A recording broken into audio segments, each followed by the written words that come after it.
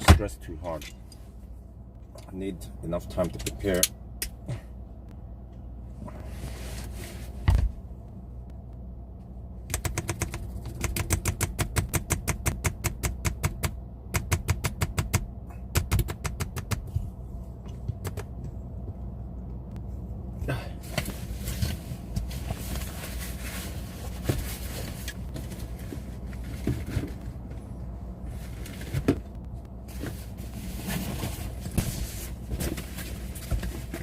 Well, are we online?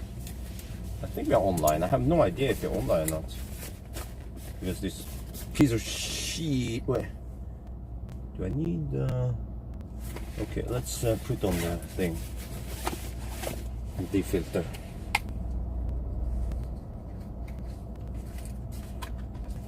Okay, we're online. Yo, what's up?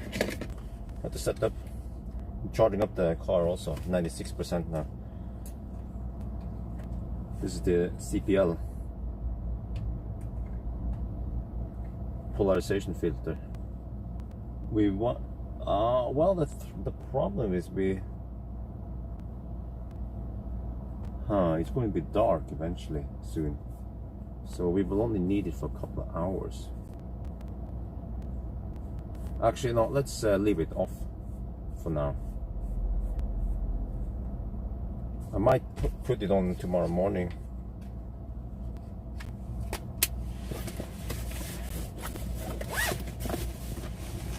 Set up.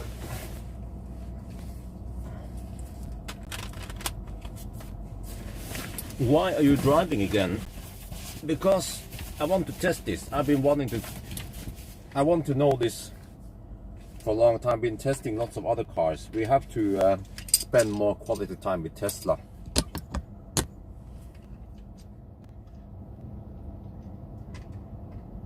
The reason to do this test is it really worth getting the long range battery?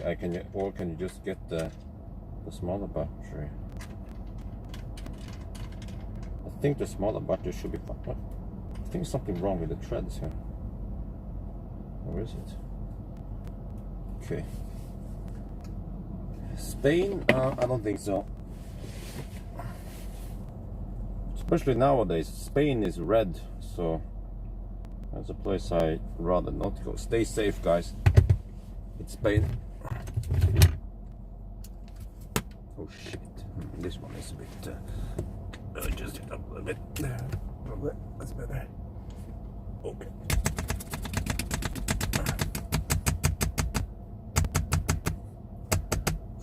For entertainment also. Okay, let me see. This time I need to freaking adjust it right. Yeah. What the heck? The camera was not corrected. No, it was not correctly adjusted. It was out of focus.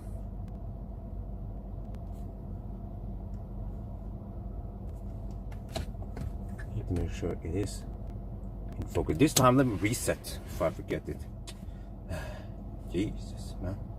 Trip A. Let's reset it. Call it 1,000 kilometer challenge.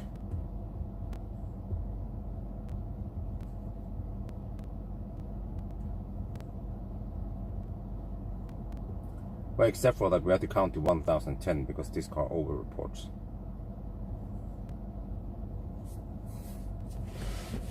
Alright, let's see. Let me get all the shit ready here. There's just so much stuff I have to set up. Not only live stream, but also cameras.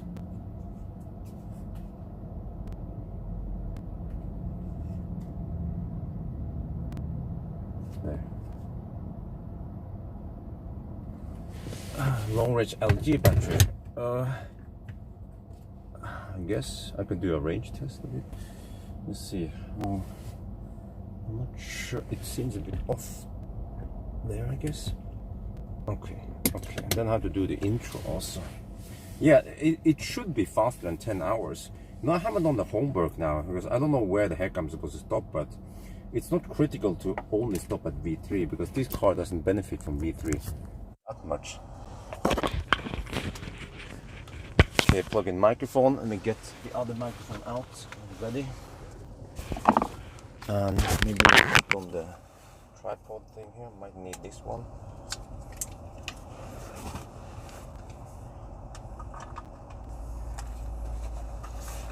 I might need the other one. No, let's just use this one. We will not have too much time on this charging stop. Charging stop is going to be blistering fast.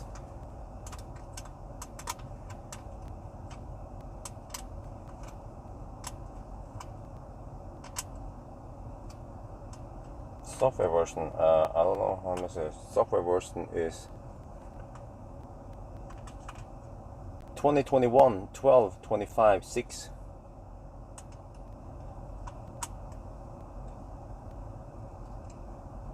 Norway route. It's still COVID out there. I don't feel like waiting 2-3 hours at the border to get back in Norway. The problem is the Norway border. From what I heard, the other borders are actually way better. Just the Norway border is pretty bad. Okay, we are done now. We are at 99%. Actually, it will finish charging soon. Well, I guess that's good. Because then we can let the battery cool down a little bit. We still have 20 more minutes. So that one is ready.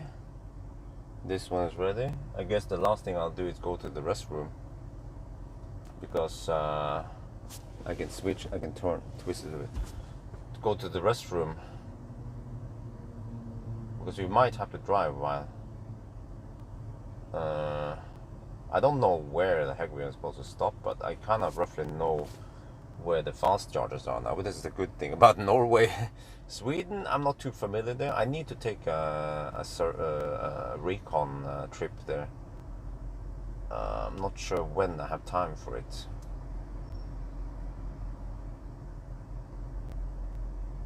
Yeah, we're gonna finish charging soon. We're at 99%, 99.4 actually. The car estimates 5 more minutes before we are done. DON.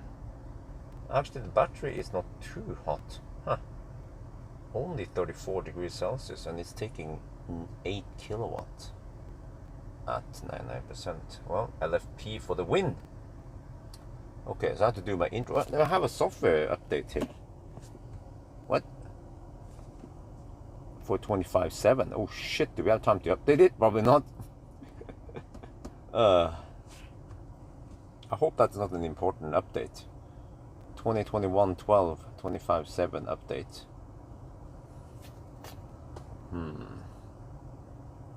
What if I do this? Share. Not sure if I can download it all or what's gonna happen.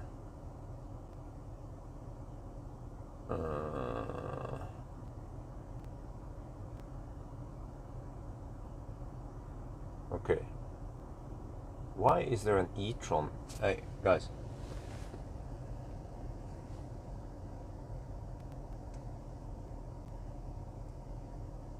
Is that the new e-tron?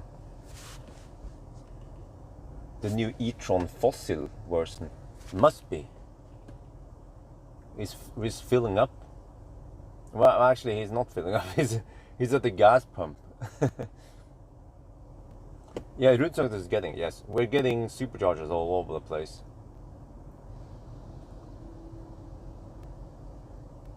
Well, what can we say? Audi parking for the win. What is his secret? Huh? Did you figure out how to run it on petrol? Huh?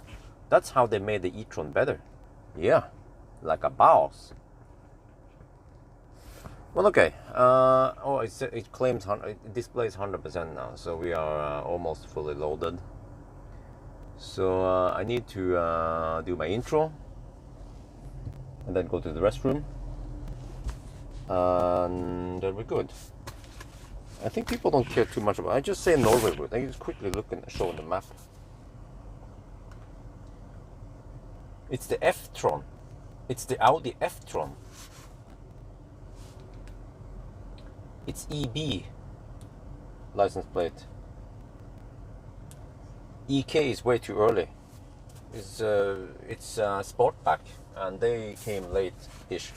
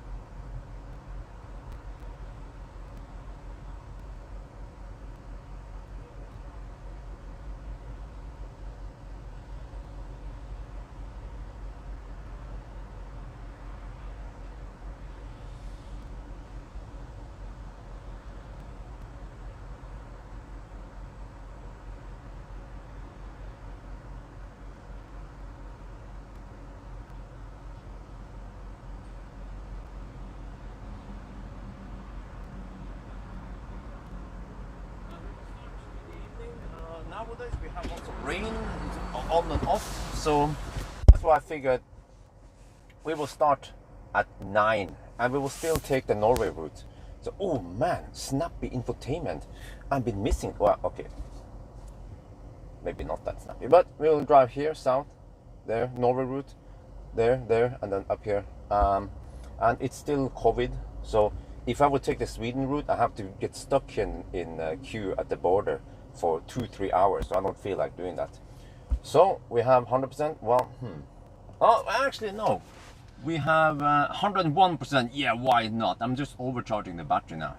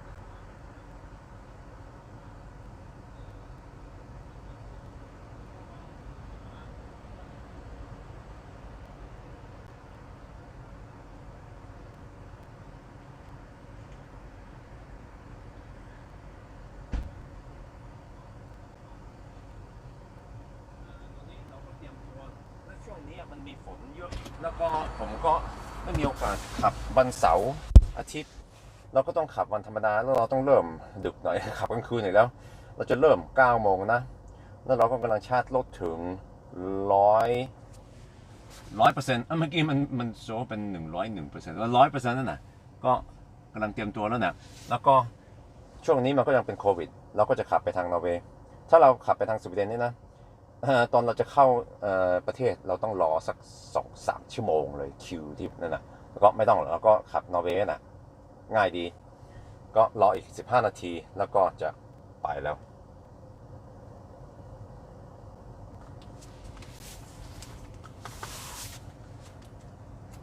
Okay. Well, I'm not sure if I have time to do that one also. Wait, do I need to swap batteries? This one is at 70%. Okay. Maybe I'll swap batteries.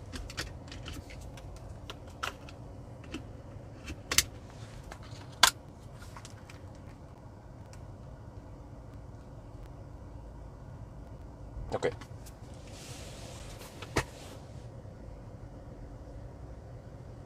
Well, English only in here. Let's see. Okay, we're getting close now. In 13 minutes. So I think it's time for me to go to the gas station. Maybe I should buy. Yeah, I should grab some food. What are you looking at? Huh? What's that woman looking at? Huh? Never seen Tesla before? Okay. So.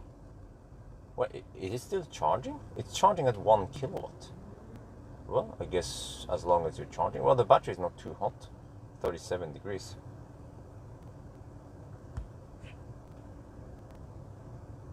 So I guess I'll go to the gas station. But let me put on the climate control.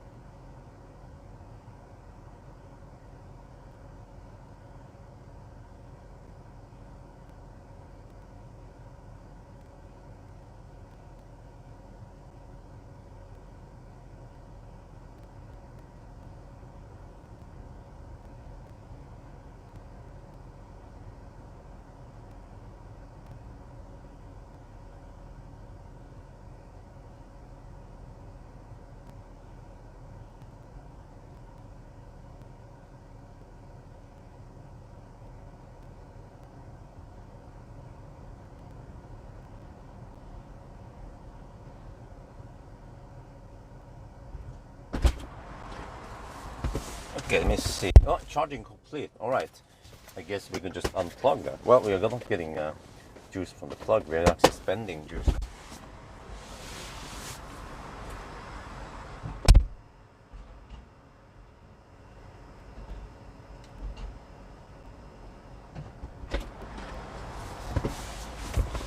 Okay, we can just get ready. Exactly at 9 we will start. 9:35. No. I think it is not going to be that fast. Wait, why don't I see charges here? Oh, I have to put on this one, of course. Wait. Huh. Wait, can't I have it on always? What?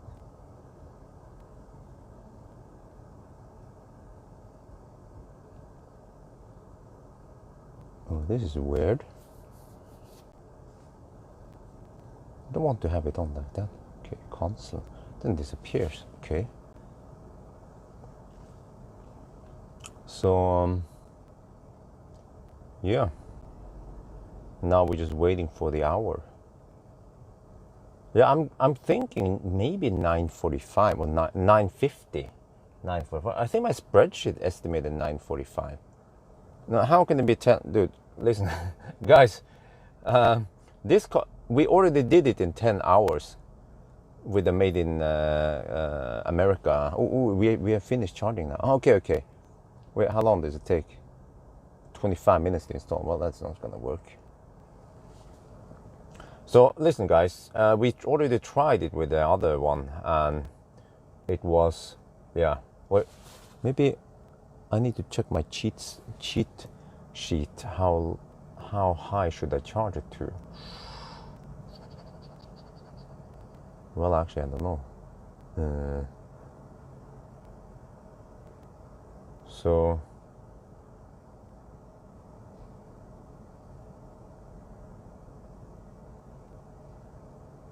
it's Toyota. Well, on the other side, maybe.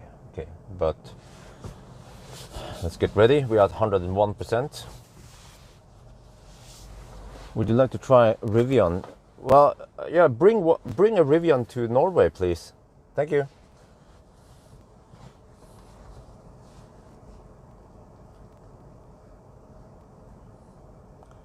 Okay, 2 more minutes or 3 more minutes. I'm ready.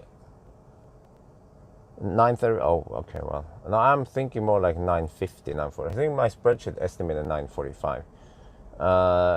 In order to go that low to 9:35, you need more range and more faster charging.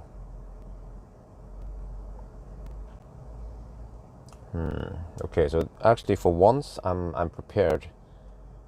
Normally I'm way too late. I have to stress, and this time I took my time. I thought about starting at 8, but I wasn't ready by 8. I could maybe try to get there by 8, but then it would just be too much stress.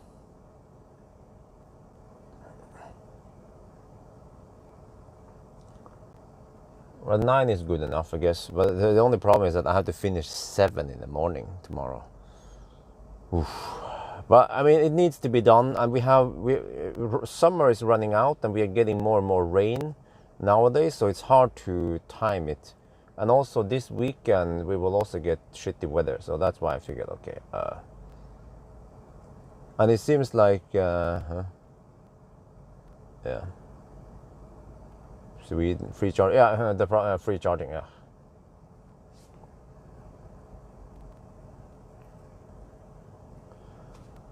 Okay. 58.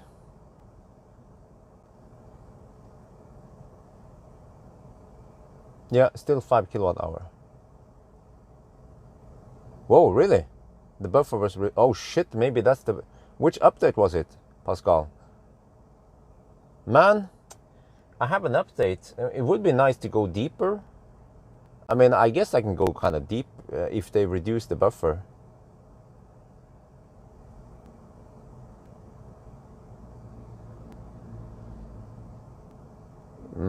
Well, but we are not going to 75%. I think we're only going to around 60%. Oh, 59 now. Okay. exactly at 9 I will start.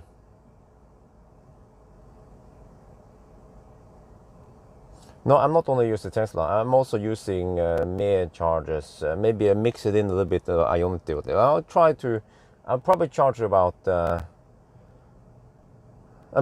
probably charge about 65% and then go.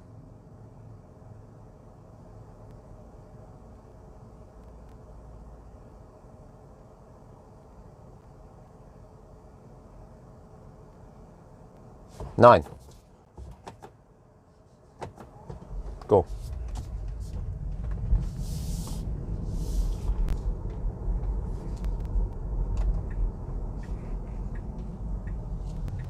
Oh, so crowded over here. All right, car is fairly clean. It's gonna be full of bugs tomorrow morning again.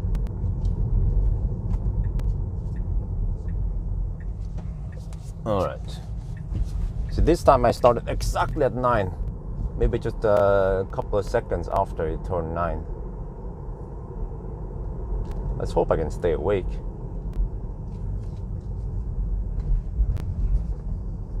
I have to say, it feels great to drive the standard range plus again, just to drive Tesla.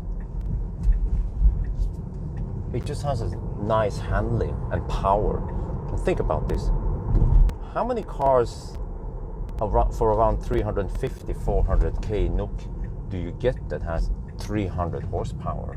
You know, horsepower is important for some people, or many people. I mean, in the fossil world, you have to pay a kidney and a half, a kidney and a testicle if you want 300 horsepower. Here you get it, no problem. And then the competitors, they have only 200 horsepower.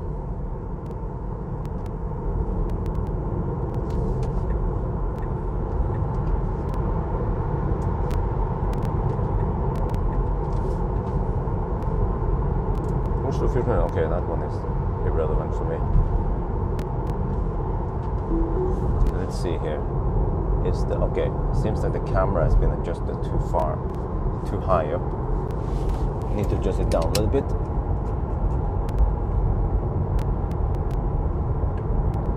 Like that, kind of. Okay. The RAV4 is a fossil car, that doesn't count. Well, actually, it does count, but it's a hybrid, right? I guess that's an exception.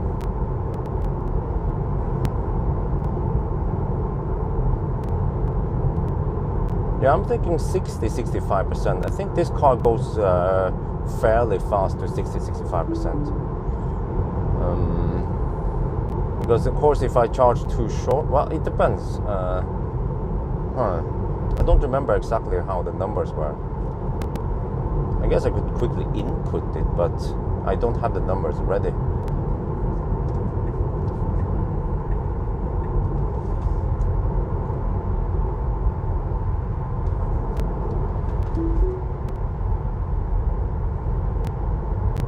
Yeah, but by the way, what is the price of a RAV4?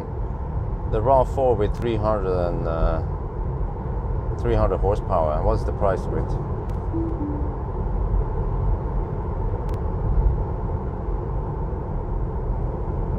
Well, I have a 60 kilowatt regen at 99%. Man, too bad I didn't. Oh, I forgot. I should have updated the car. Man.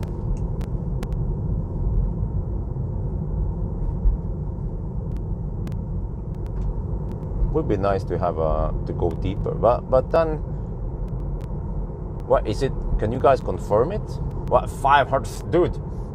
For 530k NOK, you can get a freaking Model 3 long range with 600 horsepower.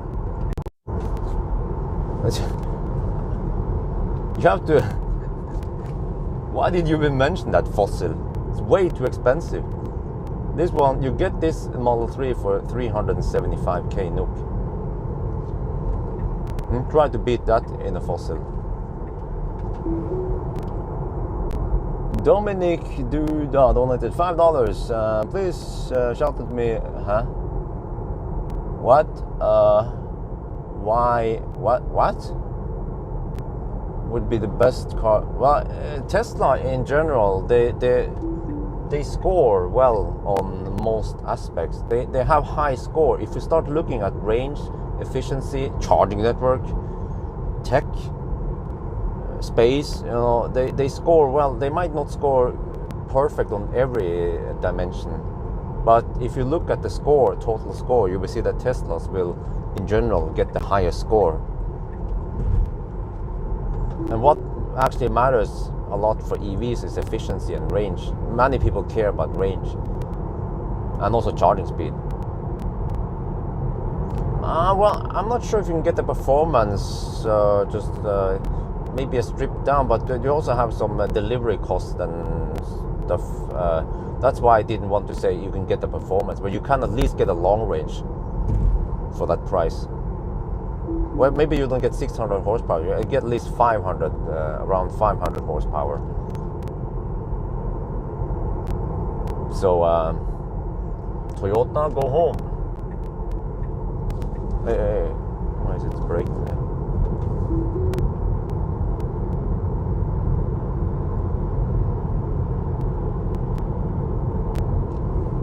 So let's see, I can switch off this one for now.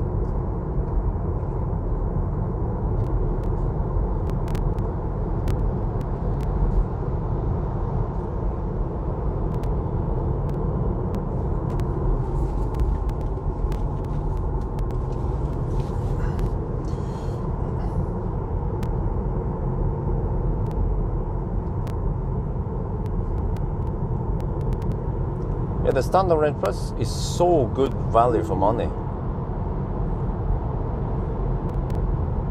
It's I would consider it as the best car for that in that price range. Where I thought traffic was supposed to be lower now. Even at 9, really?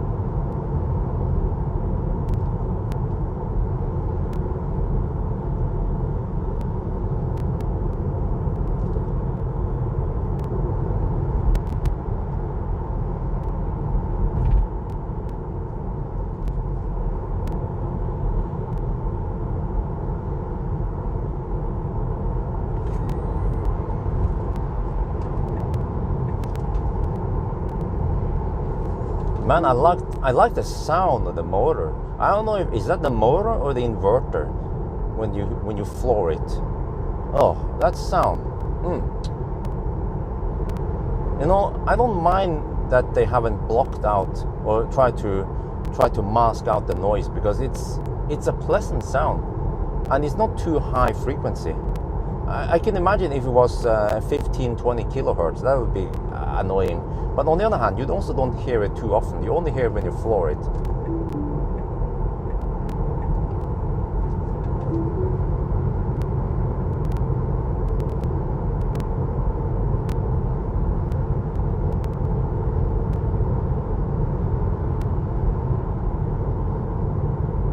It's the motor, okay.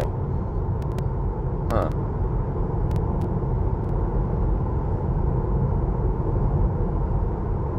I guess inverters, they don't make sound, right? Because they don't have any moving parts. Unless they make like a humming sound from the electronics, but... So it's mostly the motor that spins and makes noise.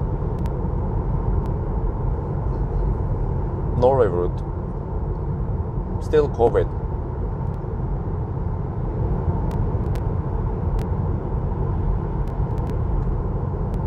Yeah, so again, if you start thinking about it, what kind of cars do you get for 350, 400k? You can get you get eSoul, Kona, roughly. They they have longer range. They have 450.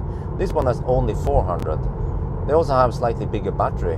That's the reason why they get better range. But this car charges like a boss. And also what probably well, it depends, but when it really counts and you go on long trips, that's when you need the range, I guess. It's range and charging combined, then Tesla is unbeatable compared to Kona, e-Niro, e-Soul. But of course, when this car costs 50k more, then it was a different story.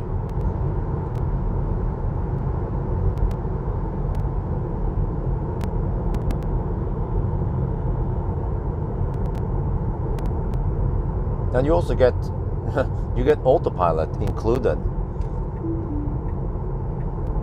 Lots of stuff is included here, like motorized lift gates, like the interior here, the charging pad thing, whatever it's called, 2 wireless charging pads included. I think the anhagerkopplung, you have to add it.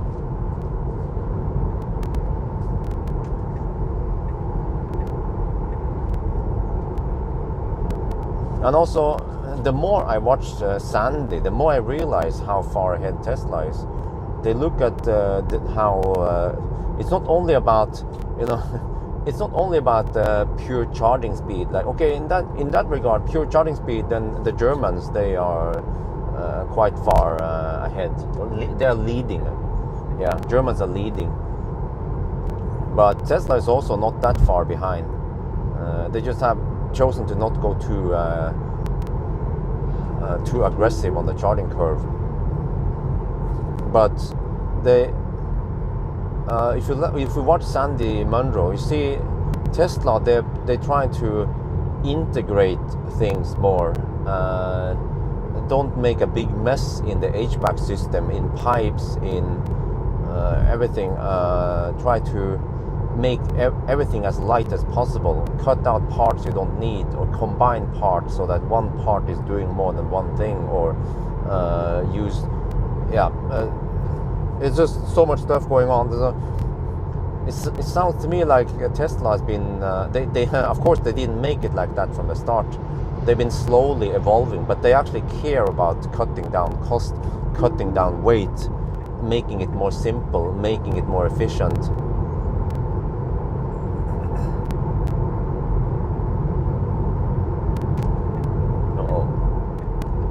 E-Golf. Is that E-Golf? Yeah, that's E-Golf.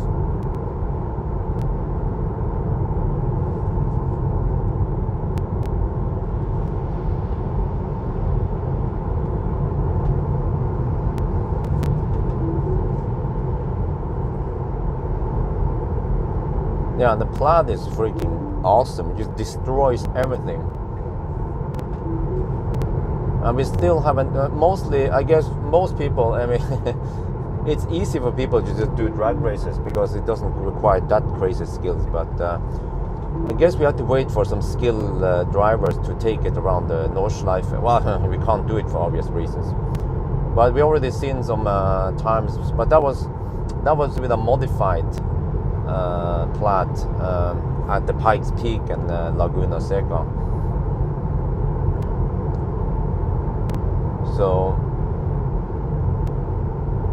well, Tesla's bad in one. Well, but then let me ask you then, why not?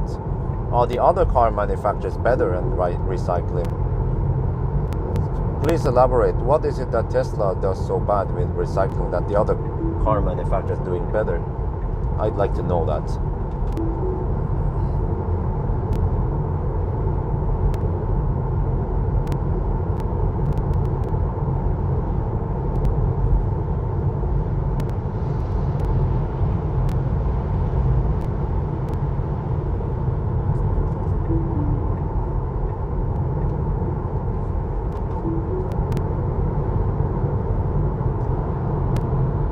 Is that a Taycan? Yeah, that seems like a Taycan. Okay, switch to night mode.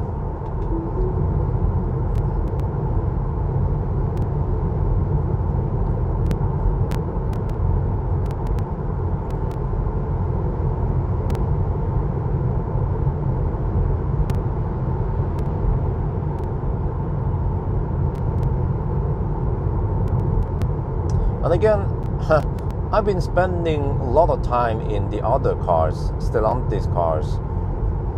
Okay, well, Stellantis cars are cheaper. That's the thing. I think the press cars I tried, they cost around 320 roughly. Yeah, some high trim, but around 300 to 320k NOK only. Whereas this one is 375, so that's 50k NOK extra.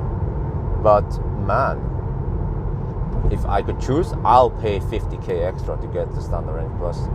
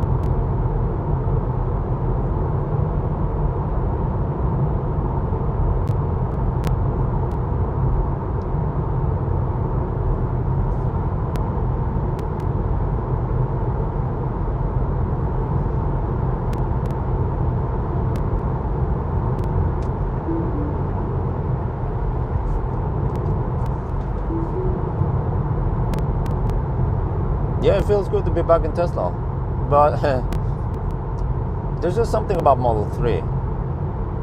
You know, Millennium Falcon is back now, but Millennium Falcon is quite spacious, but it doesn't have the same quality feel and the same refinement as a Model 3.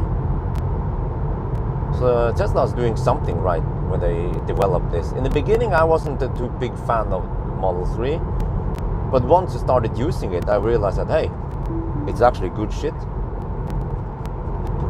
Many things are ergonomically designed, like the door handles, the cup holders, the wireless charging pads.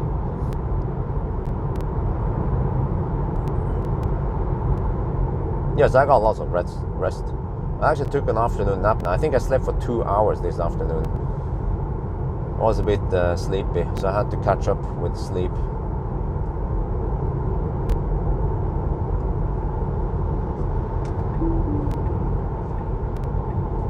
Wow, consumption is 137. Oh, wow. Many people cannot afford a new car. Of course not. But I'm talking about people who can afford a 350k, 400k NOK car. And if you look around you in Norway, you will see people can afford e-trons even, or Enyaq, or ID4, ID3. So people can afford those cars. And instead of buying a fossil for 300k, 350k, you're better off buying a Tesla if you want to save money, because the total cost of ownership is lower.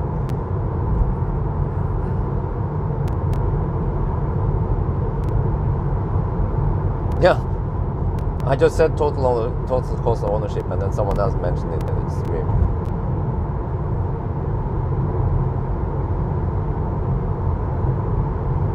Oh, yeah, donation.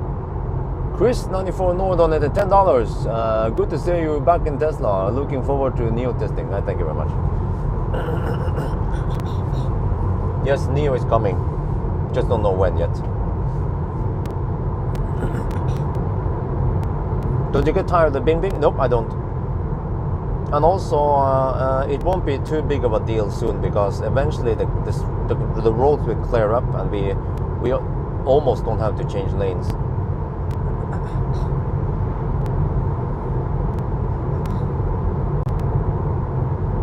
Well, no, Norway is not. It's not only Norway. America is also different there, and I think maybe also in China. But just wait for Giga Berlin to come. Then it's going to be game over for the fossil cars.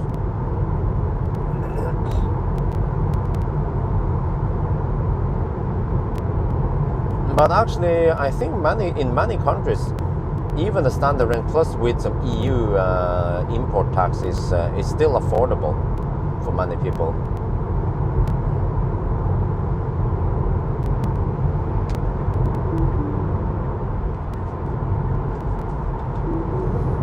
But yeah, I mean, I've been driving those Stellantis cars, and they, I mean, don't get me wrong, they are damn good cars for that price.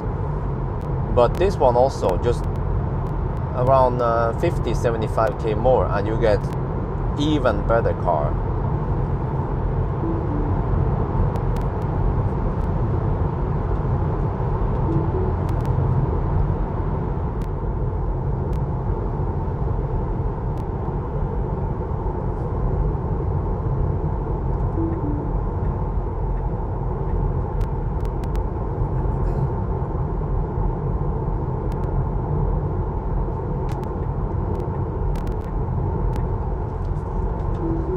Okay, let's see how bad it is going to be tonight, right?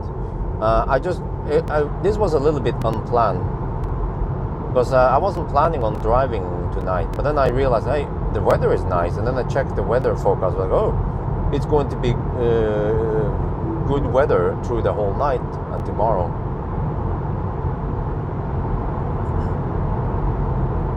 And then we will get some rain and stuff, so that's why I realized, okay, we have opportunity to do it now. Next time might be in a while, and then maybe Marcus is looking to sell the car soon, so let's just get it done.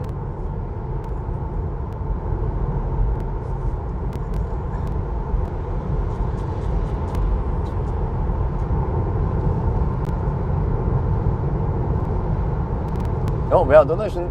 Tesla Geek only $30. Boop. Boop beep hammering slow pokes. Thank you very much. Yeah, well, it seems like there are some slow pokes and I have to drive around them. I have to drive in circle around them.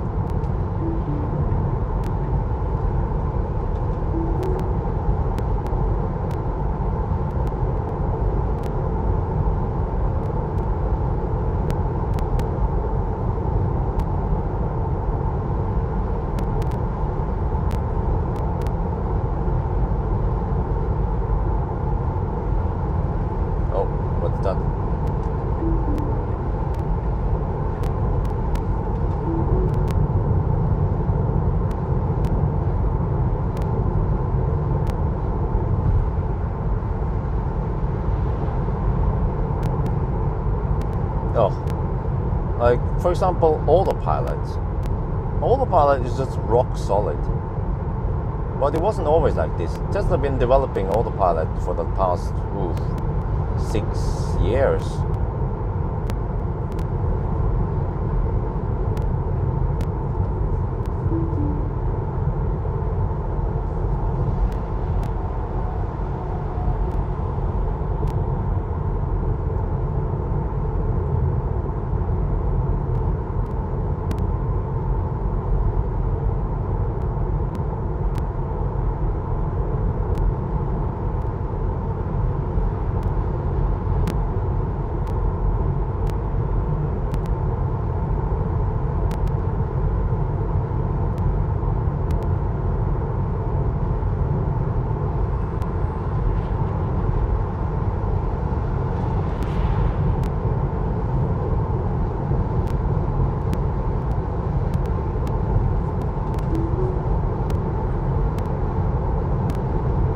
So, guess we will see how it goes. I still have no idea where I'm supposed to charge. But is he gonna? Is he? Okay, whatever, dude. Like you know, now should I flash at the guy? Huh? No. Maybe I can honk at him. Give him a little hint there, you know. Did he take the hint? No. Does he care? No. Does he know what I'm talking about? No. He's still in the left lane.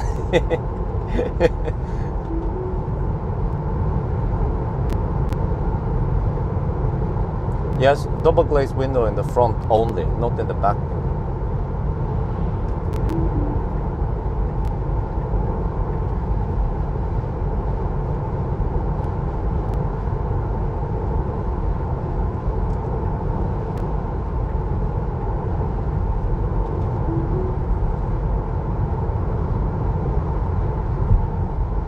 Ionic. Get Ionic.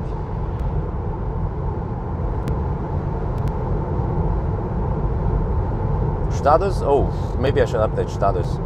Consumption is 153. We have done 41 kilometers. Oh, but it's 1% error over reporting. So we have to count to 1010.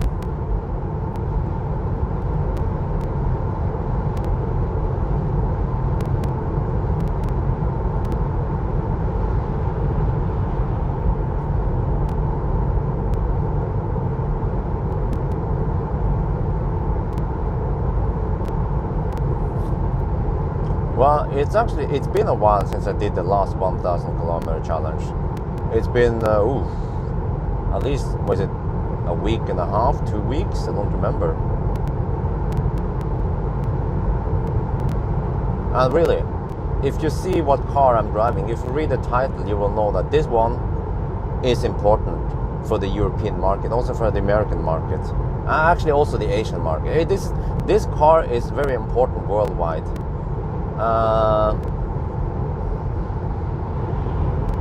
The other, the non-Tesla people, they will not understand why this car is so important, but it is important. I'm hoping and also expecting that it will get some decent views.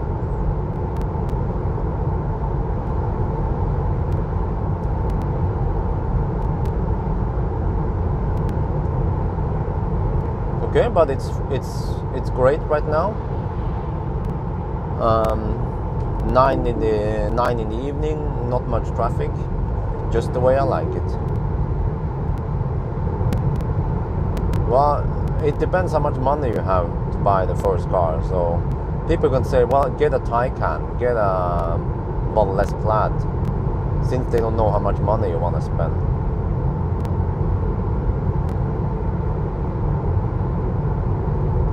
Well, Fiat 500e,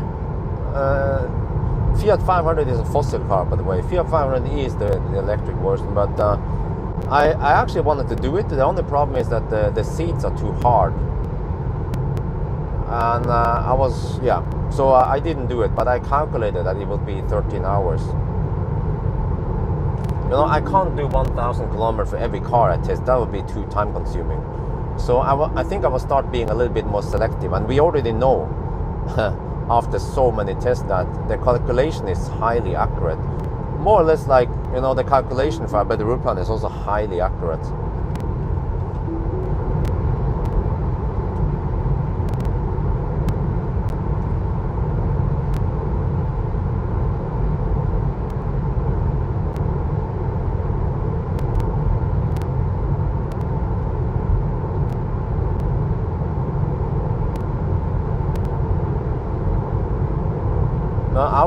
I would actually get Corsa E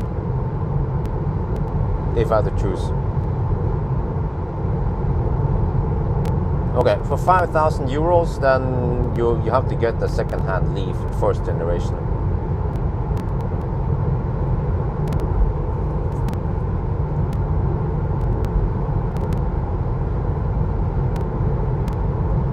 If you had 70,000 euros, you could get, you could use an any car. For 70,000 euros, I would get a Model 3 long range. Well, actually, maybe performance even. Yeah, long range or performance.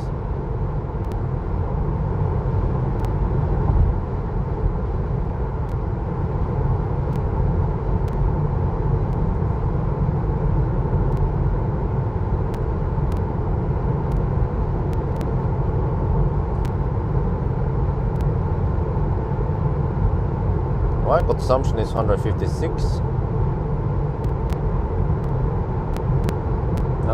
Kia Soul, not the old one. Kia Soul has Type 1. The new one, the e-Soul, that one has Type 2. And Tesla uses Type 2.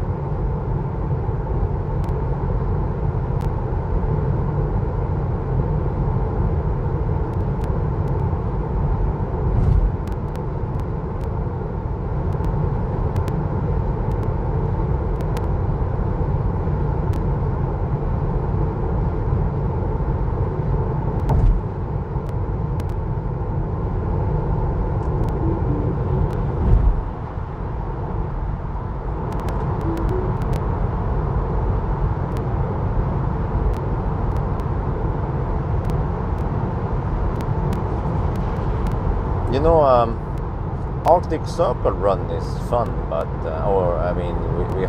we have some beautiful landscape, but the roads in the 1,000 kilometer challenge are so much better. It's more relaxing to drive on these roads than the B roads to Arctic Circle. But it's a nice mix.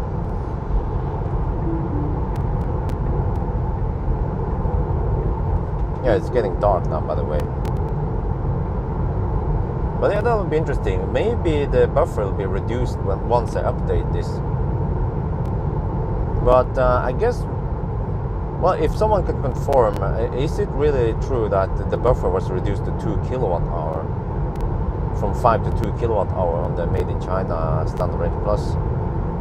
But I mean, based on earlier results, I see that I can go deep, fairly deep. It seems to be quite safe to go to even 0% on this battery, as long as the battery is hot and I have all the insights. So I might actually go close to 0%, maybe try to go down to 1 or 2%, because in the future, after the update, that will be 5% anyway, you know, or something around there.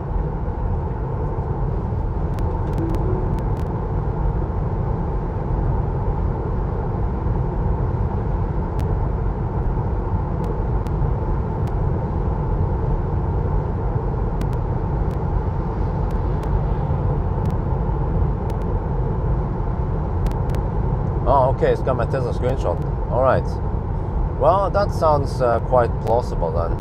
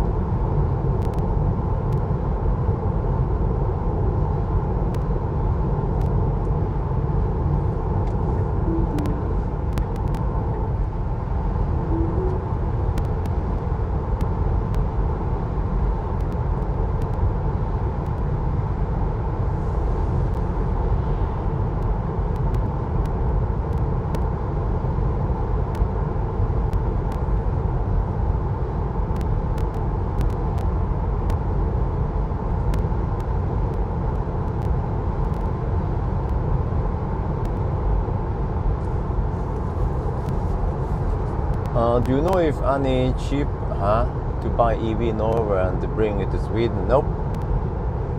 You have to pay import tax to Sweden.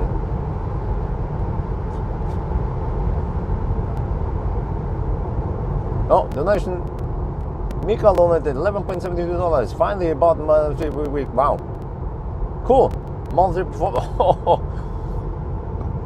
Awesome choice. How is the power on it compared to the diesel? It must be night and day, because the Model 3 performance is a beast. It even makes Millennium Falcon look slow. But yeah, by the way, finally today I picked up Millennium Falcon. Now see, I shot a video also. I need to edit. I have so many videos back. I have around I have about a week of video, no, more. I have around 10 days of videos, but I'm pushing out 2 per day, as you guys noticed. Try to push out the short videos along with another one. For example, banana box test can be combined with another video on the same day. because one banana box test in one day would be too short. It's just a 5-minute video. But man, they had to replace the suspension, the air suspension in the back, but the front is still original. And Nasir said that it's still working fine. He run diagnostics on it, he inspected it visually. The front absorbers are awesome still after 350,000 kilometers. But Millennium Falcon is back up and running. I've been away a long time. I've been busy, and we haven't really sync up, me and Nasir. But he's done now. Millennium Falcon is back home, so I should start using him. It needs to do another fine calibration, but the suspension calibration might be just a few millimeters off, but it's not critical, and I think. So we will see. Eventually we'll have time. I need to also do 1,000 kilometers with Millennium Falcon, and also measure degradation on him, and also do the Arctic Circle run with Millennium Falcon. That's also a very important test. How bad or how good are the really old Teslas? That's the first generation Tesla we're talking about. Second generation or something would be something like Optimus Prime, which is also important to test when people consider buying second-hand Teslas. But we start from the bottom, the really old school one, and then we work our way up to Optimus Prime soon enough.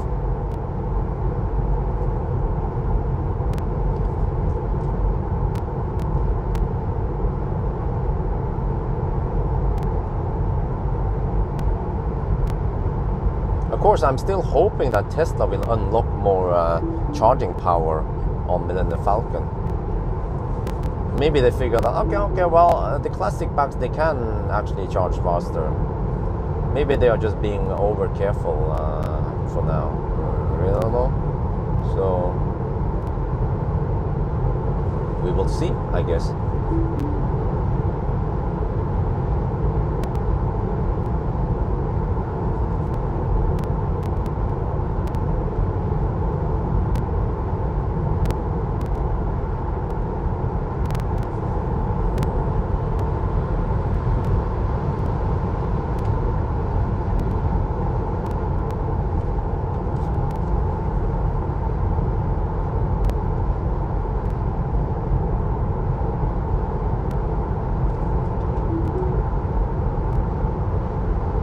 Bjørn, how many bananas do you have?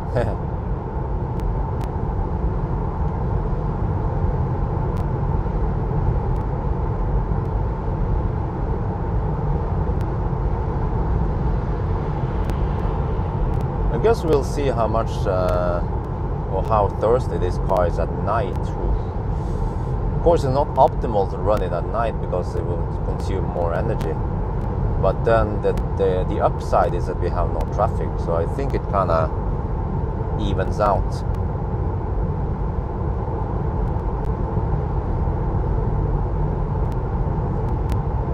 Didn't see nothing. Yeah, but again, what you're supposed to do with the BMW i3 is still in the left lane. He hasn't changed lane yet. I think he's not planning on changing lane. You know what they do? They camp in the left lane until they suddenly cross 2 lanes and then exit. That's no joke. I've seen it over and over again.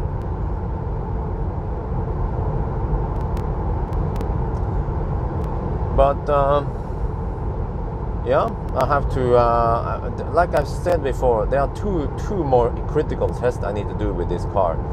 This one, and then the Arctic Circle run. And then I'm kind of done with him. Then Marcus can just sell it, whatever. But those are very important questions we need to get the answer. How slow are they? How much time are you losing if you go for Standard Range Plus? Because I'm thinking either way that you might not. Well, actually, I'm not sure. I'm not sure. How much are you actually losing? Maybe the time difference is bigger if you drive through Norway for some reason.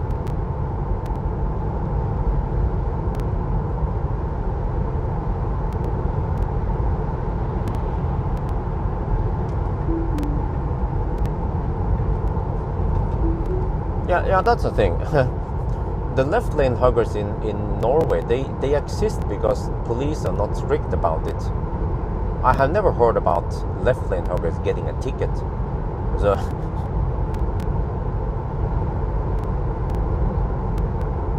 you know, just like in Thailand, you know, in Thailand, everyone and the mothers, they ride on the pickup truck bed.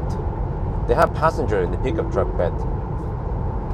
Technically, it's by law it's illegal, but nobody cares. Even the police doesn't care. You can ride past the police. You have full of people in the pickup truck bed, and they don't care.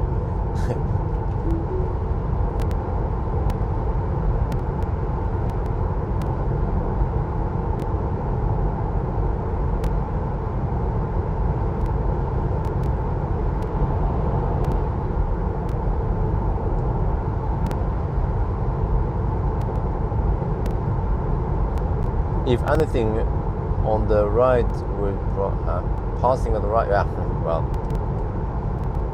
we talked about this before, guys. The problem is that if you blink at them, if you flash at them, they might. That might be worse. You might be putting on fire. You put gasoline on fire.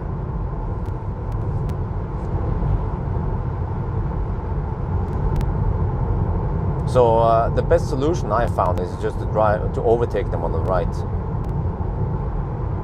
It's the whole thing about, you know, avoid conflict. Just solve the problem by avoiding conflict.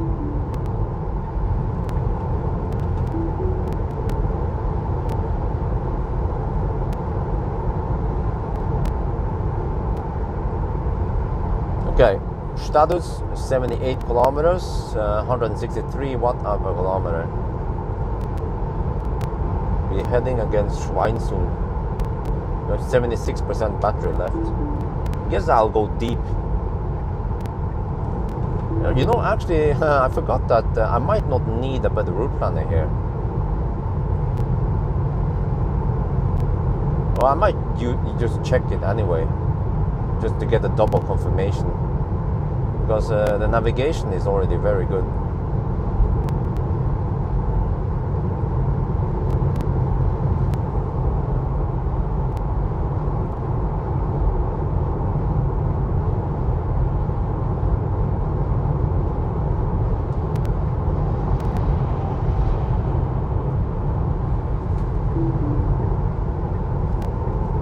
Yeah, I mean, flashing in you know what?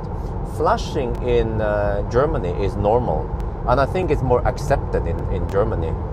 But over here, though, flashing is so uncommon that, from what I've seen many times, also when I flash at people, they tend to be upset.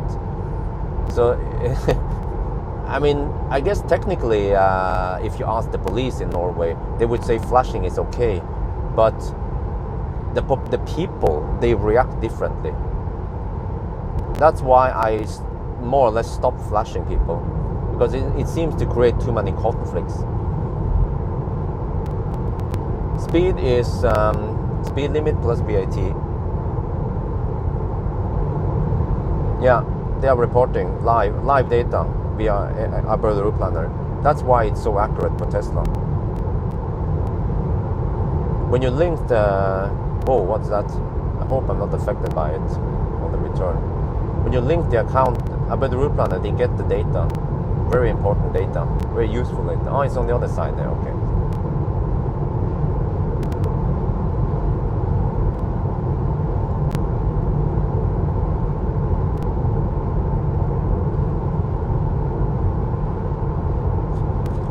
It's almost like, it's not, you know, why am I so good at guessing how many percent we need? Well, because I'm learning. I'm driving a car, I know roughly how efficient it is, but then also by observing how much it actually uses, I become better and better at guessing.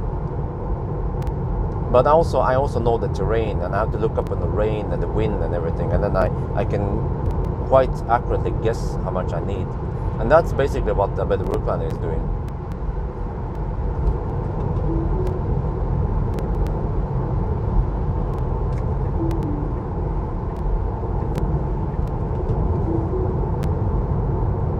Svinesund Bjørn. Well, I'm not going there.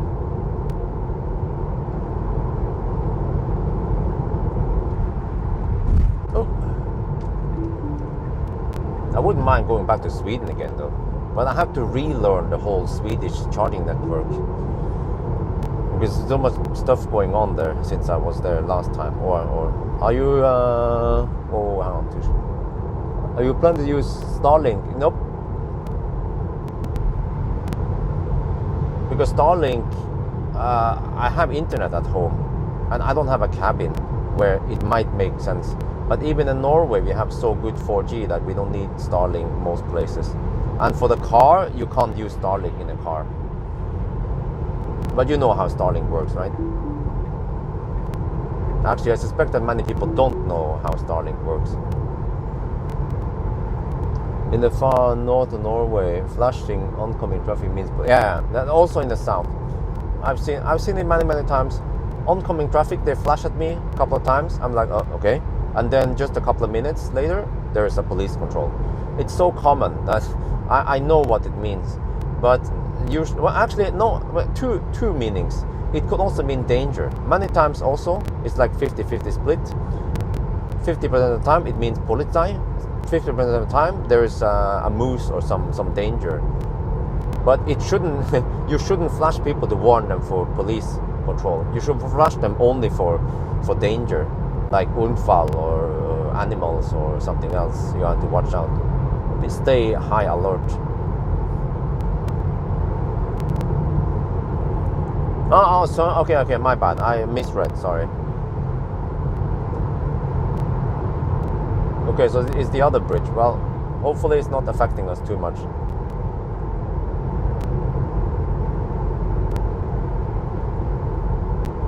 Or maybe some people think that moose are the same as police. Or the police are the same as moose. You know, in Norway, it's a slang. Whoa, polizei, Achtung. In Norway, you say purke. That's a slang for cop. In general, it's not a polite way of calling the police purken. But purke means male pig.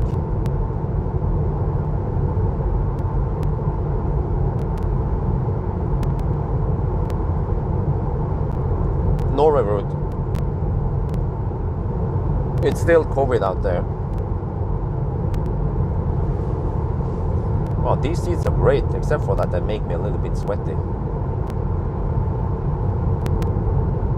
Well, I would say that traffic has been exceptionally good. Not too many left lane huggers. Yet. Well, yet. We're still only at 90 kilometers. Consumption has gone up to 165. Yeah, you see, driving at night, the consumption is higher.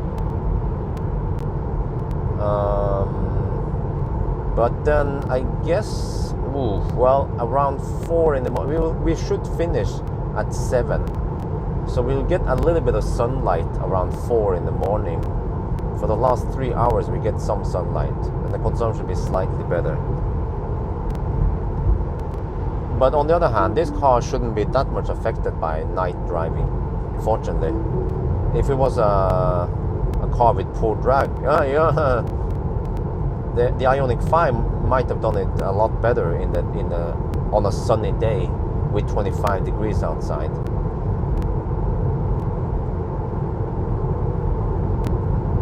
Okay, let's see now. We're getting close to the thing, the bridge over Glomma.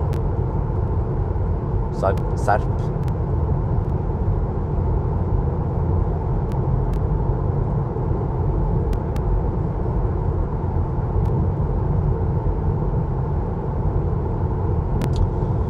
Yeah. But I guess I need to... Man, there's so much stuff I need to do. I feel like I'm fairly done with the cars for now, right? There aren't any critical cars I need to get. Well, actually, we have those rear-wheel drive versions of Mach-E and the front-wheel drive version of the Polestar 2, but there aren't any EVs out there that I immediately should test. which is out. Yeah, I mean, of course, EQS is not out yet. EV6 is not out yet, so I can't test them for obvious reasons. Where is the Baustelle?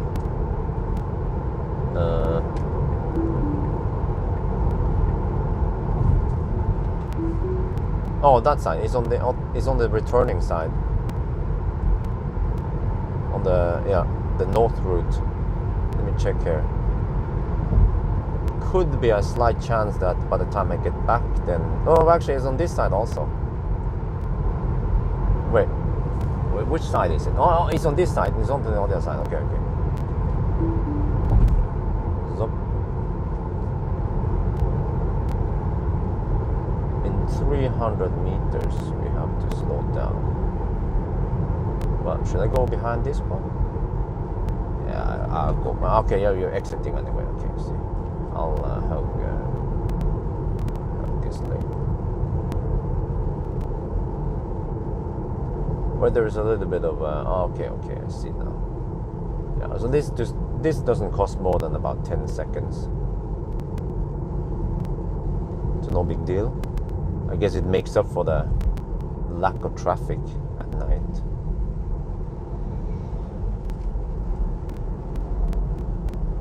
Okay, listen guys, listen.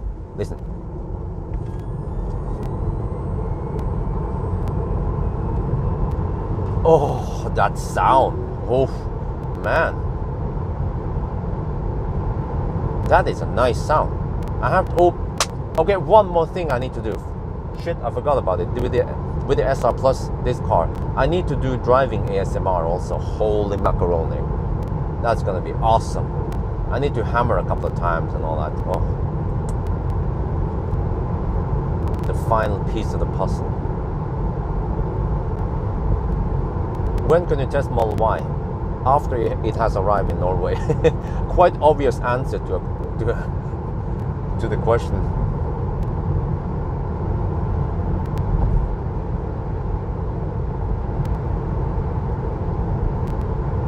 Well, I still have 69% left. Wait, this car is supposed to do... it can do 300 kilometers roughly. Which means I should stop at Lier. Yeah, Lier should be my first stop. That's 290... No, wait. No, my bad. Grelland. Yeah, Grelland. That's 300 kilometers. 295 kilometers. Shell Grelland. And that means I have to charge at the Delta chargers. Okay, not the worst deal, I guess. I'll be hovering around 140 kilowatts. But you see, that's the bummer because I can't make it to the V3. But maybe after Grelland I can go to the turnaround point and then visit the V3. Yeah, that sounds like a good plan.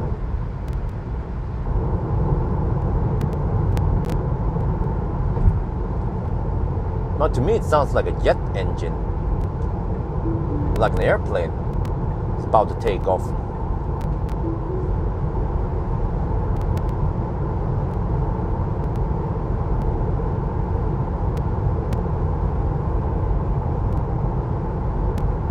Well, from what I heard, the Model Y is supposed to arrive by the end of this month.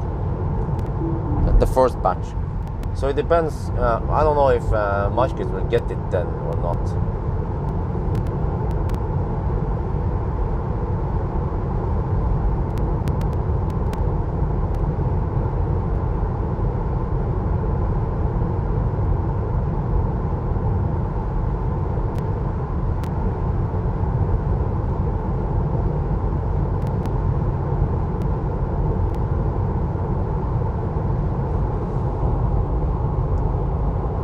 Dude, no Viking language, no Norwegian in here, English only. Remember that.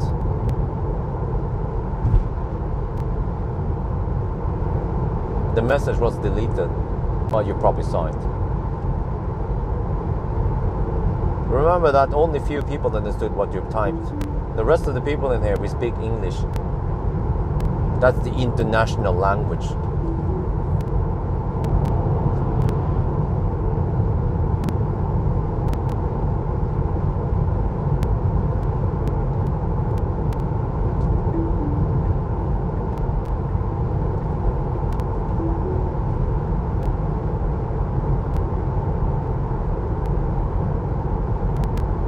Yes, they have supercharger in Oslo.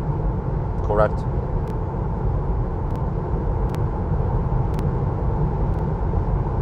Yes, Model Y is going to sell like hotcakes in Europe and especially in Norway, because Norwegians are SUV crossover guys.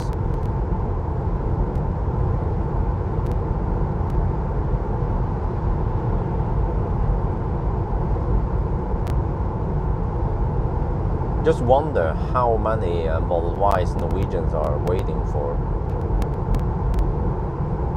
because I guess people who has X, maybe they want to go for something more practical, or maybe they are fed up with the doors, and then people with S and 3, they might want something bigger, and also people with fossil SUVs, they'll be like, okay, we want to get some electric instead.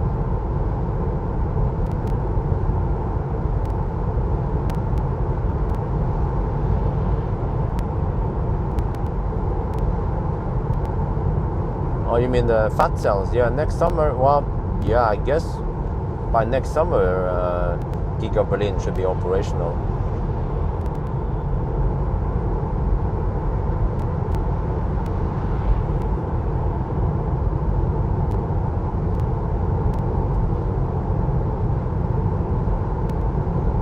I can't wait to find out how many banana boxes we can fit in the Model Y. It should be a lot. But will it beat will it beat Enyaq, for example, or even Ioniq 5? Not sure about that.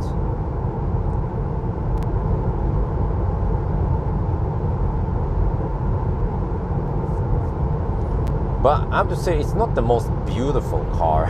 I'm not gonna lie. It's not a sexy car,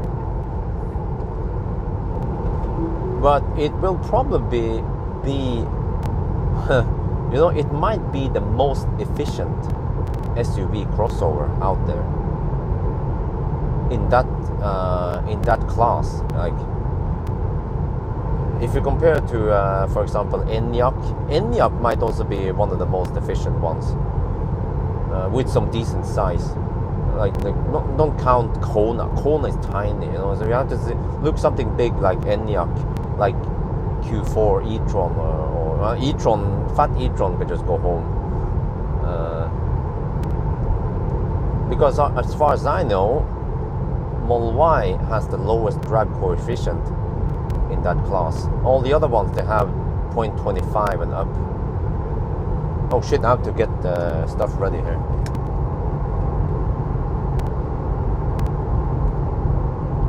So, but you know, it's more like form over feature design, right? So as long as you just have a spacious car that has good range and good efficiency, then who cares about that it looks a little bit ugly? And if you start looking at fossil crossovers SUV, they're also fugly, all of them, or many of them.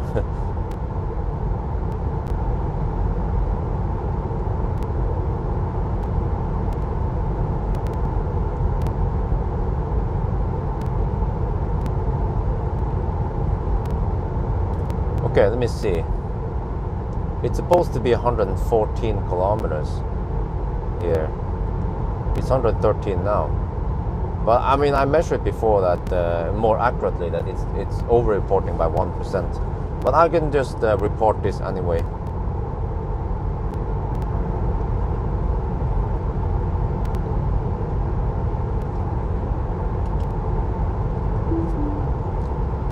Alright, we've been driving for 1 hour and we are now at Svinesund. So as usual, we will check the distance, but on the other hand, I have already checked the distance on this car many times, and I know that it over-reports distance by 1%. I measure it at the regular spot, you know, from Dal to Rudshøgda and back again. So that's 182 kilometer measurement. Here we have only 114 kilometer measurement, but already now the trip meter is showing 114.7. 140, yeah, so it's supposed to be 114 and we are at 114.8 right now. So So that's yeah, 140.9. So we count 1%. So we actually have to count down to 1010 then. And the consumption though is 165 watt-hour per kilometer. So that's good. That's very good actually. So now we go back to Oslo.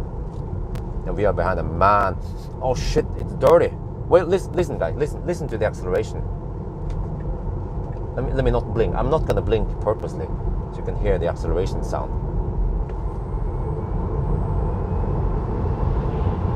Oh, that sound. Oh, one more. Region.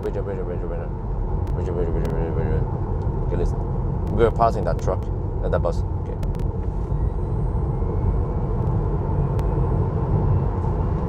Oh, I just came.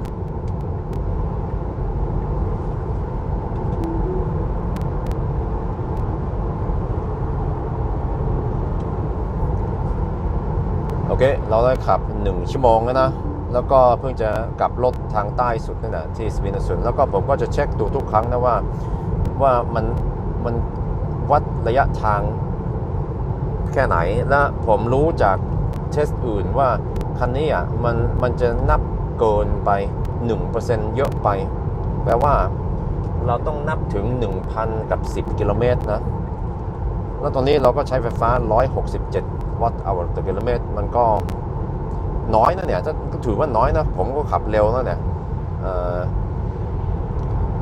แล้วก็ตอนนี้เราก็จะขับไปทางเหนืออีกผ่านออสโลแล้วก็แต่ว่าเนี่ยผมจะให้คุณฟังหน่อยนะว่ารถคันนี้นะมันมีมอเตอร์ข้างหลังแล้วมอเตอร์คันนี้ของรถจีนมันไม่ได้เหมือนของอเมริกามั้งแต่ว่าเนี่ยเดี๋ยวฟังเสียงมอเตอร์เร่งนะเนี่ย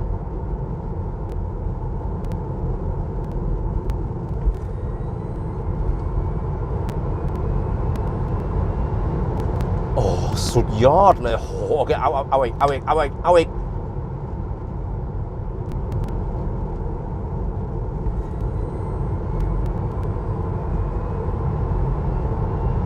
โอ้เสียงนี่มันเป็นเสียงแบบไฮเทคมาจากมอเตอร์นะผมชอบ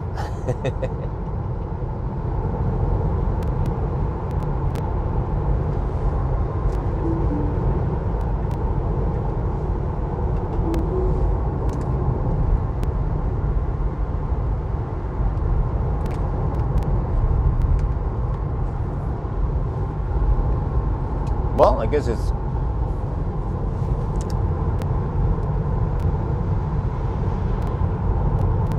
I consider myself lucky that I can speak 3 languages fluently: Norwegian, Thai, and English.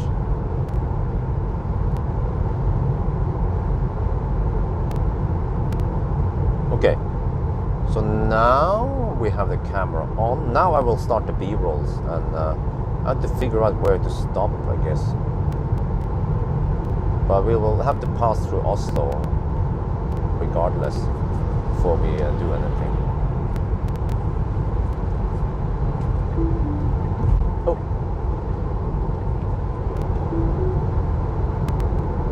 Yeah, nice sunset. The consumption is 169. It keeps going up. I haven't paid attention to the wind. I think we had, yeah. Wait. I wonder if we had headwind. Where does the wind blow?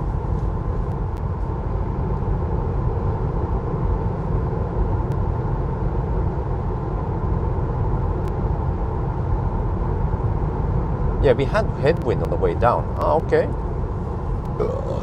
That means tailwind now.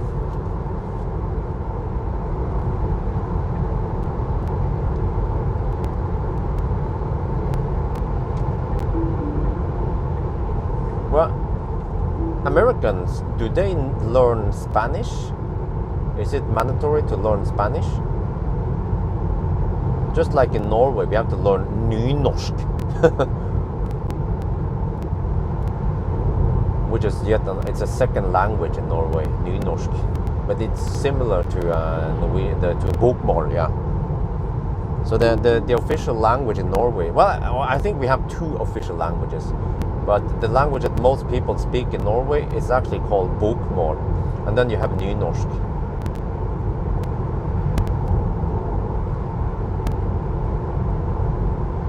Enable yo mode. It's already enabled, bro. It's always enabled. That's the first thing I enable once I get in the Tesla. If yo mode wasn't enabled, you would hear the chimes way louder.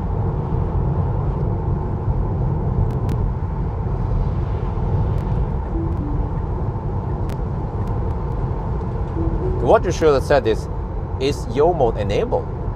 If so, if not, then you should enable it. You see, you were assuming that the yo mode was off. Assumption is the mother of all fuck ups, remember?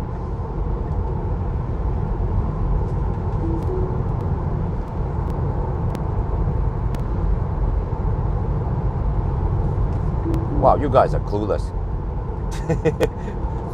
If you can't hear the difference between yo mode off and yo mode on.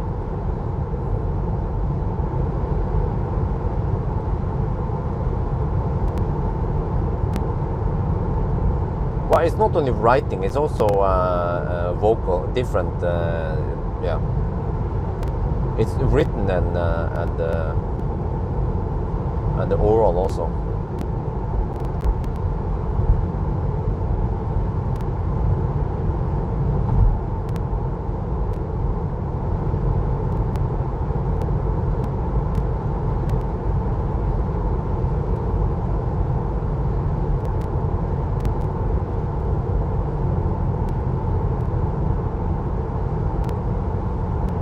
Well, I've gotten used to it,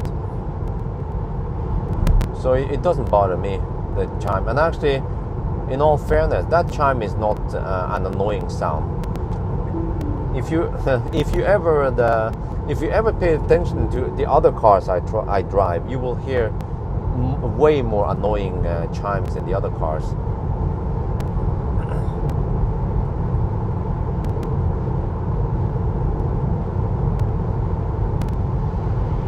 Okay, I guess I have still 58%, so I still don't want to navigate anywhere. Seems like we should be able to do 300. Yeah, we should be able to go to Grelland, right? But we have a little bit of a headwind towards Grelland. Yeah, okay. But I'm willing to go deep for Grelland. That's the only one that makes sense right now.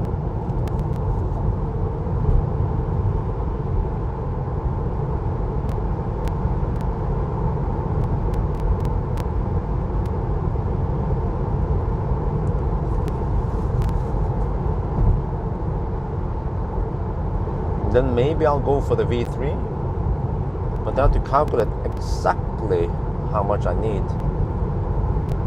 and I try to ride it with 1% or 0%. That should be safe, 0% with this car, with the old software.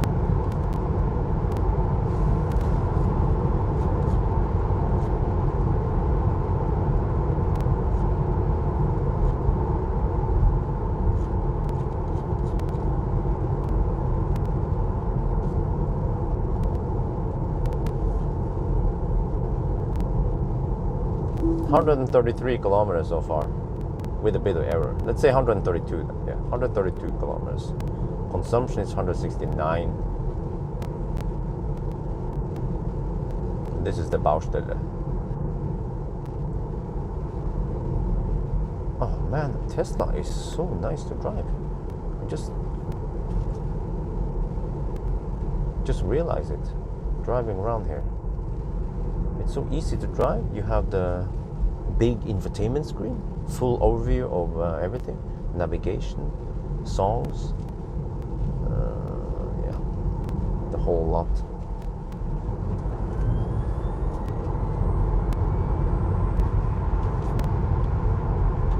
Oh yeah, that sound.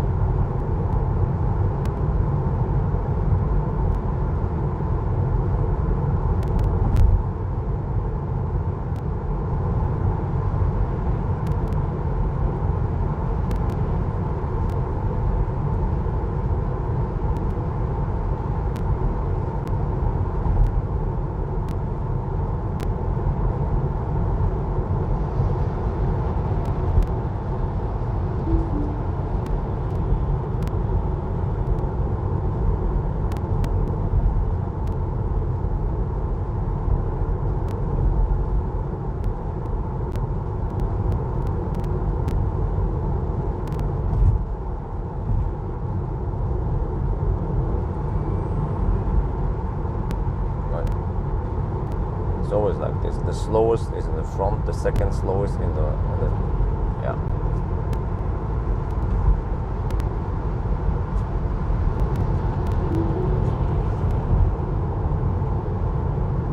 Another thing is that the black car in front, it was slow poking until it moved to the right, and then it speeded up. That must be a human flaw in the Norwegian population.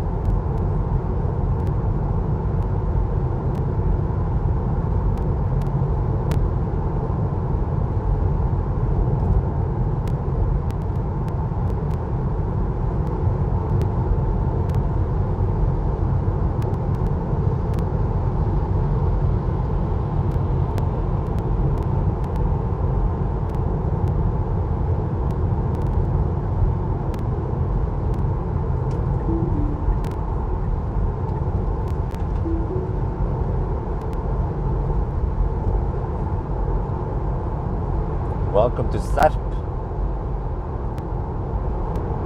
Sarpinga. Well, it could just be another Nissan driving past. It might not be a local. FSD? Nope.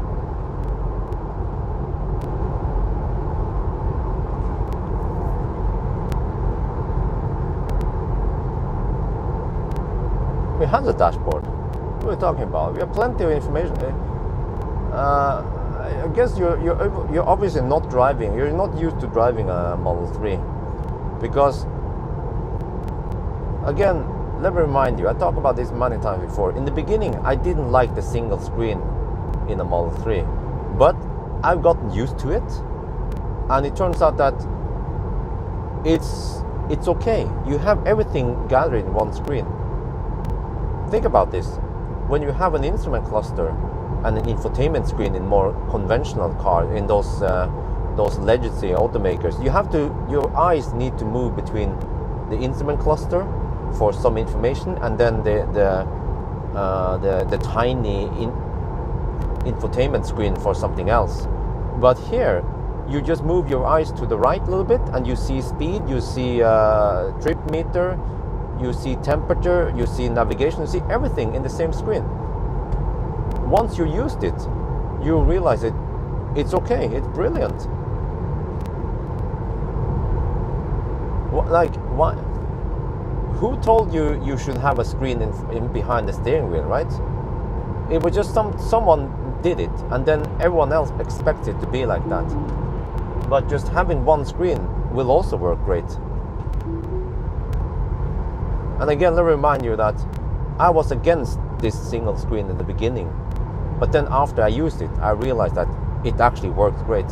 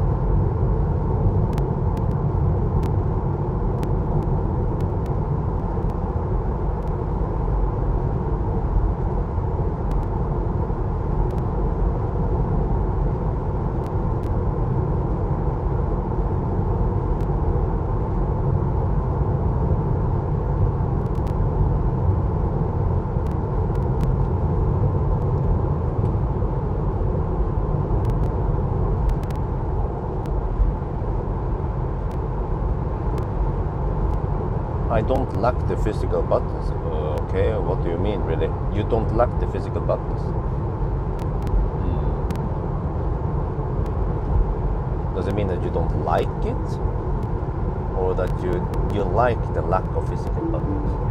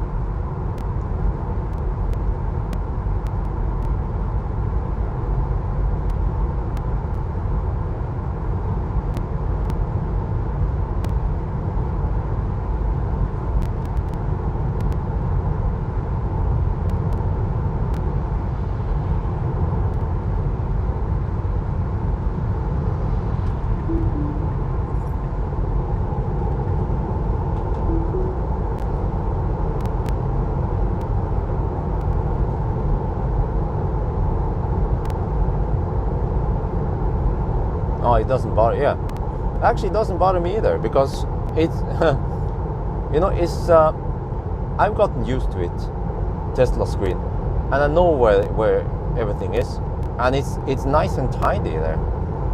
And I have to admit that every time I sit in the other cars, even though I have driven them before, I know where the buttons are. It's always a little bit confusing. You have to move your head, you have to move your arms around to your hand to do this or do that.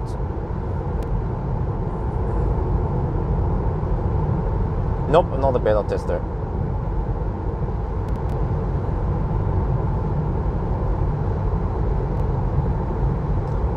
No, again, I disagree because physical buttons in the dashboard can be confusing. You have to find some buttons are placed behind the steering wheel, some are placed under the instrument cluster, under the main screen, a little bit here and there in the middle console. Think about it. You have to know where all the buttons are, rather than finding it in one place, logically placed. But some buttons, for example, in the steering wheel and the turn signal and those buttons around the steering wheel, they are very useful and they are critical for driving, so they shouldn't be messed around with. So the way Tesla did it, I don't agree. Like, you have to swipe on the screen. I don't like it. The stock works great. Stock for changing gear, that one is awesome. So I'm not a fan of swiping the screen to change gear. I mean, I haven't tried it, of course, but just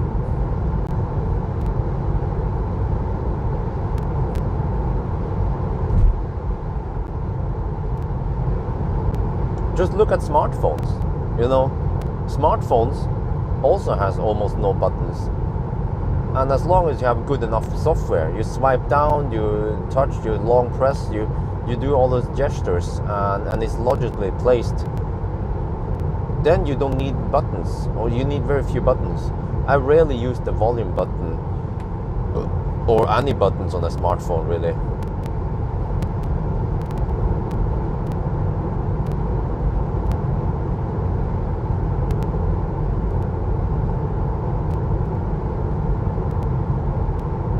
But from what I've heard, I'm not a fan of the yoke wheel. I prefer a traditional wheel plus traditional stocks. But I guess we won't be seeing that.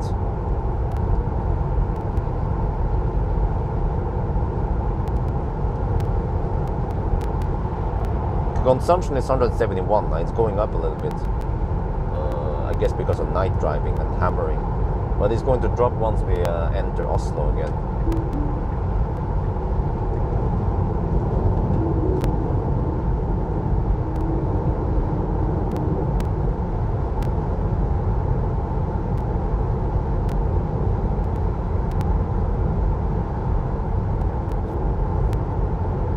No, but listen, phones need to be ergonomically good, because remember that people are using phones when they are walking, when they are just sitting, when they are, I don't know. People might also use phones when they are doing something else. Of course, some of them are not legal, like driving, but people are, for example, using phones while driving, or they want to quickly do something. And so it needs to be quick and logic and easy to use. So that's the power of touchscreen and powerful software and good software. So, nowadays no one tries to argue that, but a smartphone would be better if you had more physical buttons. Nobody discussed that. Everyone agrees that smartphone is good as it is. No buttons, or very few buttons. But I feel like drivers, they are still stuck in the past. They still want lots of physical buttons. But my claim is that smartphone is like, the car you can see the car as a smartphone. It's just an input device which gives you information, and also you input stuff in there.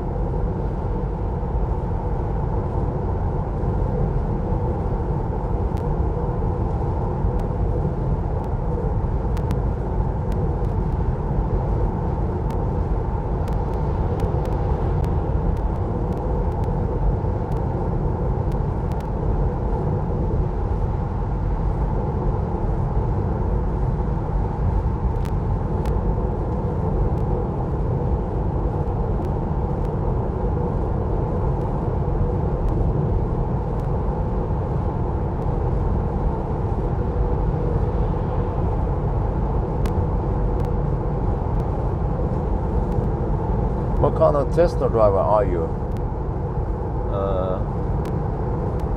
What? Soft press, of course.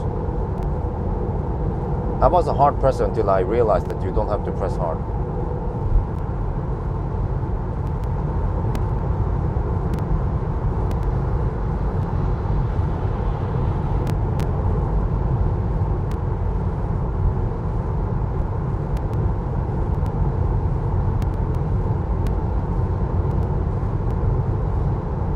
Does the car know about the closed?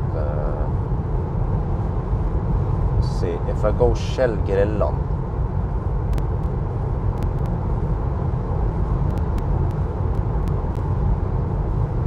Oh, wow, man, it's so easy to input stuff here. Holy crap. I just type Shell Grelland and it shows me Shell Grelland. Almost forgot how easy it's supposed to be. It's like using Google Maps. You have a big virtual keyboard. You can input names. You know, with the other cars, I rarely input it because you don't find it, or is, yeah. But with a Tesla, it's so smooth, so quick. But with the other cars, I actually navigate. You guys see it. I zoom in on a location and then go there, plot it in. No haptic feedback on Tesla, but you don't need it. Who uses haptic feedback on your? Do you use haptic feedback on your smartphone? You don't. Why do you need haptic feedback here? You don't. I never understood haptic feedback on these screens in the car. And every time I enter whatever, I will always turn them off. Like especially in Audis, they always have them on by default.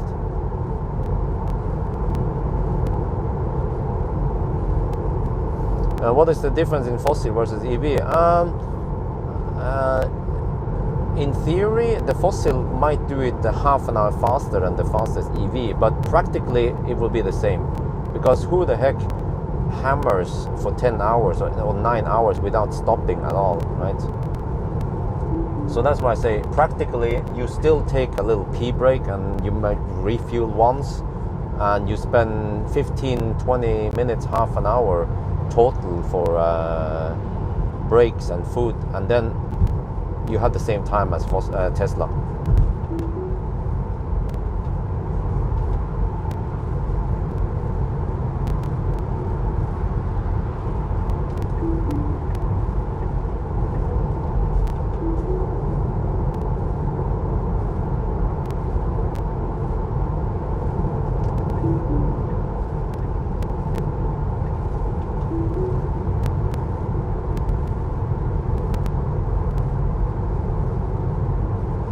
Well, okay, but so you claim that it's good to have haptic feedback, but why is no one using haptic feedback for cell phones then? Can you please explain to me?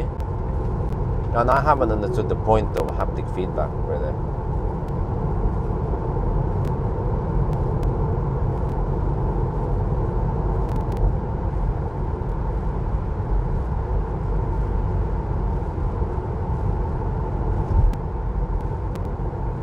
The problem with haptic feedback screens is that, for example, in Audi, is that instead of just touching gently on whatever you need to touch, you have to press harder. Yeah, the haptic feedback feature in Audi requires you to press much harder on the screen. I don't like that.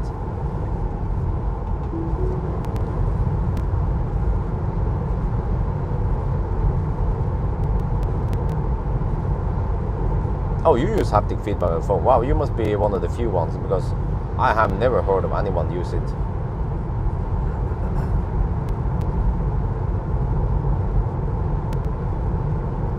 No, well, you claim that, but many people, they might not focus 100% on the phone because they are walking, they are doing something, or they just want to quickly check something without having to spend too much time searching for it.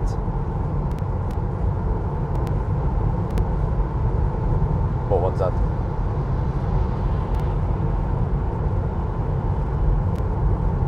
Sundsvall.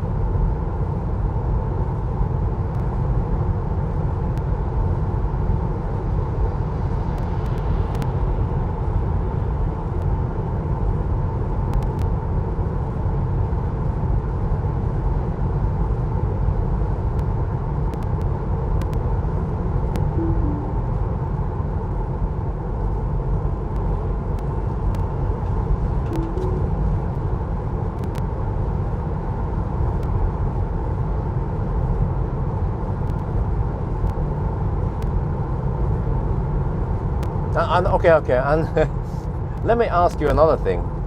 How many of you guys use ding feedback on every time you press a button? You know, ding, ding, ding, doot, doot. I don't know what it's called. Beep, yeah, touchscreen beeps. How many of you guys use touchscreen beeps on your phone or on your touchscreen even? I don't even know if Tesla has it on the screen. I think they don't have it.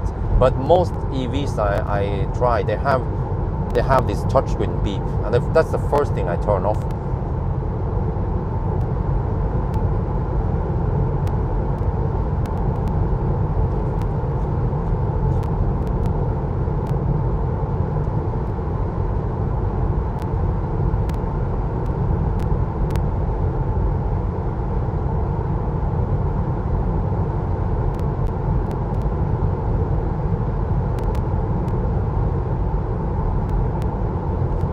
I guess I'll navigate to Skjellgrelland. It will then try to take the undersea tunnel, but oh, there. Ah, it navigated now. Okay, good. Let's see. I get a route. Oh, okay. Now, the navigation knows about the closed road, the closed tunnel, obviously. So it routes me via Oslo, and we will arrive with 7%. That's estimated. Okay, so we can get there. We will go deep.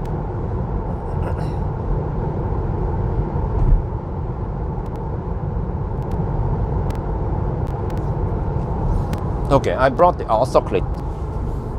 We need some cold drinks today, and I brought some water, and I bought what was that? Oh. Yeah, let's just clear this. Don't want to be too close to that thing. Okay. So I have 1 liter of water and sandwich with me. Bought from Circle K, the sandwich.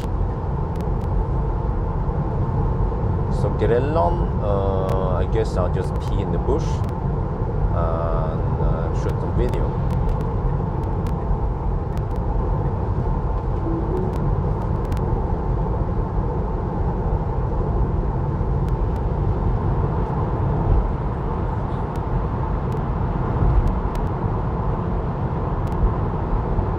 Oh, Drøbak-tunnel. Well, you know, I never use it. It would be nice to use it, but the road there is shit. The road, they should have made a proper motorway at least, or better road. So at least the road on the east side of that tunnel is shit.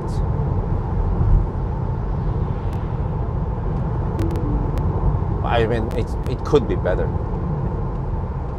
On the the west side, sorry. I meant the west side of the tunnel is not the best.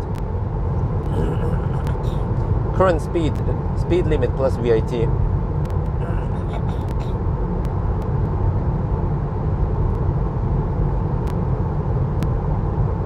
Norway route. Okay, I'm down to 40%. We have done 178 kilometers. Consumption is 173. And we're gonna pass Oslo soon.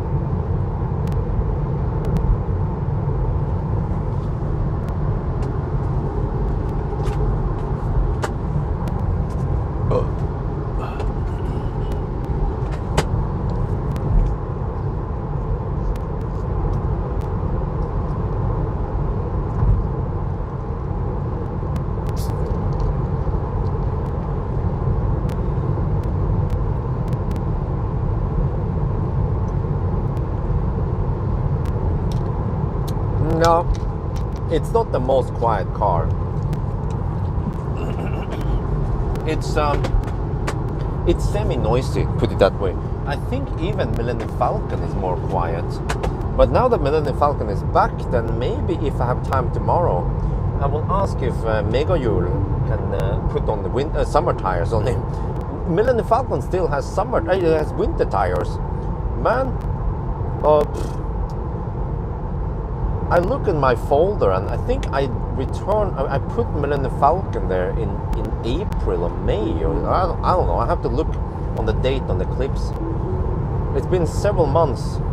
Millennium Falcon has been sitting there. But I also noticed something else with Millennium Falcon, which is that this car here, the Standard Range Plus, it has almost no vampire drain. Again, I've been testing the Stellantis cars now for the past 2 weeks, and I have lost about 1% per week, roughly. Maybe less even, I don't know. But that's so low, you know. 1% per week is so low. Whereas Millennium Falcon seems to lose, I don't know, man, 5% per week or some shit. Like, it's ridiculous.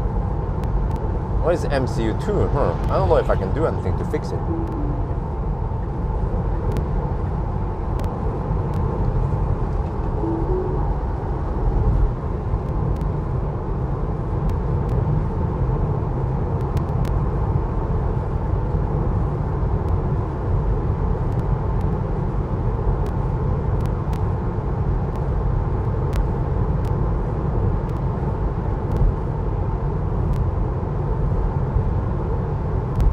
But, you know, what I realize is that, wait, is that the same guy as before again?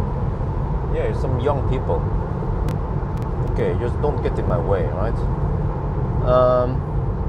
Yes, it's more quiet than them. Well, actually, the American also has the same soundproofing. It's just that Tesla is constantly improving. But, you know, I realize that when you have, think about this. When I say that, okay, Tesla, they have 1% drain per week, but the car is always online and it's always taking care of the 12 volts, which many people seem to don't give a shit about until they get problem with 12 volt battery. But when you get, well, because some people say, but 4% per month is not good enough. We expect 0% per month. Well, is it a problem? Right? If you start asking yourself, 4% drain per month, it's so low that it doesn't cause you any trouble, really. Just like my phone, do you guys turn off your phone at night? I guess you don't. Like, how many people here turn off your phone at night and then you turn it on again in the morning? You don't, right? Or how many people just turn off your phone when you're driving, and then, or actually you just turn off your phone until you need to use your phone again? No, you don't, right? I think my mom turns off her phone at night, or I'm not sure. But the phone always sucks a little bit of power, and so I think my phone loses 5 or 10% overnight, which I consider no big deal. I rather want to just have the phone on all the time. And the same can be said for Tesla, that okay, they are always on, but they also take care of the battery. It will faster respond to any app calls. But the drain is in Millennium Falcon is actually bad. I need to measure him and figure out how bad it is. Because that becomes well, I don't know if it's a big problem, because I mostly haven't been using it much, so it's not the real world case. But I guess if I use him at least once per week, then he will be more monitored.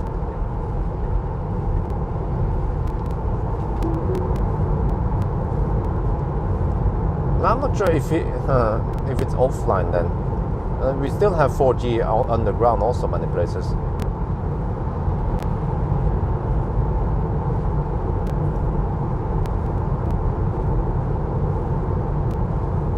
Okay, we get more traffic now that we get closer to the city. Even at night.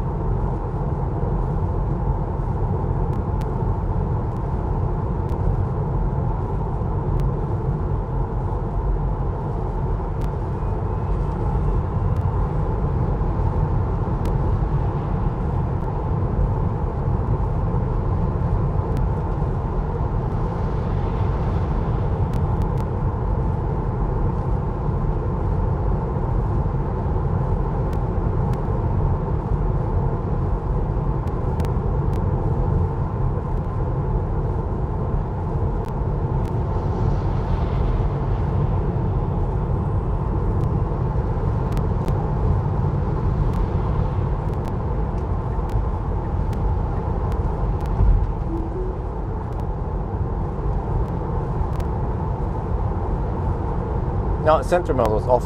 If sentiment is on, then it sucks a lot more. I don't remember the numbers.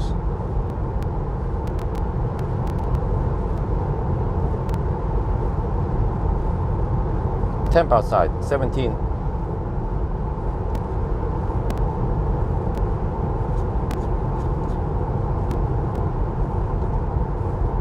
Okay, we come to the 90 zone. We have to slow down. Wow, 6% at Shell Grelland. Is that too high? But I guess if I don't stop at Grelland, then there's no other option for me. Because I think Foxerød is too far away. Yeah, it's probably too far away. So, okay, but I guess 6% is good enough. Deep enough. Oh, what's this? Oh, okay, I think it's the tunnel. Bugging about. Oslofjordtunnelen stengt, yeah. Why is it closed? That tunnel has been down for maintenance and they've been working on it for a long time. Oh.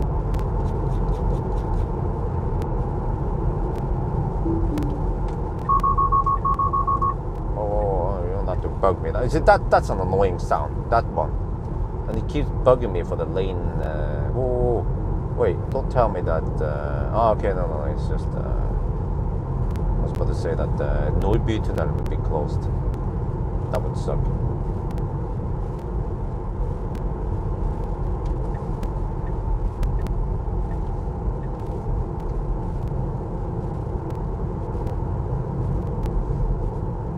Oh shit, a beetle. Is it gonna be smelly? Whoa. Oh, wait a minute. 50 zone in Nordbytunnel. Oh shit. And it got stuck behind the dirtiest car ever. A beetle. Oh, whoa.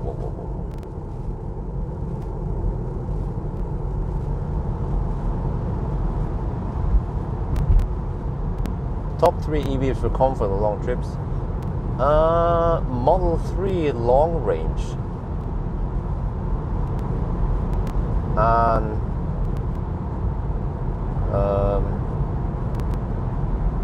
Audi e-tron GT, and the last one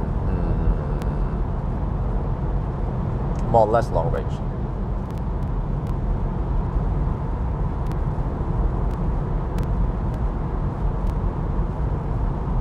Yeah, we're losing time here in Nordbytunnel. But you see, this kind of makes up for the no traffic we usually have in the daytime. So I wouldn't subtract any time. But we're actually losing several minutes here because this is a long tunnel and we're only doing 50 kilometers per hour. Normally it's a 90 zone here. Can you fit? I don't know. It's a baby stroller, right? I'm not sure.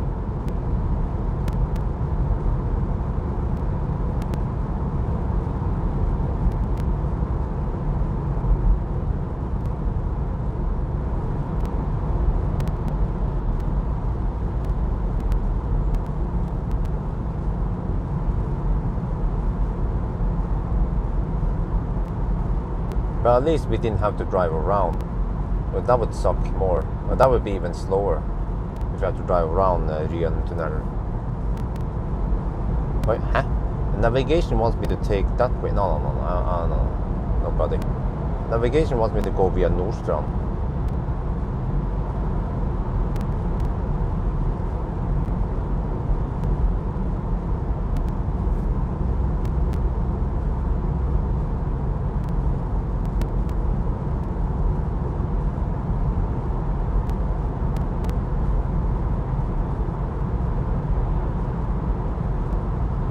Oh, this is already usually a long tunnel, and in this traffic it feels even longer. But we're almost out of it now. So I would say we lost about 1 minute here. Maybe more.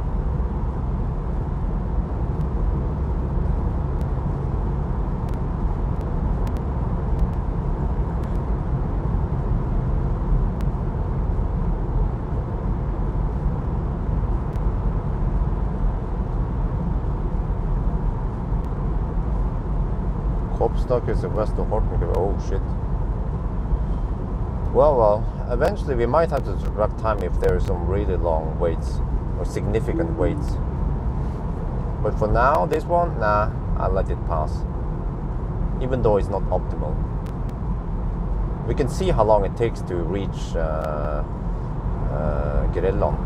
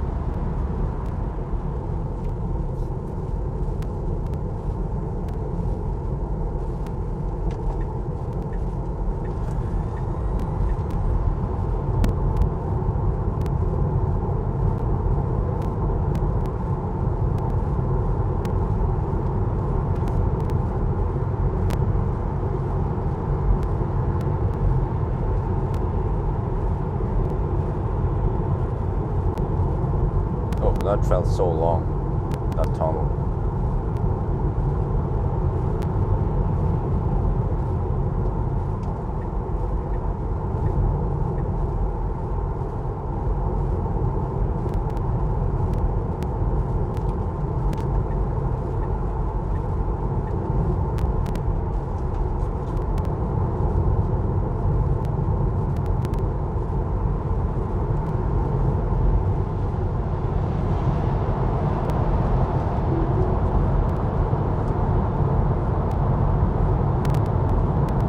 You take the in mph. Well, you take the speed limit in metrics and divide it by 1.6 roughly, and you get the miles per hour.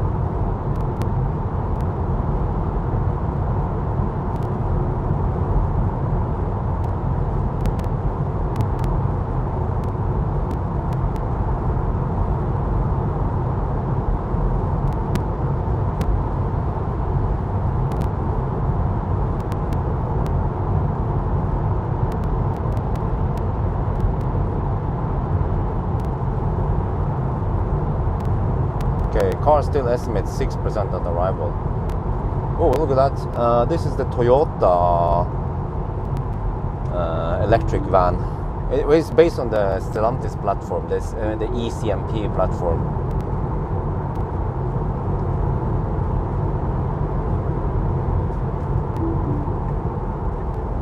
Let's see, you know, almost no one uses the rightmost lane in this tunnel. Then you will see that most people are mid-lane huggers here.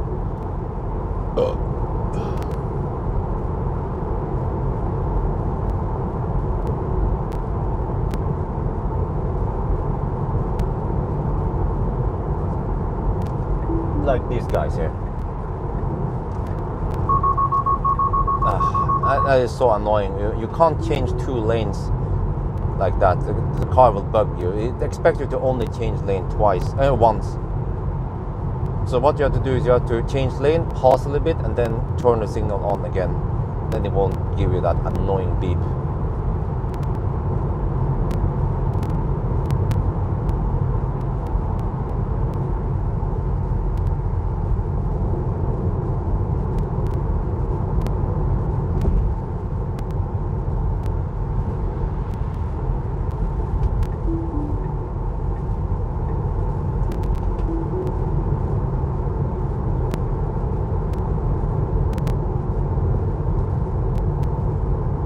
Okay, we're done 206 kilometers. Consumption is 172.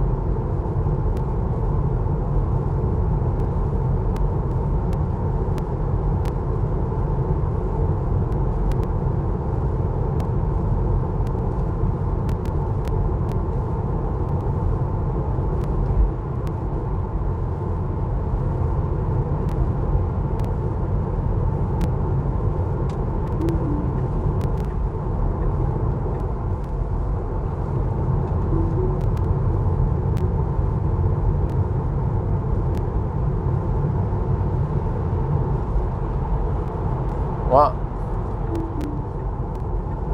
man, many people haven't paid attention to what happened over the years, because I mean the build quality on the earlier Teslas, they were shit. I mean, the Falcon is but man, this made in China Model 3, like sometimes I feel like I'm sitting in a BMW. The way they designed the door panels, the center console, the armrest and everything it's top notch. But of course it's minimalistic. Many people, they are allergic to that, so that's why many people don't like Teslas.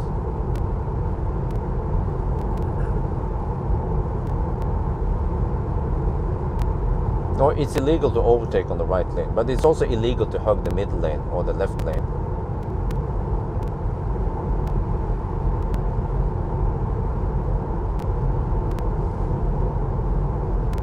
Okay, navigation claims 6% to Skjellgrelland.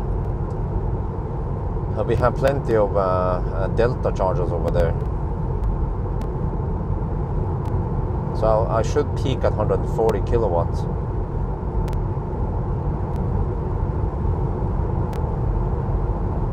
But over there I have to use a better route planner and quickly calculate, because I want to try to aim for the V3 at Torp.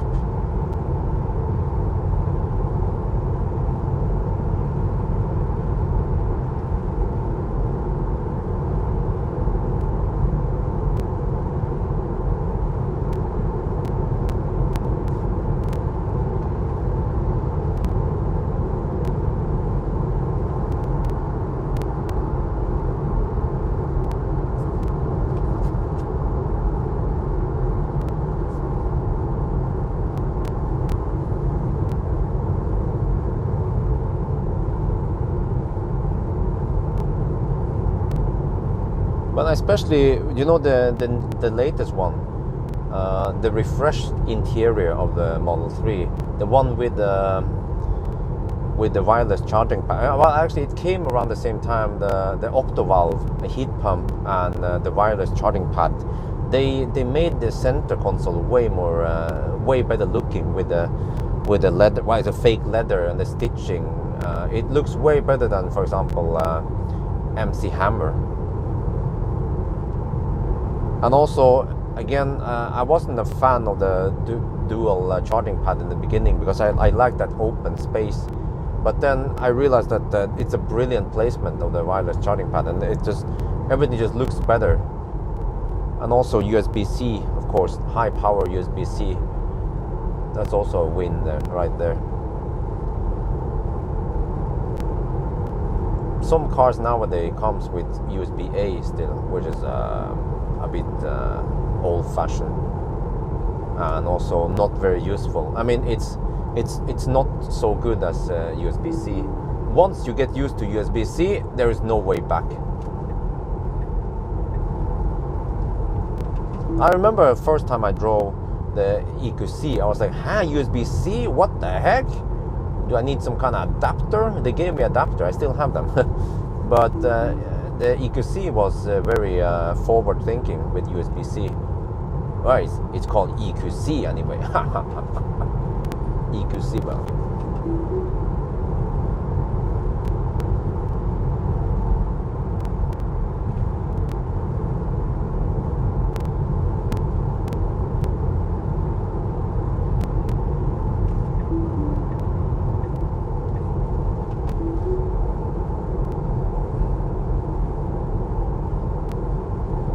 Alright, 6% still. Okay. Yeah, we can trust that Tesla navigation estimation. It's damn good. And also, you know what? In the old days, it seems like the Tesla navigation was just counting on you driving at the speed limit. But I think lately it's been adapting more to the actual consumption you have. I get the impression, because what I noticed in the old days was that navigation would say, okay, you will arrive with 15%, and then say, okay, no, maybe 12%, and then, oh, okay, 10%, and then by the time you get there, you arrive with 6%. But now it was just say, okay, you've been hammering it, you will arrive with 6%. Okay, now it says 5%. Well, but that's still fine. That's still okay. What, are you going to slowpoke? It's a woman. Well, okay, just don't get in my way, right? It's a Toyota Yaris.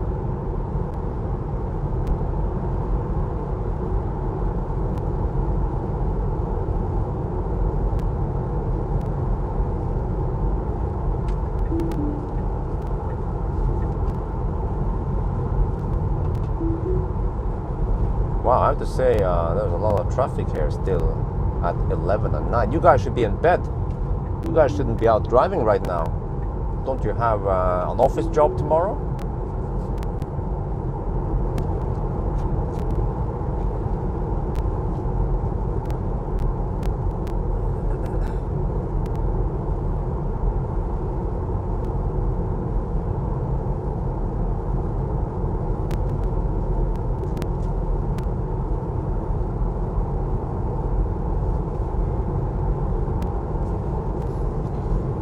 Alright, let's see. Yeah, we're coming to the slowest stretch soon. The 70 zone. Oh, what's that? Okay, I'm not taking that tunnel. We have to go up anyway.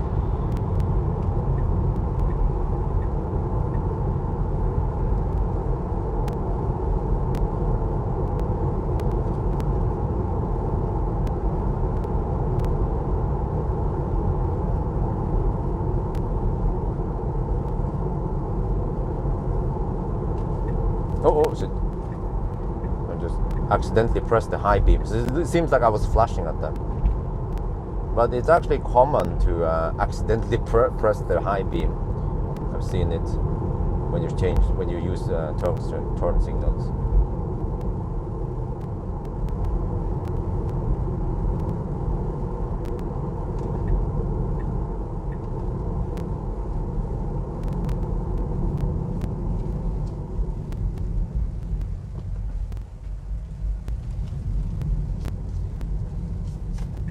Wait, dude, where are you going? Okay, whatever. The guy was confused.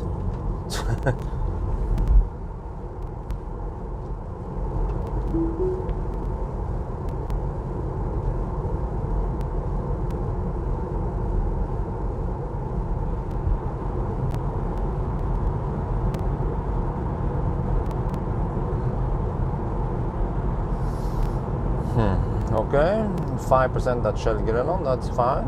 Even 0% at Grelon would be fine. Just, I guess I'll just pay attention to the power meter. But yeah, you check, yeah. maybe I should make a video about this, but this is kind of important, or is it? It's fun, interesting to see. I will have to record the scan my Tesla stats before and after I do the update. See if the buffer has been reduced or not. So maybe Tesla is more confident that they can reduce the buffer, even for winter driving.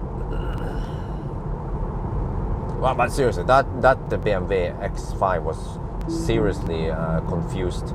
He was almost stopped in the middle of the roundabout. You're not supposed to stop in a roundabout.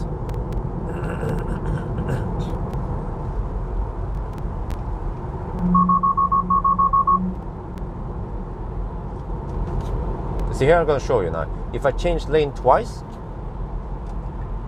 like this, okay, now it works. Now it works. I was about to demonstrate that the car doesn't like double lane change.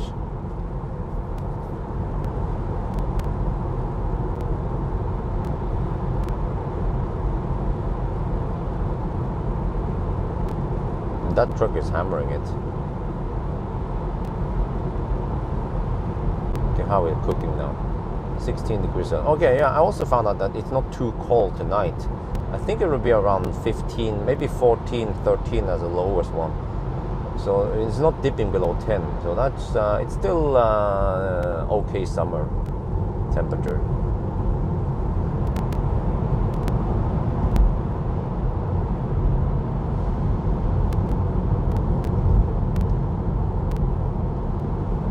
Why does Tesla beep so much? Because I trigger some safety features, safety things.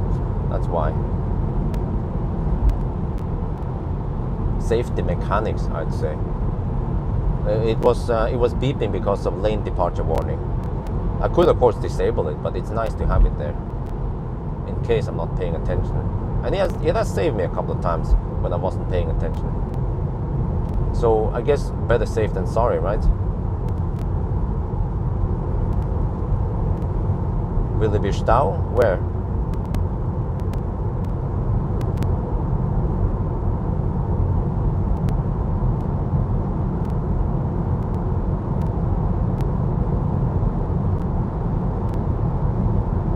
Yeah, correct. Those beeps are there for a reason.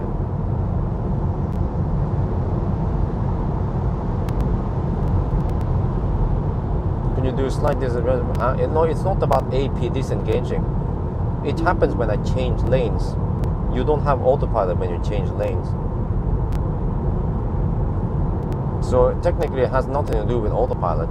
Like I said, it's lane departure warning that triggers.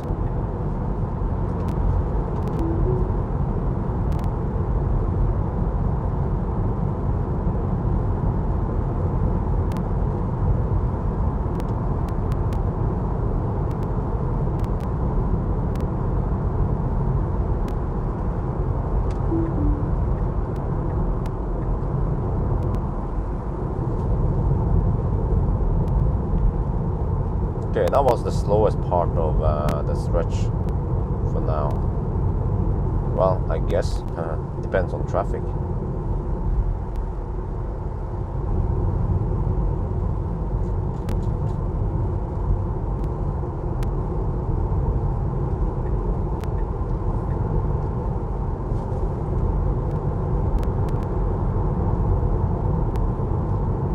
Let me show you. If I change lane now without blinking, it should trigger it. No, it don't. Sometimes it doesn't do anything. Maybe I have to change lane too slow, so it detects it as you're not paying attention. Because maybe it detected that, okay, you meant to change lane, so let's not beep you for that one. Okay, let's try some more when we have less traffic.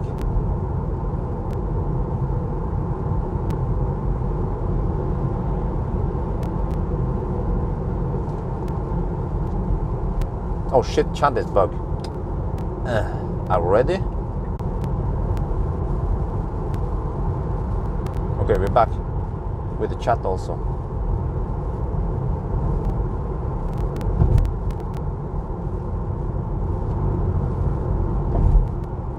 Yeah, the more chat we have, because it seems like the chat bugs after a certain amount of text has been, well, input, or so the more people spam, the faster the chat bugs.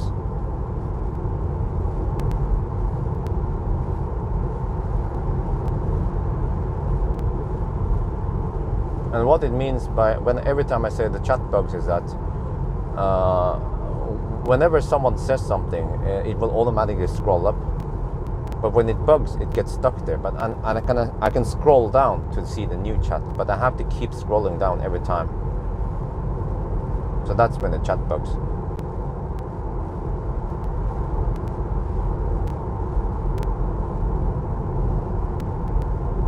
Well, I was being a bit left lane hugger here, but I had no one behind me. I saw an I-Pace, I was thinking, hey, the I-Pace must be slow. Well, apparently he's not that slow. In general, I-Paces are slow, but not this one. More Baustelle? Gee. Well, it's in 700 meters.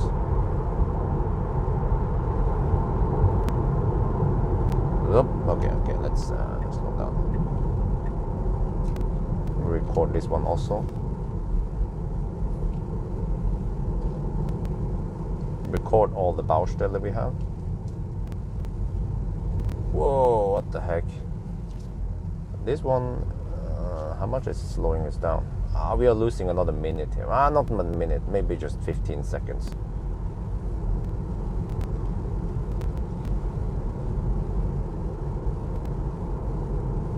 Depends how slow the guy, I mean, depends how fast the other guys move off the left lane, I guess. Or how slow they move off the left lane.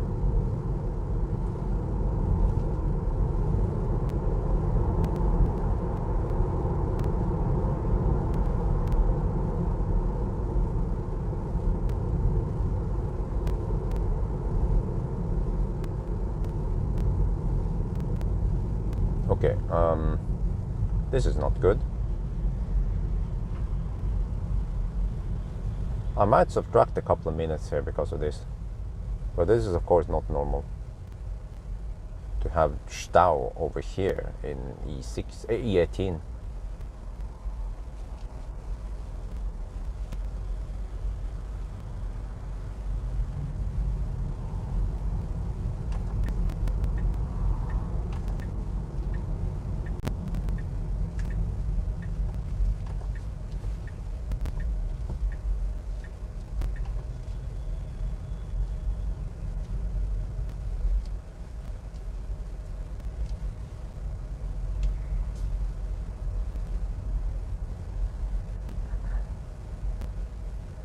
Get in there.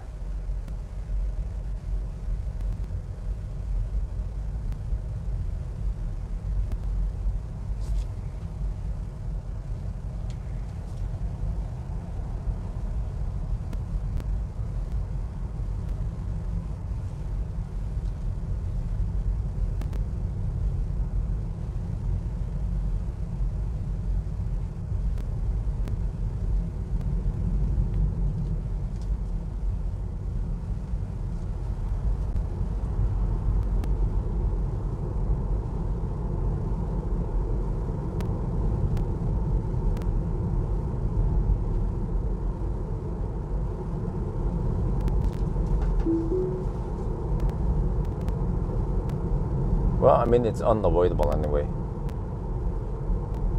So we'll see. I mean, I might subtract 5 minutes because of traffic. I documented it on the camera now.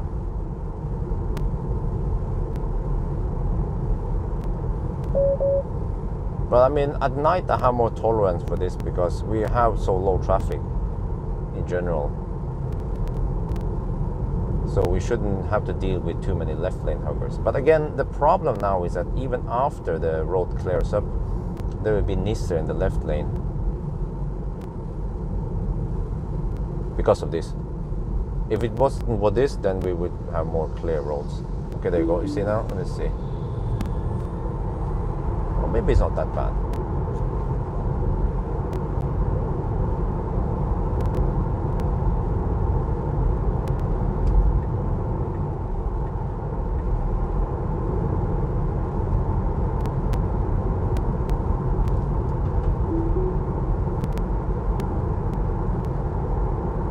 Yeah, we have less caravan. This is just local traffic. No tourists are running around here at night.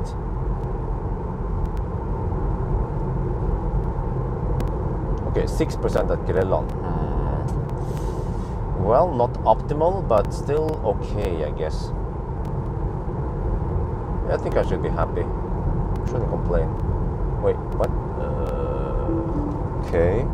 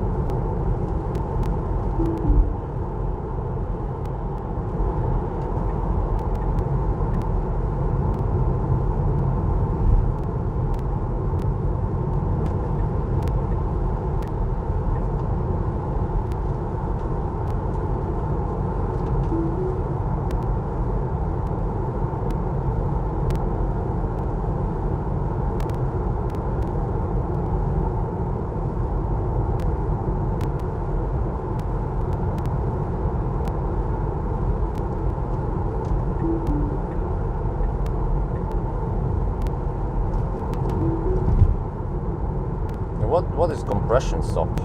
Why do I need it?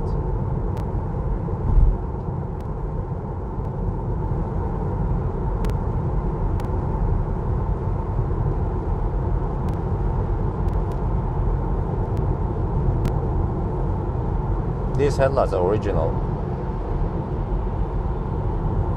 They are good, right? That's why you think it's aftermarket. Yeah, by the way, the question to you is, why do you think these headlights are aftermarket? Deepak A.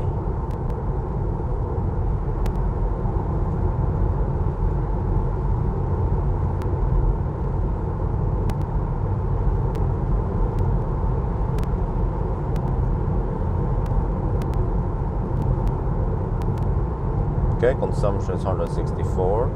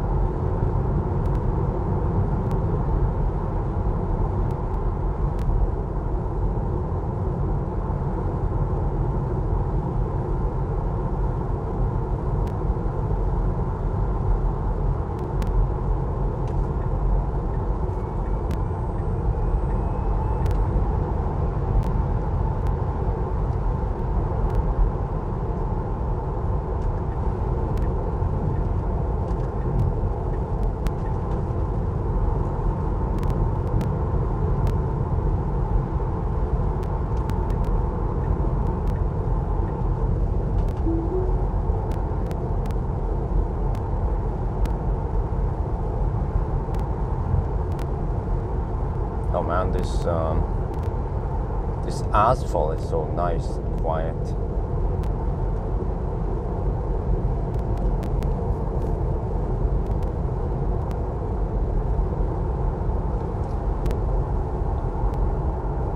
Well, wait, did you answer? What was the whole sock thing again, Christian? Did he answer or not? Oh, keep from getting blood clots sitting too long. Oh, okay. Should I get them? What? I use Stormback socks. I like them.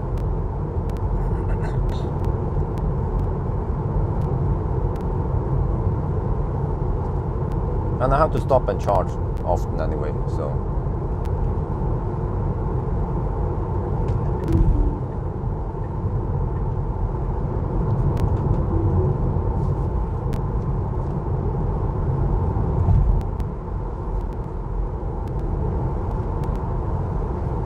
Okay, why should I get them? Are you using them? I guess you're not. Well, you're not sitting long, but in that regard, everyone should get them, because office rats, they sit on the office 8 hours a day. They should definitely get them, right?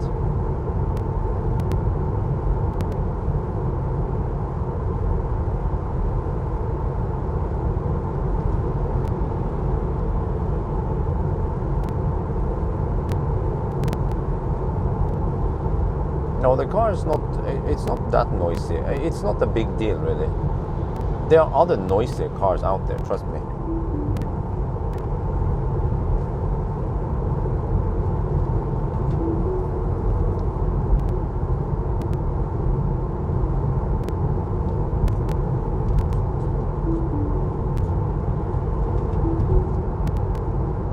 Well, did you misspell brake?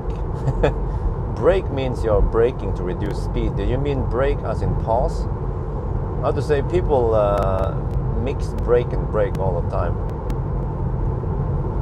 Almost like kilowatt hour.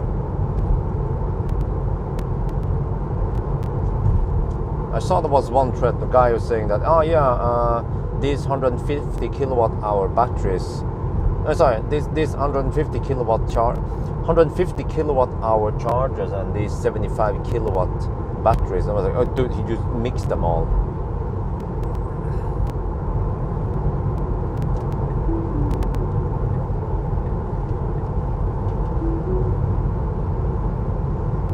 Okay, I'm 18. Status update, 250 kilometers driven, consumption 168. We are gonna arrive with 6% at Shell Grelland. Shell Grelland will be the next stop. We have 18.2% left, but a ginormous 5 kilowatt hour buffer. So if it's true, it means that I can safely go to 0%, and I still have 3 kilowatt hour left that would be 0% now, which is actually a lot. 3 kilowatt hour is like 7%, right?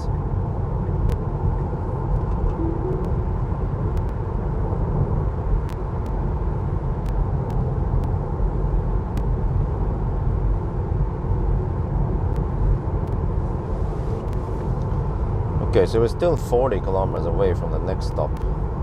Well, I've been traveling for 2 hours and 19 minutes. Yeah, I feel like taking a break soon. But I don't need to use my brakes in order to reach my break point. So I can take my break.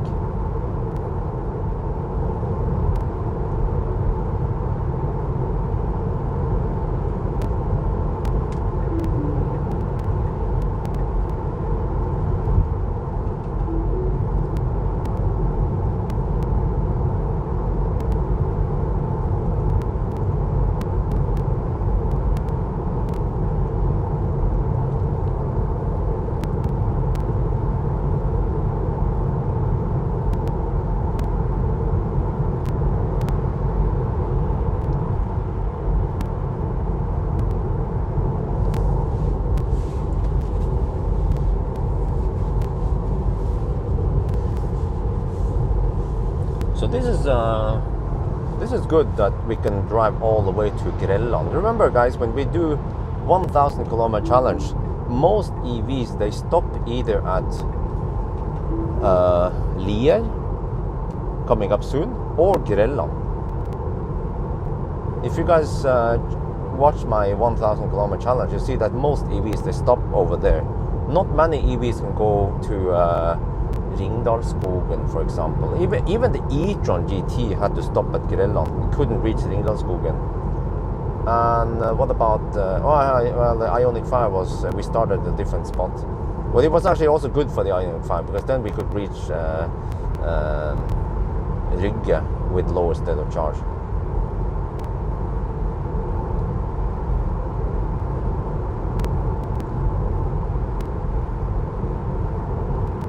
So this is impressive, that the slowest and cheapest Tesla with the lowest range. Well, actually, yeah. It is actually the slowest and the cheapest Tesla with the lowest range. Can still go as far as many of the other ones with the biggest battery. Let's say I-Pace or well, I didn't do e-tron on this route, but I-Pace and ID4, they all had to stop there at Grelland. I-Pace had to stop at yeah, but that was winter. Yeah, I-Pace had to stop over here. This is some impressive shit.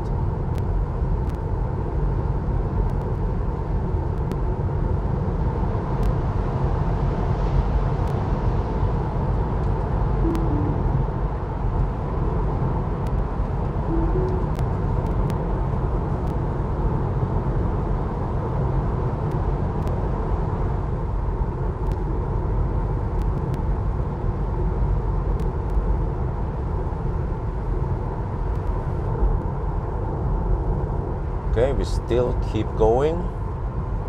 Still going strong. Wow. Okay, we have headwind now. Oh, well, I guess the car knows about the weather. You know, it's almost like you already have a Bedrouplanner Premium. It checks the weather and it knows the traffic. It knows everything. The car, Tesla.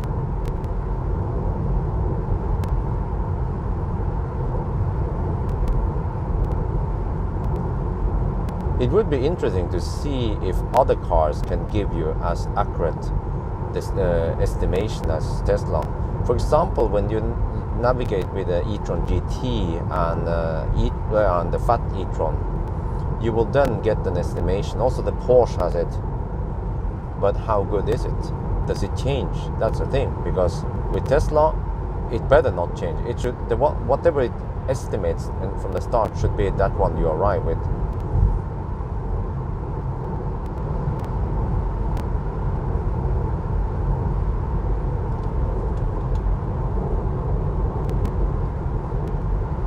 Man, I need to clean the windscreen though. Yeah, I can run over to the gas station and grab it, but I better be quick, because I think I have only about 15-20 minutes over there. So quick pee break and cleaning, and maybe eat some, or maybe I don't have to eat yet.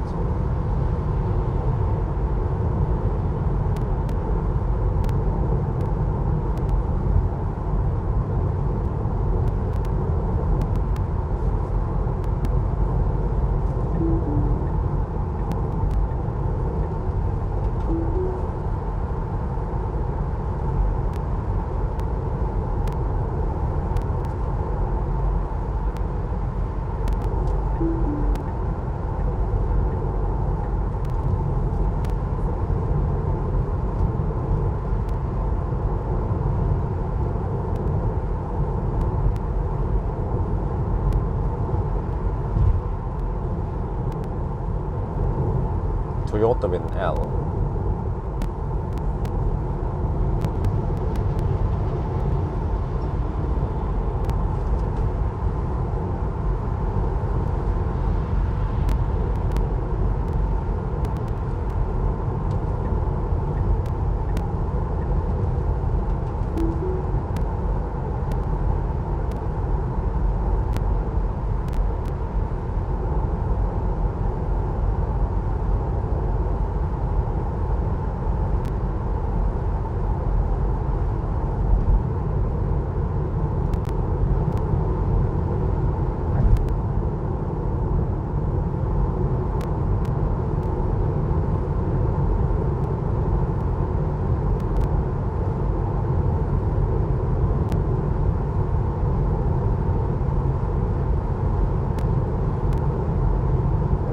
see that the windscreen is getting dirty. I need to clean it soon.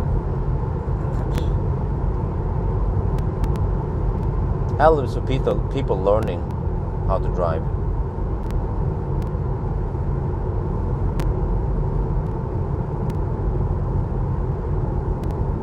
L is for langsam.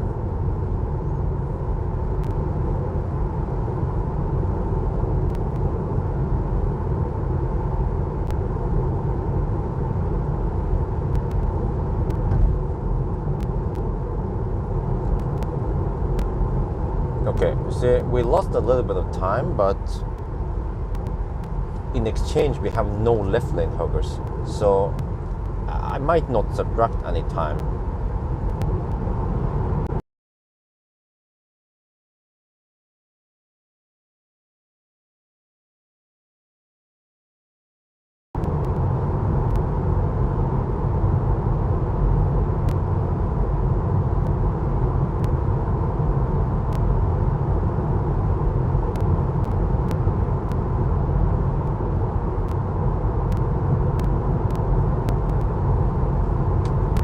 But I don't know what to do this weekend yet, because it's supposed to be rainy to the north. Would be great to just go for it and hammer it and do an Arctic Circle this weekend, but it's just too shitty weather, so I don't feel like it.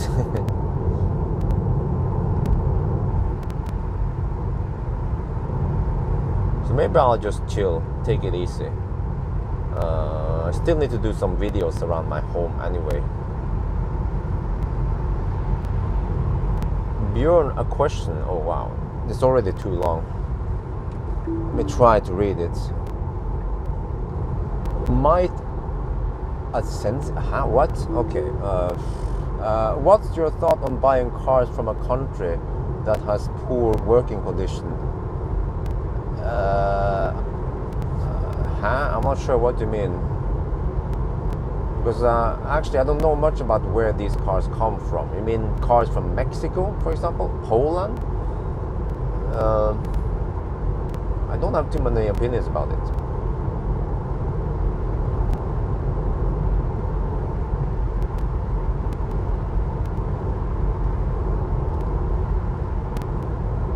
I mean, if you don't want to support them, then just buy a different brand, I guess.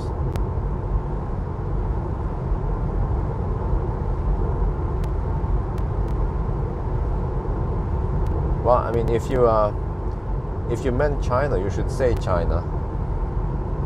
Be more specific. Don't walk around. Ikke vandre rundt grøten. Don't just be direct. You know, that would be easier for me to understand what you mean.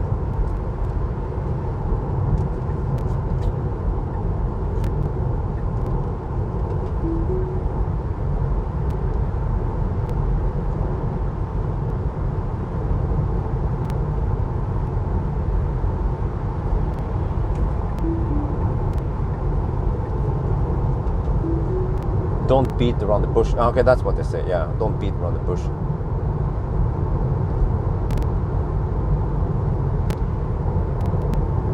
Well, again, we shouldn't assume that he meant China, but that's why I'm saying just be direct, so there's no confusion what you mean.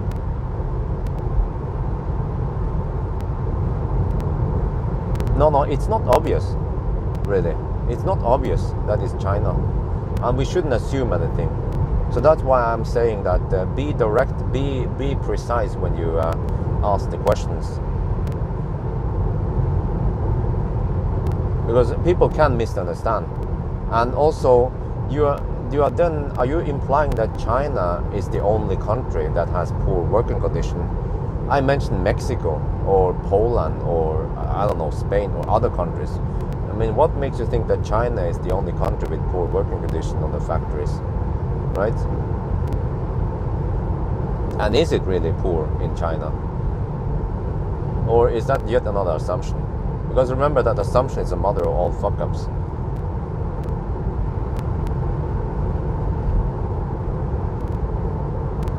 But again, yeah, well, but that's the thing, because I don't know how poor the working conditions are.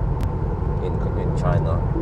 I guess they don't communicate that well about it, or maybe I haven't tried to dig about information.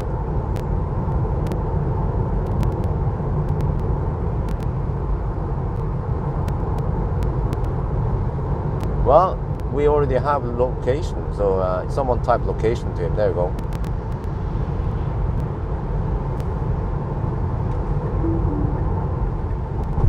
Right, car now estimates 6% at Grelland. Fair enough. Ideally, I want to go deeper, but simply can't. Let me see. Can I go other places? No, most likely not. I cannot reach Torp. That's too far away. So I have to stop there and then juice up.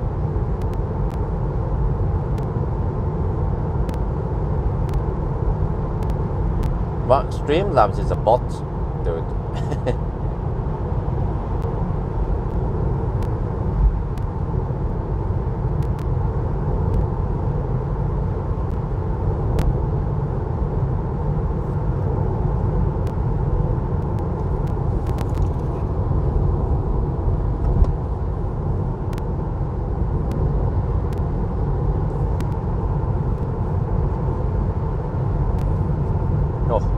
USB-C is so great.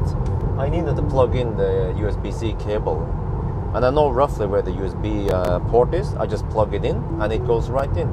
I don't have to flip it around 3 times, because the first time was actually the right direction. You know, how many tries do you need to correctly plug in a USB-A? Usually you need 3 tries. I think on average everyone needs 3 tries.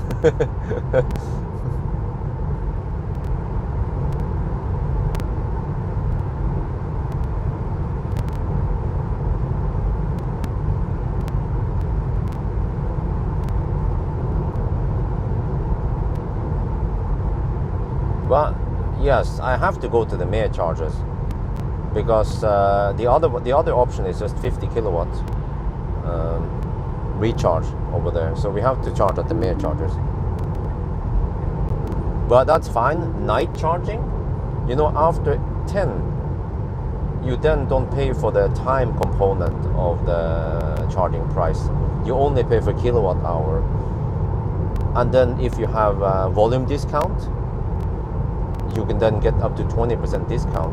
So I get away with only 3 NOK per kilowatt hour there.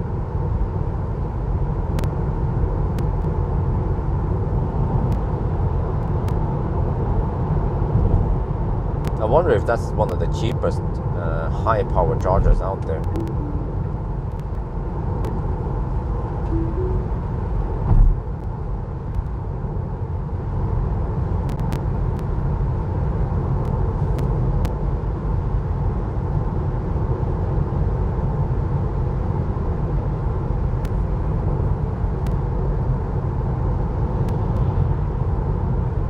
Wow, consumption is just 166.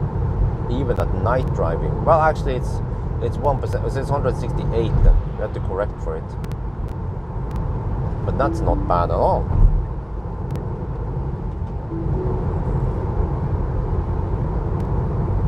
Yeah, there is a big gap here between this one and then further south.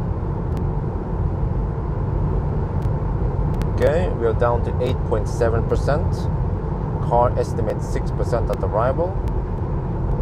Wait, there is no preheating. Oh shit! I just realized it a little bit too late now. I navigate to Holmestrand.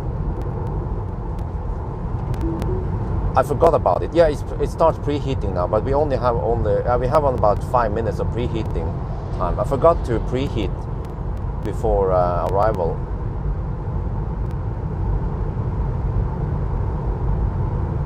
The battery is at 30.5 degrees only. Shit. I should have started preheating earlier. A small mistake.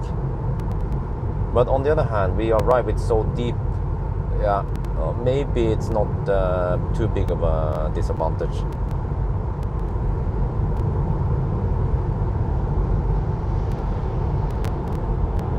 Well, yeah, you can use this trick to navigate the supercharger. I navigated to Holmestrand supercharger, but we are only we are only 7 kilometers away, so there is not much time to preheat. Ideally, I should be at 40 degrees now. I'm only at 30 degrees, so this is actually a small mistake.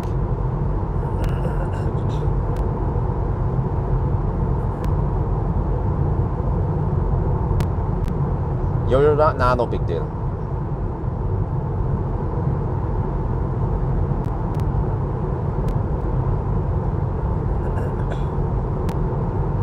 I mean, it starts heating up the coolant and everything, which also helps.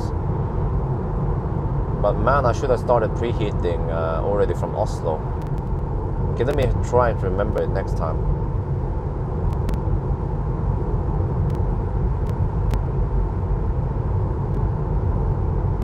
Okay, 5 kilometers left. 30.5 degrees. It's the inlet is heating up. It's heating up the stator and starts that process.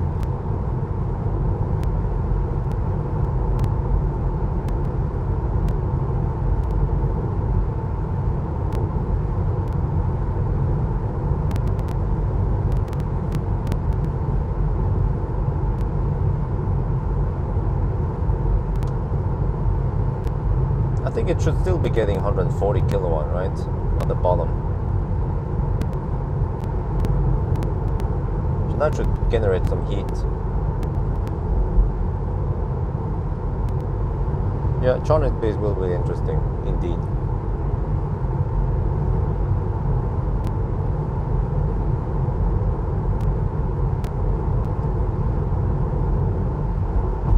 See, it takes a little bit of time before stuff starts flowing and we start heating up the battery. It's still at 30.5 degrees. It takes several minutes before the temperature starts rising, because you have to heat up the coolant first. Coolant is 36 degrees now.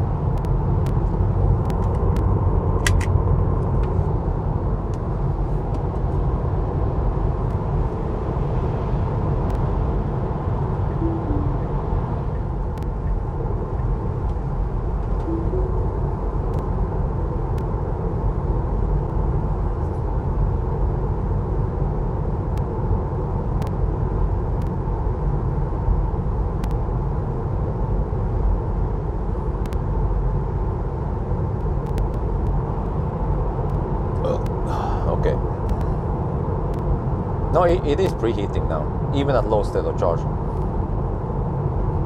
Coolant is going higher and higher. Okay, here we go. Wow, it's still 30.5 degrees. Not optimal at all. Shit. But this is the first charging stop. And from here, it should be warmer.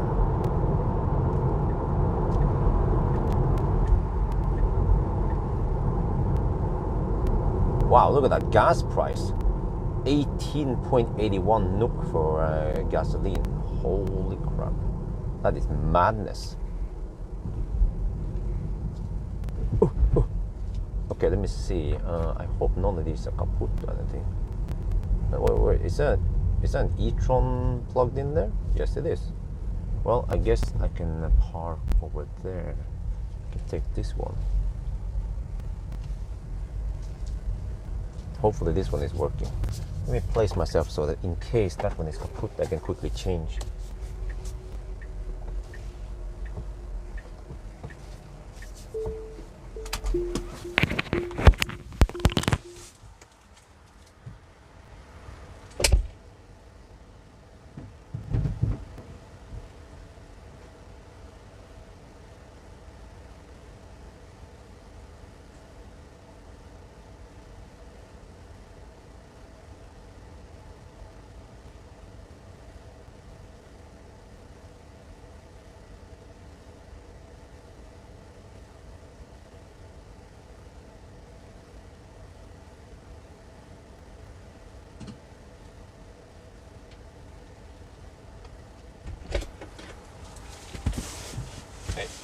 Lights are not automatically on. Okay, there we go.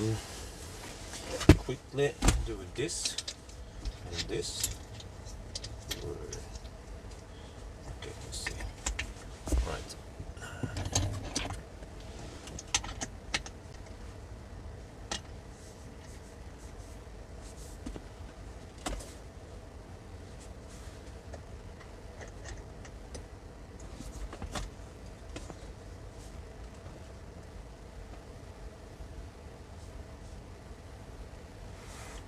What? I'm only getting 35 kilowatt. This is not good.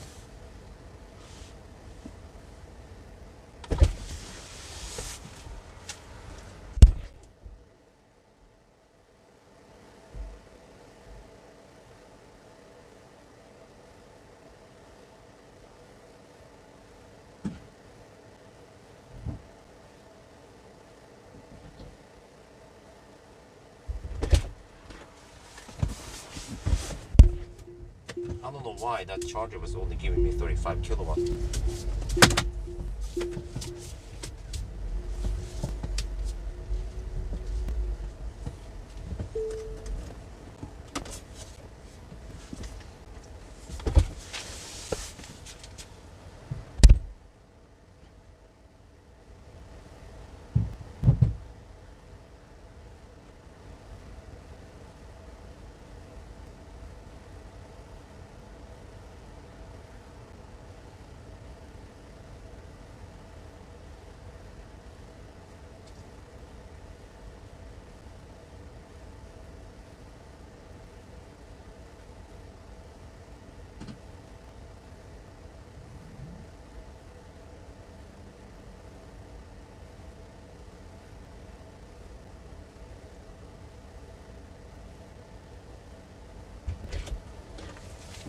Okay, this is more like it.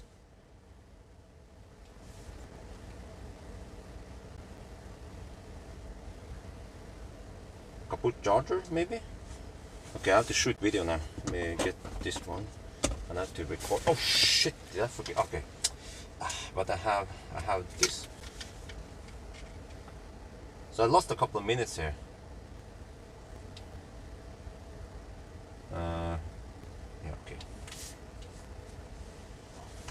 So I might subtract 5 minutes total. We'll see, but I lost, I don't know, one minute because of kaput charge. Or it was only giving me 30 kilowatts. See, this one is giving me 144. That's more like it.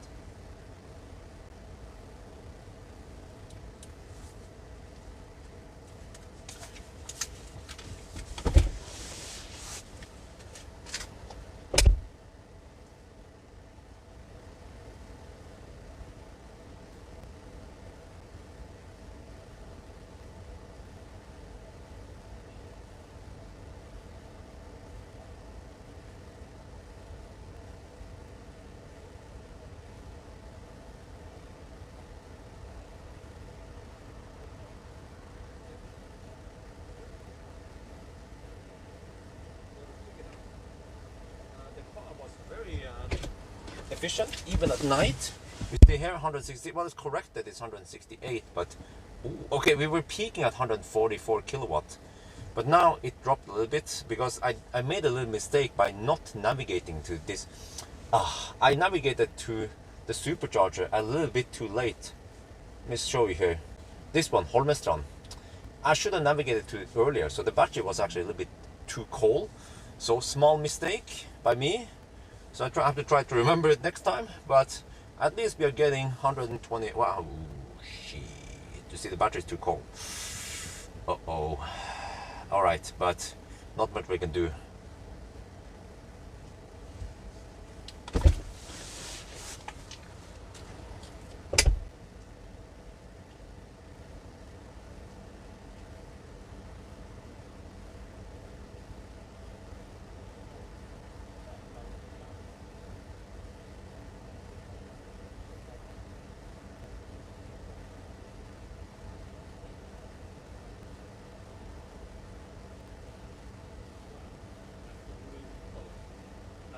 ลืม navigate ไปหา supercharger ให้มันอุ่นแบตเตอรี่มันเย็นไปนิดหน่อยเนี่ยมันรับแค่110 กิโลวัตต์นะช้านะมันน่าจะเป็น140แล้วนะแล้วก็ผมก็เพิ่งจะนึกออกว่าน่าจะ navigate ไปหา supercharger ที่อยู่ใกล้ๆแล้วมันจะอุ่นแบตเตอรี่ก็เสียซวยนิดหน่อยแต่ว่าก็ไม่รู้มันเป็นอะไรไปไหมเป็นอะไรไปมากไหมว่ายังไงเราก็จะเข้าน้ำแล้วก็เตรียมตัว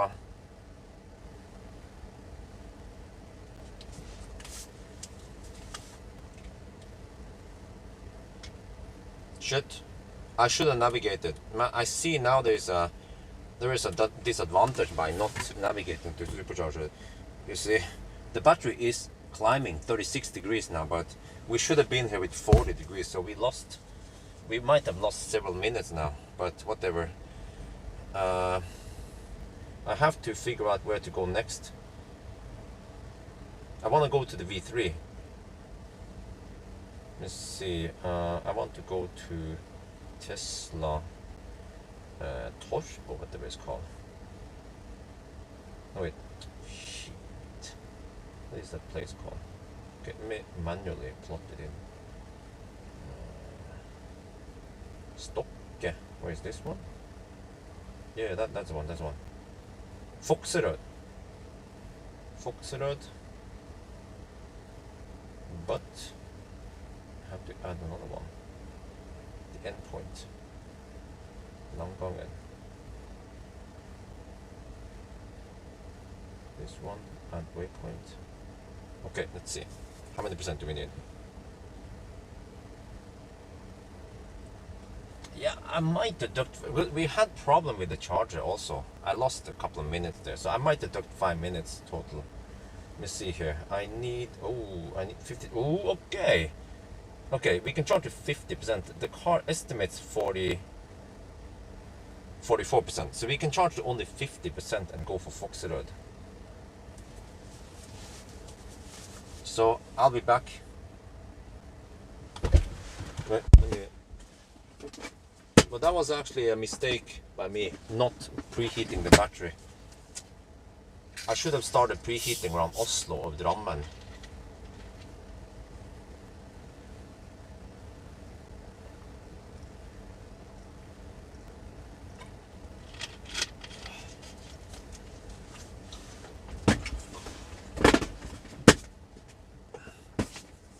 But I'm not sure, would we still be at 140 kilowatts? At least 120, right? So we're losing several minutes here. That's not good. But I'll be back.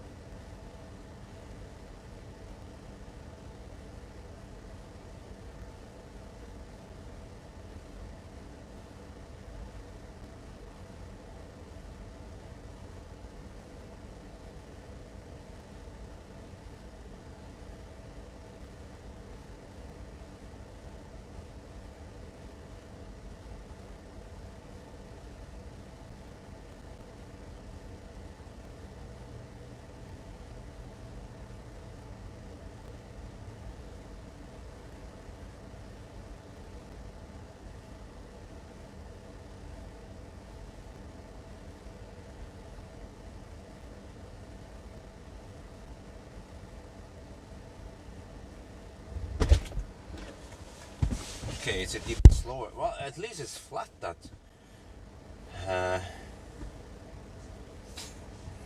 At least it's flat. Wait, Fox. Oh, wait a minute.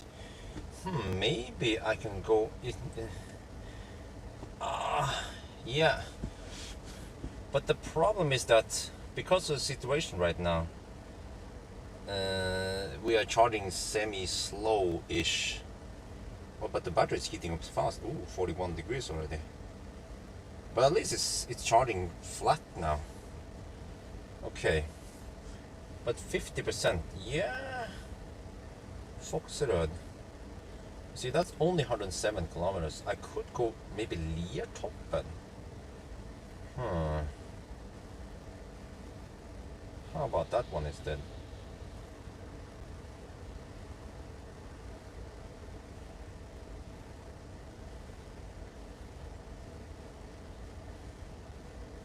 Whoa, no, that's too much.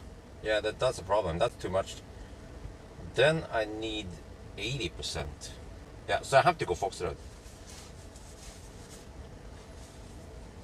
Well, we lost that initial fast speed in the beginning. Now it's more normal. But we might have lost 1-2 minutes of the 100 and we should have been riding on 140 kilowatt and then 130 for a little bit. So but okay, only to 50% and then we go. According to the route plan. Let me check here. Do we have nominal remaining? Okay, so wait, I have nominal remaining at usable remaining. That's what I'm looking for. 23 kilowatt hour. What? That should be plenty. Wait, huh? Whoa, that, huh? Wait. What is? It's a better route plan way off now.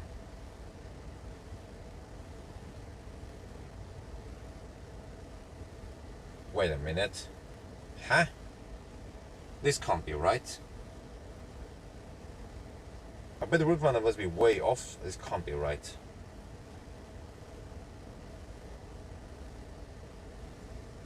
Usable remaining 24 kilowatt hour. So if I go to Liertoppen, that's only 115 kilometer total. No, wait, that's 191 kilometer. I misread it. Okay. But wait, we should be good. We should be good. I have to go now. We should have more than enough now. 24 kilowatt hour. I'm not sure why. Okay, I might have to adjust a better route planner. I think a better route planner might be way off. So but we're getting 102 kilowatts, but we should be going. This sounds crazy, but we should be going. The next one, Foxerød. I'm not sure why it seems crazy, but maybe it isn't. No, or is it? I think a better route plan is way off.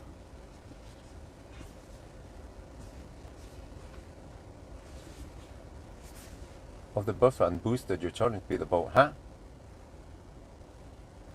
Wait, what? Are you sure? Wait, that is super important if I get increased charging speed. What? Are you sure about it? That is super important for me to have. It's to the point where I might consider restarting the whole challenge because of it.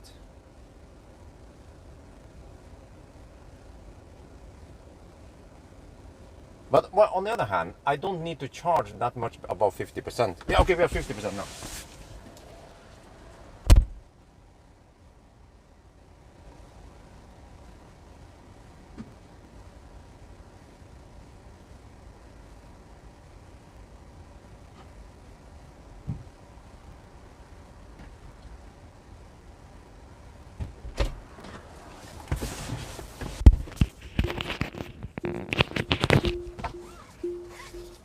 A small boost, okay, but you know, it doesn't affect me too much because I'm not charging above 50% too much. I'll be riding mostly between 0 and 50 most of the time.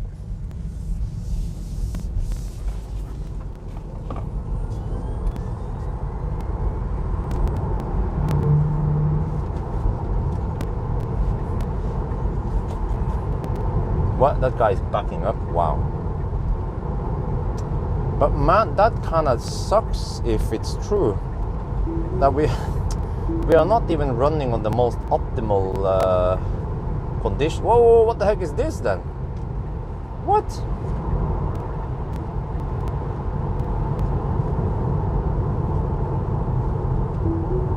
This is really not the right day to do it. Seriously. Maybe I should just cancel it. Update the car and then try again.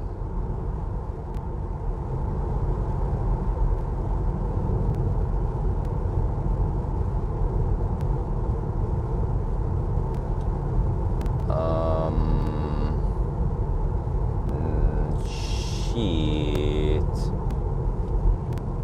Oh man, 50 zone through this tunnel. We definitely have to subtract time now.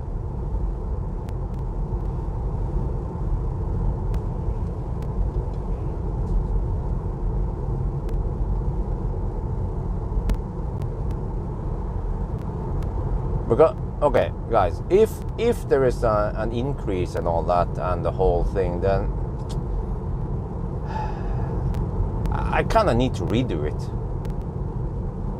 You know, I need to reset. It's going to be a weird starting position, but I had to redo it.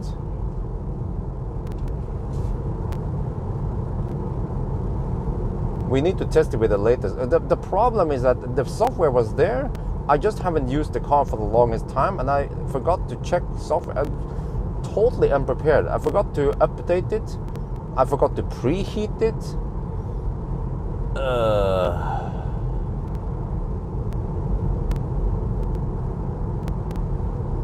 And we have so much the road closures tonight.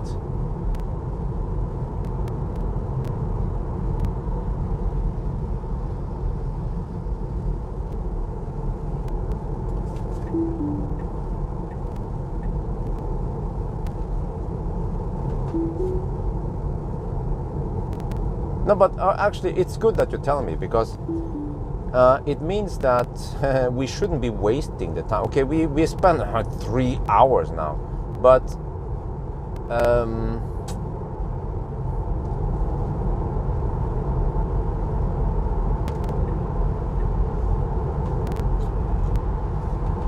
I should consider restarting. No. Yeah, actually I could update and subtract the time. That's true. I could do that, about half an hour. Yeah, you know what? We could do that. No, I already downloaded it.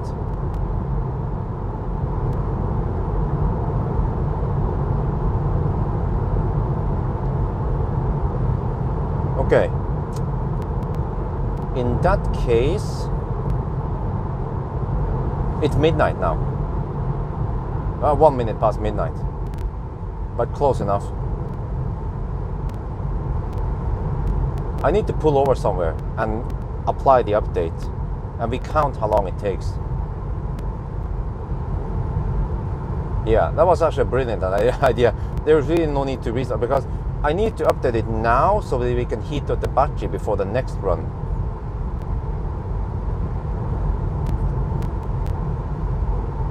I have to find I have to find a resting area or something coming up soon, and I update it.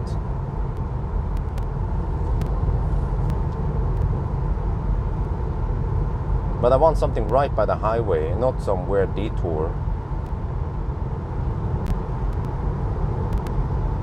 Which version number was queued? It's called 2021-12. 25.7. Let me repeat. 12.25.7. Did you guys get it? It's the 12.25.7. Can you check for me, please, if that's the one that we need?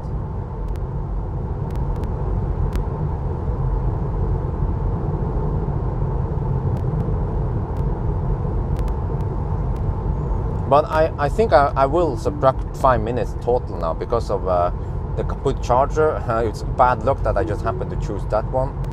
and then some traffic shit. No, don't stop at the road shoulder. Unless it's emergency. This is not emergency, so don't stop at the road shoulder, guys.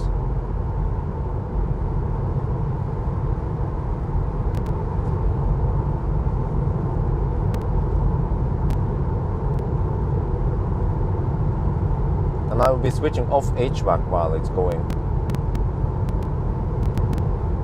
I think there should be some resting areas or something here soon. Model Y, I don't know.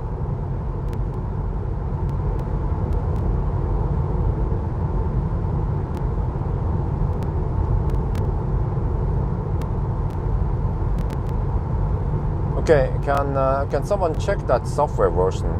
Is that the one that gives us the speed boost and the change in buffer? I mean, I can check the battery that the buffer is still 5.5. But where is it? Battery? Can I just check here instead? Hey, what? Huh? Wait. I already have the 2.5 kilowatt hour buffer. Guys! I already have it. Ah, that's why I thought I had so much energy more than expected. Ah. Wait, I might already have the increased software thing. I mean the increased charging speed. It's just that the battery was too cold. Okay guys, can you check also if someone wants to check for me? The software I'm running on right now is 12.25.6.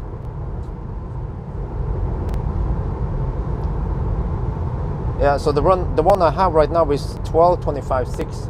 But the question is, do I get faster charging with the upcoming or not? Because okay, on hindsight, it might be useful to have faster charging past 50%. Whereas I might charge past 50% a couple of times.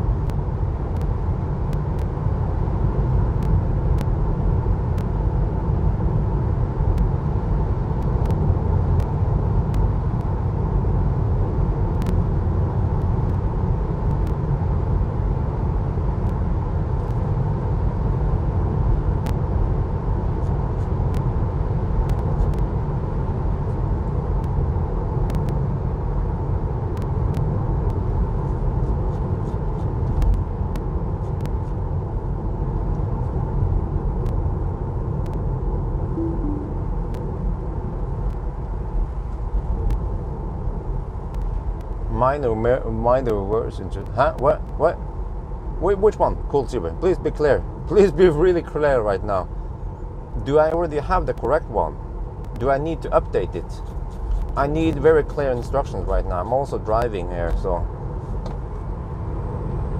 Which one are you talking about? Are you talking about the one I have that has minor bug fix, or are you talking about the one I'm supposed to get soon? Because let me repeat, I already have 2.5 kilowatt hour buffer now. I didn't notice when that was changed. So did the speed boost come with a buffer change, or is it different versions?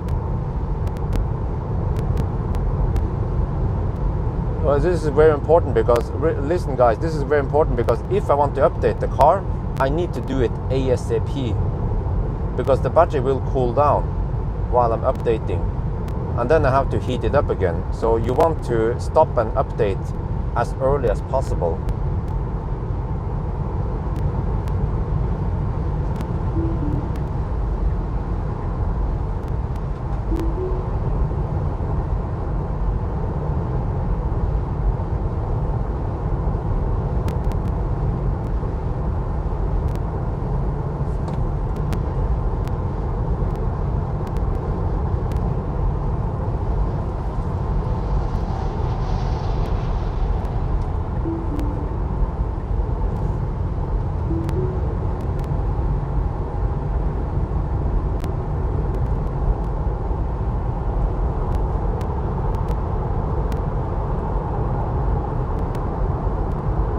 Wait, shit, let me see. 12.25.6. That's the one. Well, no, but the one waiting for me is 12.25.7. Okay, it's the same. So, well, does it mean I don't need to update? Can you guys confirm? I don't need to update, right? I will just keep driving. I should already have the best charging speed and the updated buffer.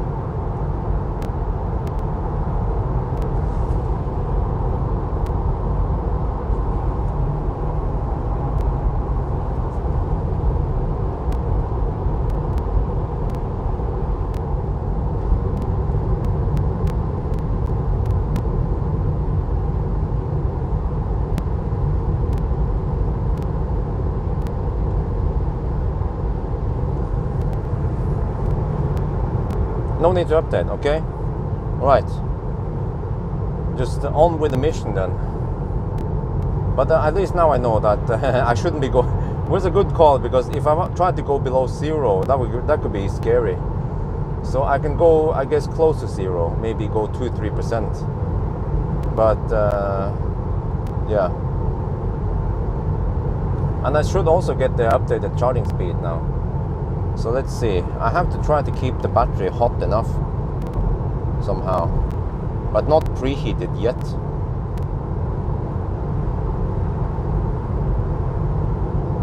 What if I navigate to Foxerød? What will happen then? Okay, no preheating. Good, but just keep it warm. Keep it nice and warm for me, buddy. 40 degrees in the pack right now. That's what we need.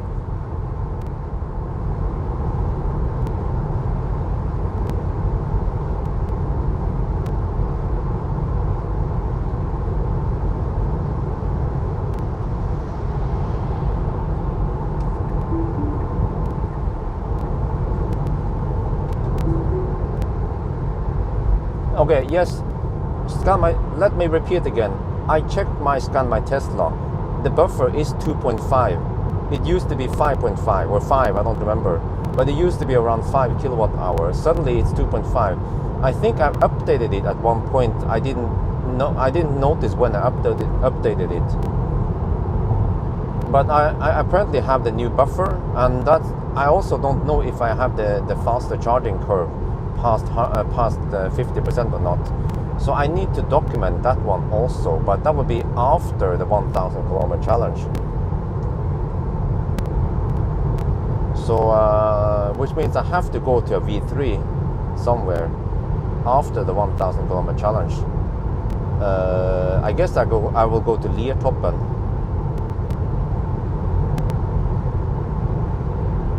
But we can't do the charging test during 1,000 kilometers. We have to do it afterwards. But it's not too far away. I stop at yeah. I end at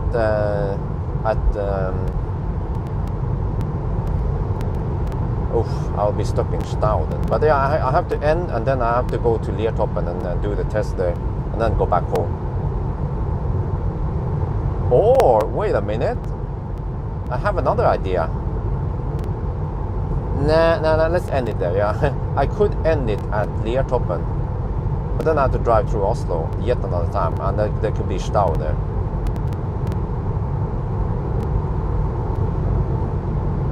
Yeah, but because from my estimation now, it seems like we have more than enough juice, so I think the route plan is not adjusted for it.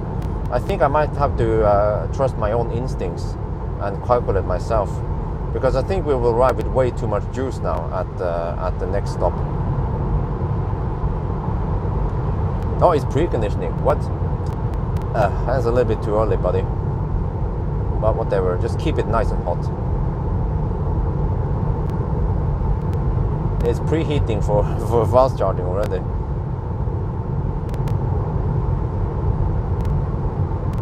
Okay, let's stop it for now.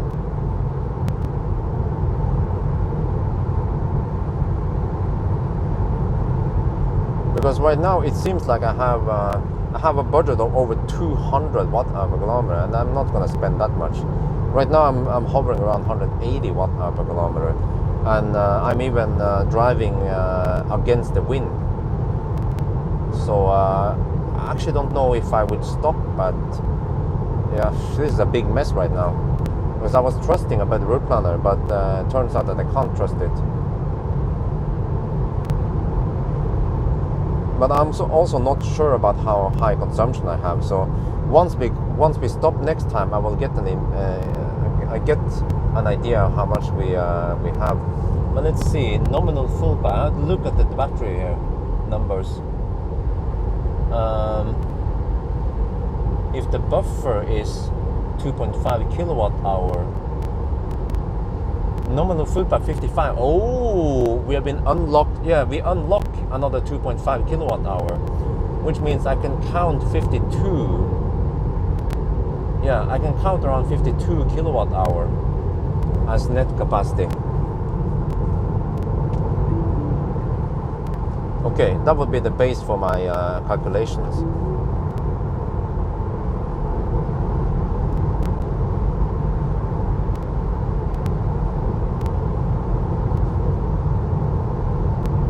Oh, that's the e-tron that was charging at Grelland.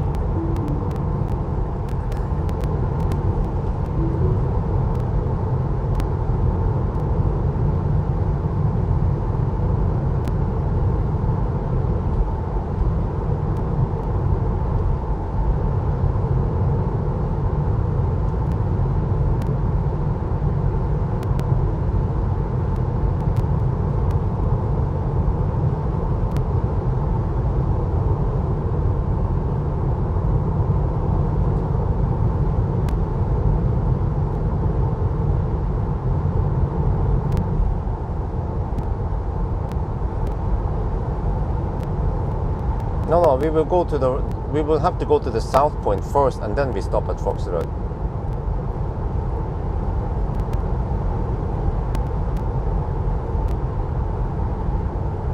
But it's a V3, so another option would actually be to go back to Grelland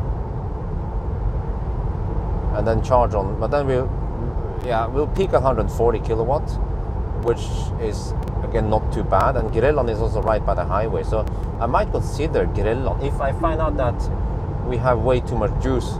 If Foxroad is coming up soon.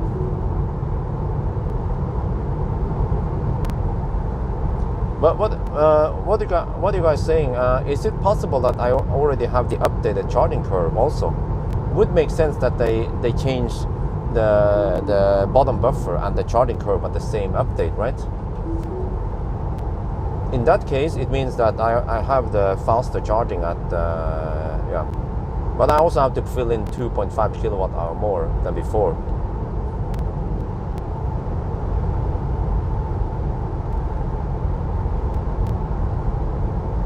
No, the car, you cannot update while driving.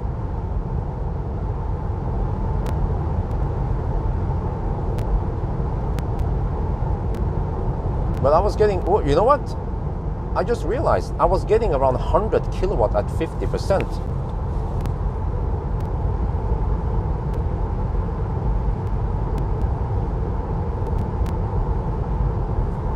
Did you guys notice that? Or right around there.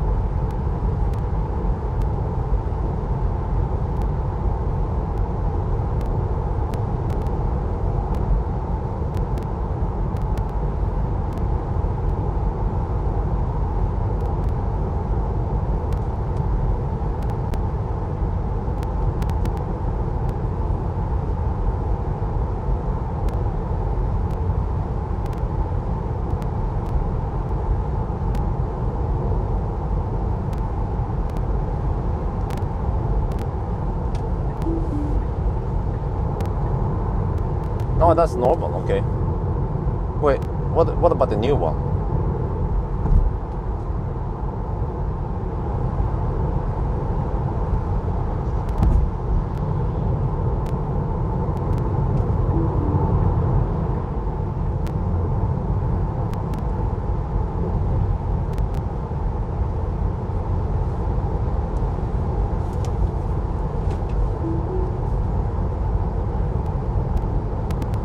Well, you see, we have the advantage of no traffic here. Oh shit, I forgot to clean the windscreen. Holy shit, it's getting dirty.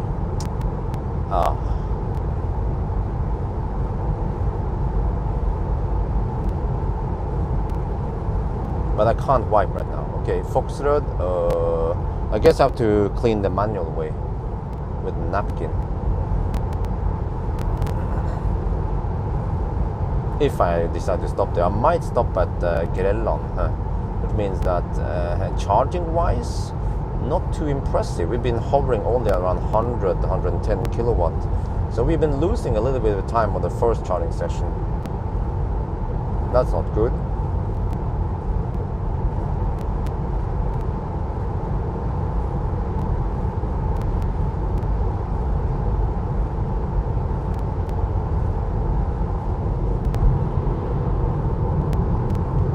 But at least let's make the other charging sessions perfect.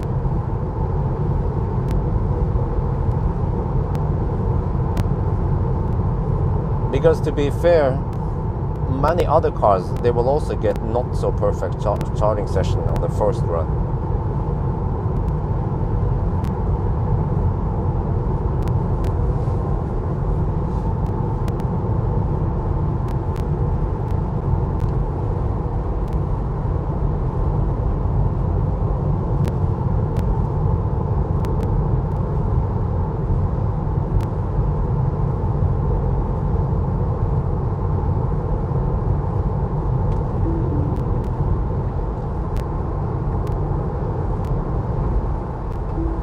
Okay, let me repeat one more time. I have already checked, scanned my Tesla. I have 2.5 kilowatt hour buffer.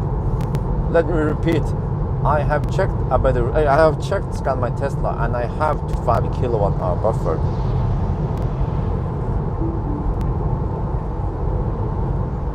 Here's Foxrod.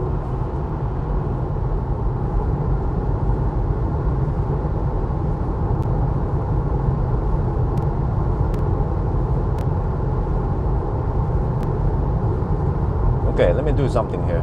I will navigate to the southmost point, because then I will get an estimation of how many percent I will have when I get back here.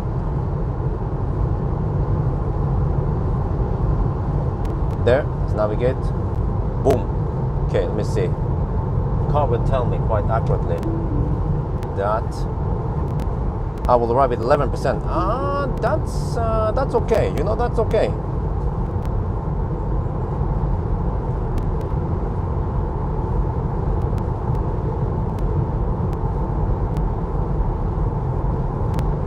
We are 60 kilometers away then.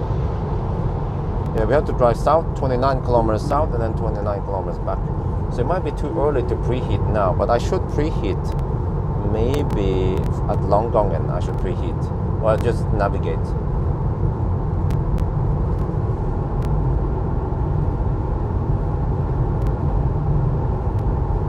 Okay, maybe I don't have to.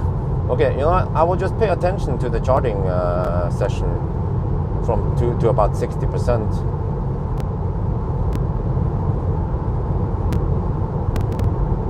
Or I could even make a charging session at Ionity.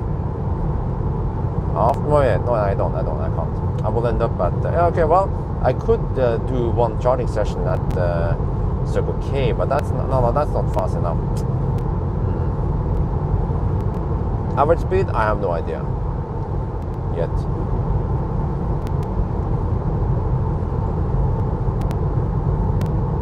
I can give you the stats. 341 kilometers so far. 172 watt-hour per kilometer. And we've been on the road for 3 hours and 22 minutes. Well, actually, I'm not sure if we should subtract time, because you see we have a very clean run here. Normally, if you do it in the daytime, there will be slow pokes on the road. Here we have no one.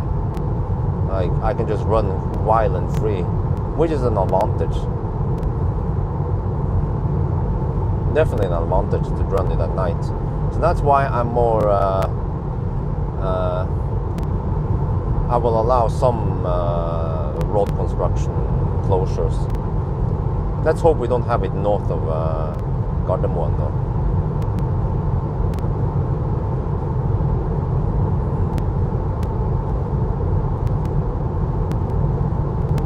At least I know where to drive now.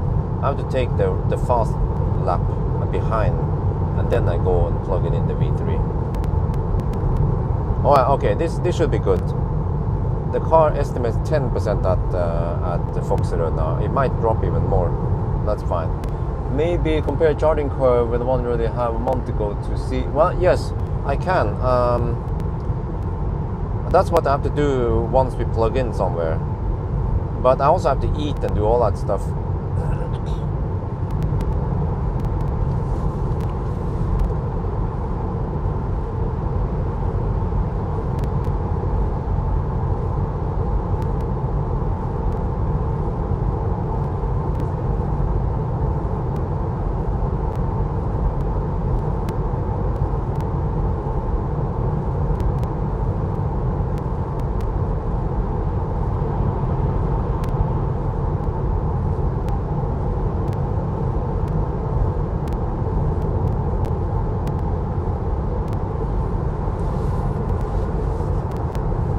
So I guess we will check it out once we are at the V3. Hopefully the battery will be hot enough for it.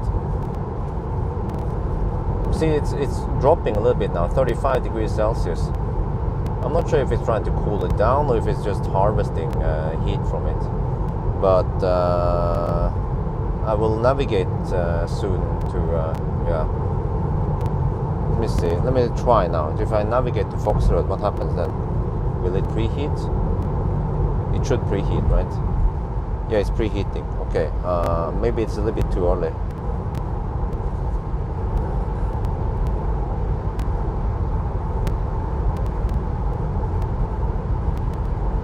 Would be nice to have waypoints.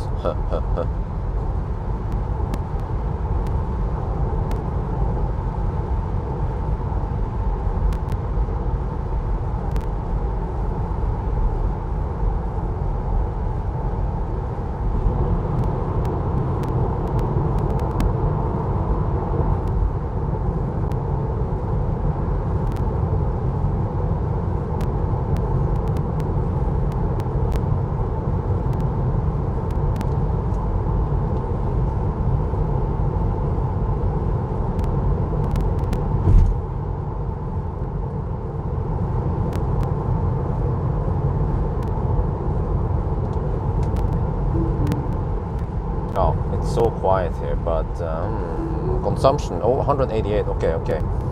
Yeah, I will check the consumption at Foxerud. Give me an idea of what to expect at the high speed run.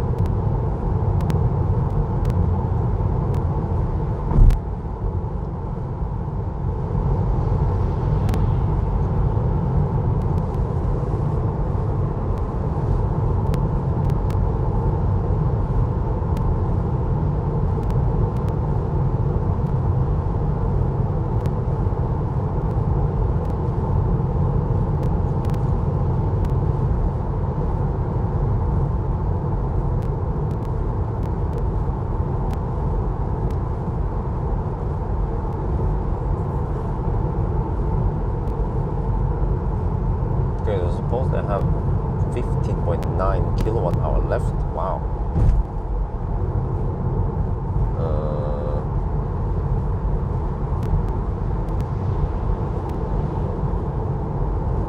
Right now I'm just too lazy to change lane. We have all these trucks on the right lane, and of course I have no one behind me, and I have no auto lane change. Oh.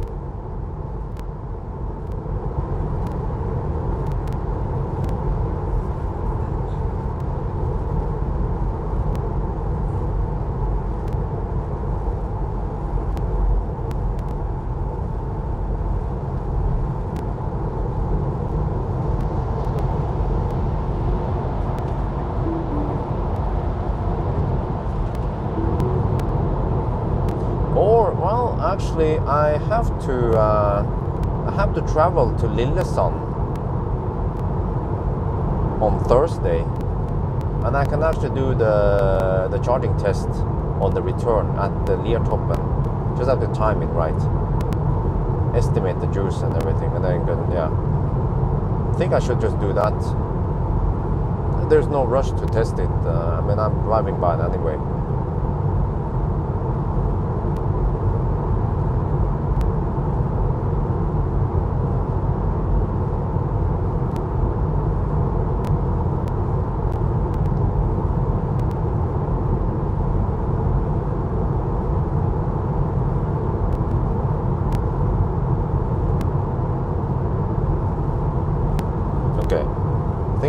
I wanna navigate to Foxroad now. The temperature in the pack has dropped to 34 degrees. It might take a while. Okay, start preconditioning. Right, see what happens now.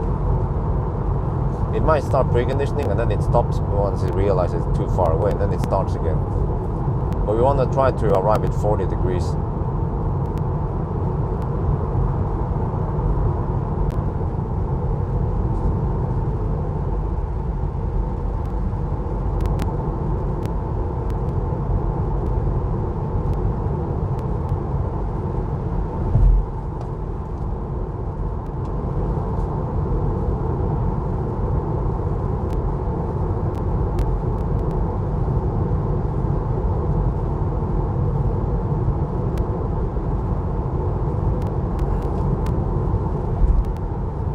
Average speed is over 100 kilometers per hour.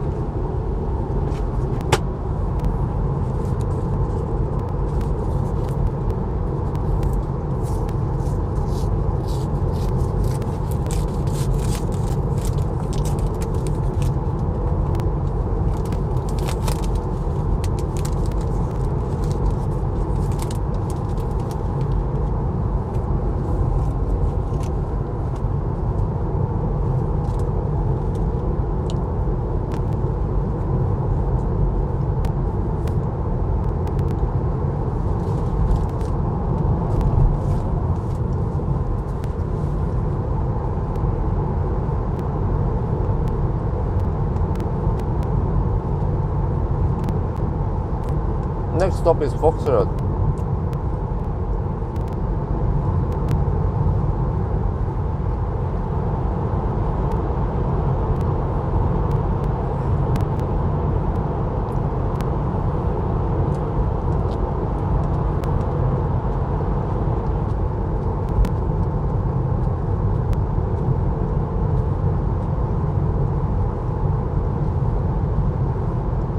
But now estimate is 11%. Not ideal, but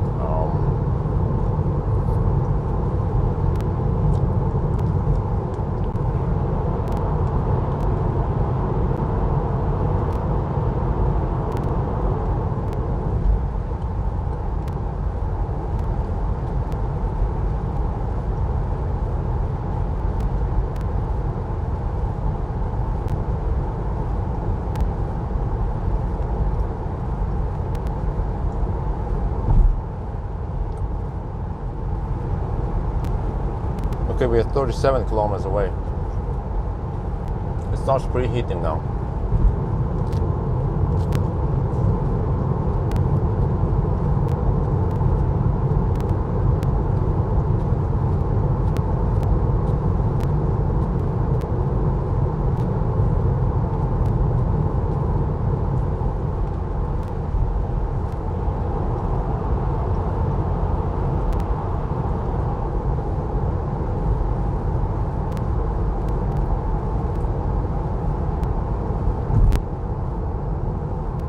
Model S, I have no idea.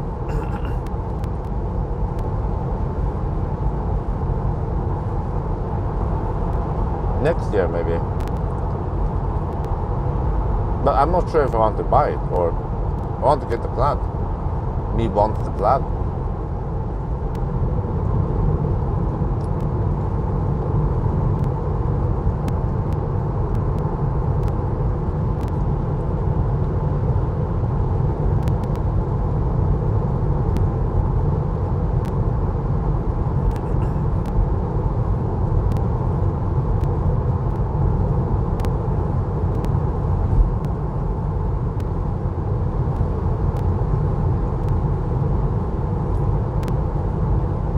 But that's a bit low speed.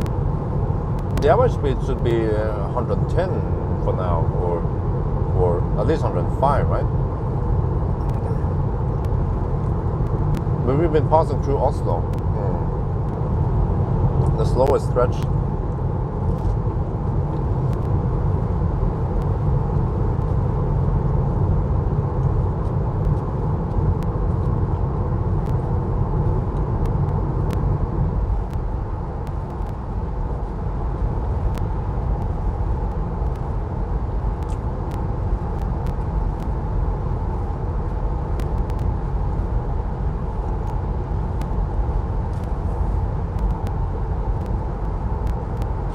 Shit, man,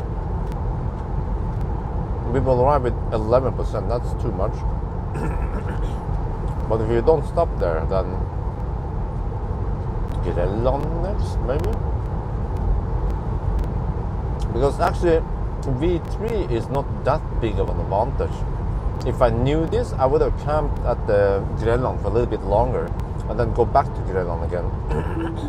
Because I saw that we are not getting, we are not staying at 140 plus kilowatt for too long.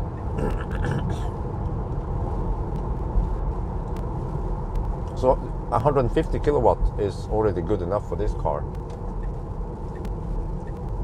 So yet another mistake I made, because I was trusting a better route planner, and turns out today it's way off. So I might just stop at Foxerød then after all and do a manual cleaning.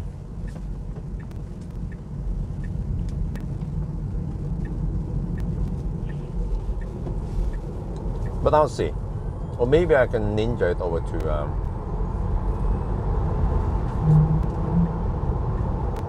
Grelland after all.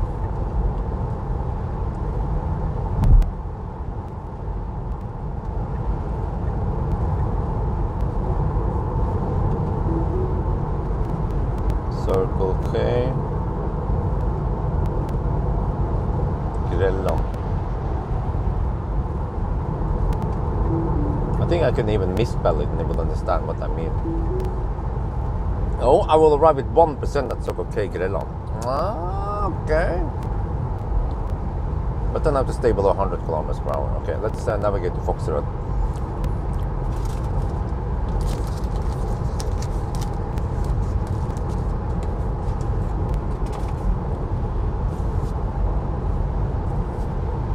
Okay, it starts preheating. Battery is at 35 degrees only. That's too cold. We need 40 degrees. This time we have 28 kilometers left for preheating time.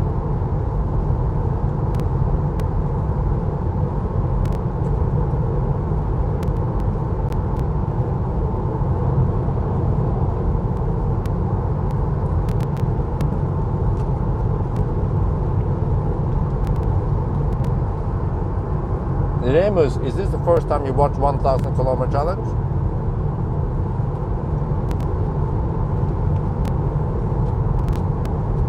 It is, right? Or the Norway route, at least. I've been doing lots of this, so I'm a little bit surprised that people don't know the route by now. We've been doing it since last year.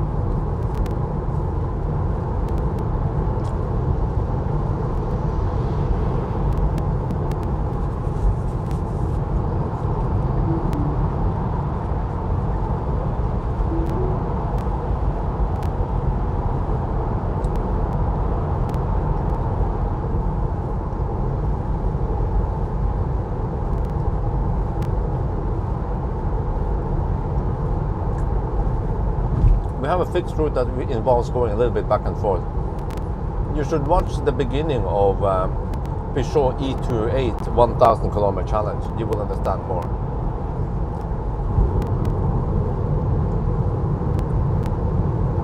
But actually, don't watch that one. It's the old route. Never mind.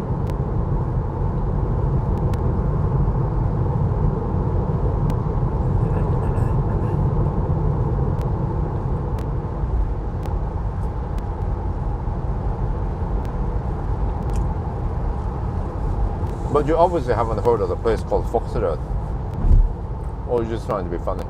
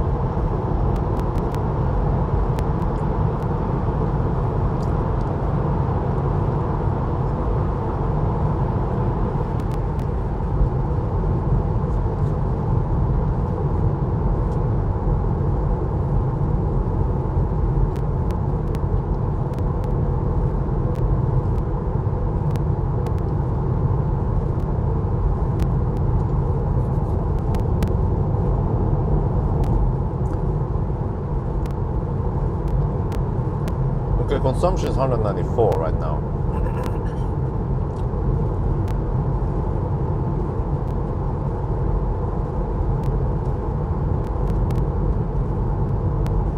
Let me see what it is by the time I get there. I might have to expect around 190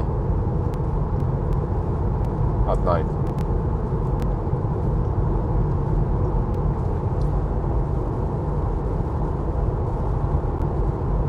No, the status is correct. I just checked now, it's correct. And it's not range, it's distance driven. It clearly says it, distance driven. It doesn't say, it doesn't claim that it's range. But okay, anyway, enough about that.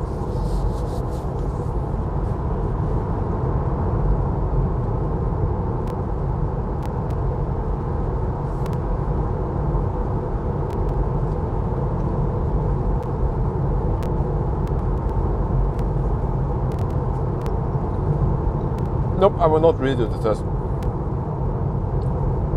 Because we already used the most of them were efficient, I mean, optimal charging stops anyway. It wouldn't make any difference to use Tesla chargers.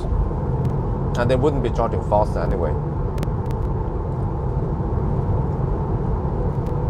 If you think about it, if you understand how this route works, if you actually watch my videos of the 1000 kilometer challenge, you see that I already picked optimal charging stops. And I was already charging at maximum speed for those cars. So there's really no need to redo it.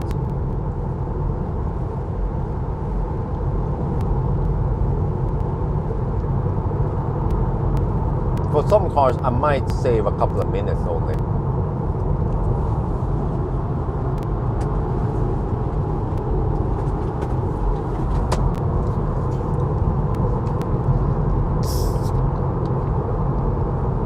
Kilowatt and soon, well, maybe with Roadster and the trucks, Cybertruck.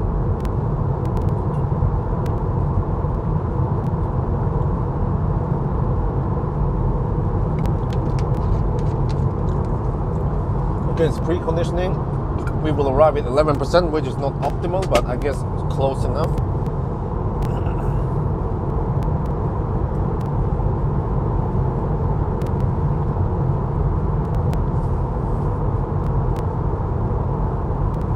The problem is that I think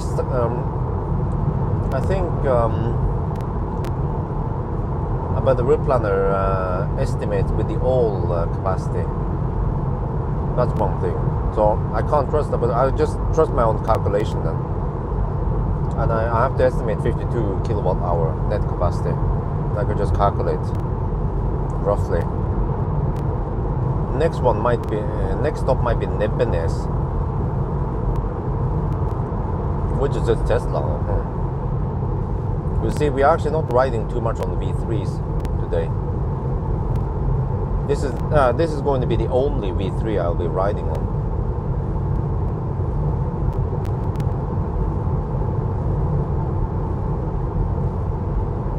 Yeah, for Arctic Circle, that would be completely different.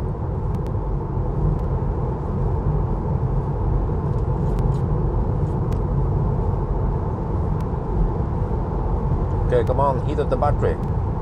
It takes some time now. Oh, inlet is 48 degrees. Nice and cooking. And then batteries at 36 degrees. I'm not sure if it will even hit 40 degrees by the time we get there, but it should be close, which is way better than previously. We arrived with only 30 degrees previous run. That was almost a disaster.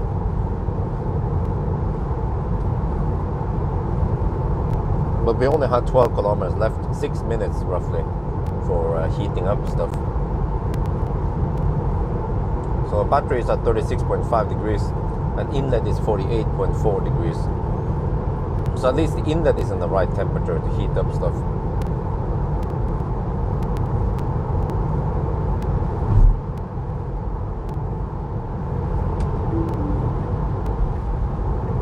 Long range will win by a big margin.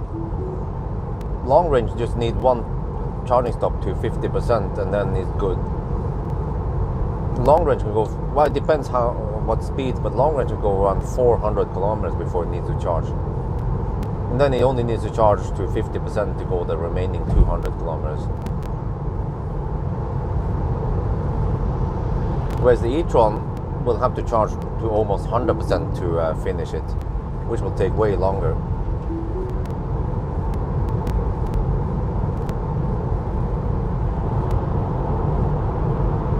Okay, I'm down to 15% and I'm still supposed to arrive with 11% at Foxroad. At least I should be getting 150 kilowatt for a little bit, right? Oh shit. Scan my Tesla just bugged out right now.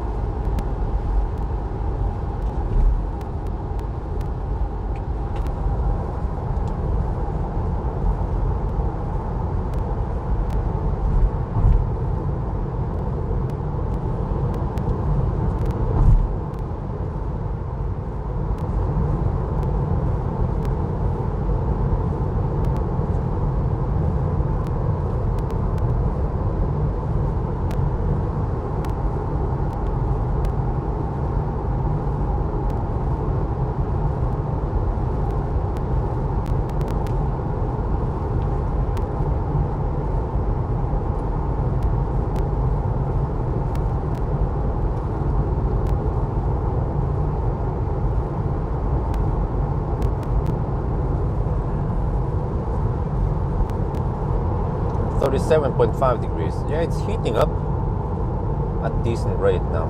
Inlet is 49.3. That's good. Okay, I have to pay more attention to that one for the following runs. It would actually be easier for me to just navigate the superchargers and charge there. That might be what I do in the following stops.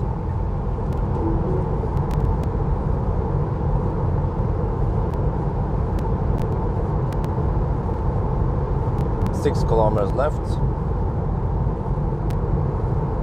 Why are the lamps along the highway waste of energy? No, it's about safety. It's way safer to have these lamps here.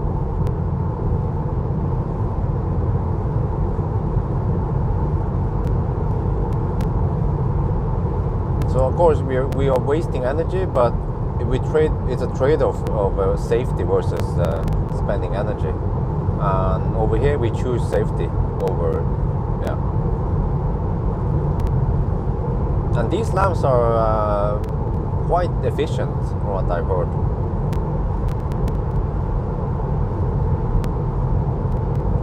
Okay, 12.9%, we're getting closer.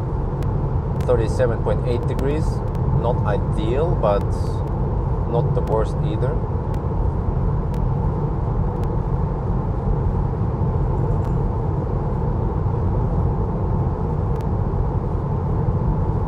Okay, seems like I have to expect 190 consumption. So let's see then. The next lap.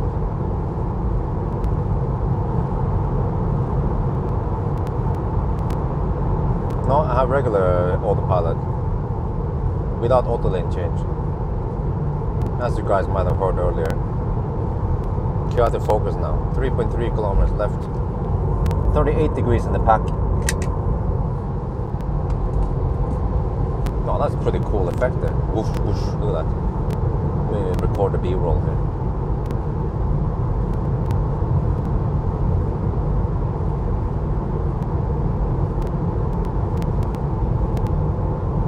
Yeah, I need to clean the windscreen here. It's getting pretty bugged down. 38.3 degrees. Oh shit, maybe I should have preheated earlier. Inlet is 50 degrees now. Well, at least the inlet is ready.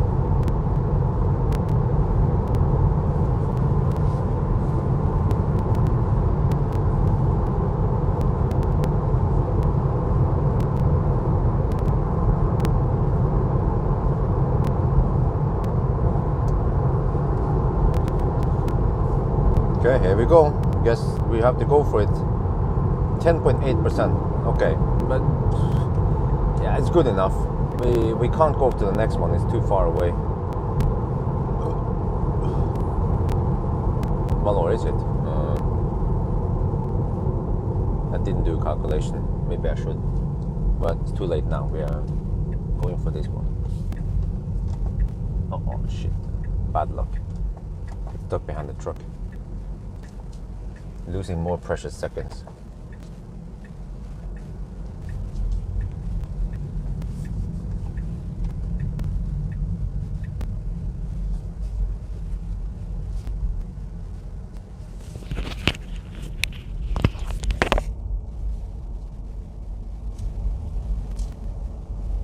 Okay, it's going that way. That's good. More straight.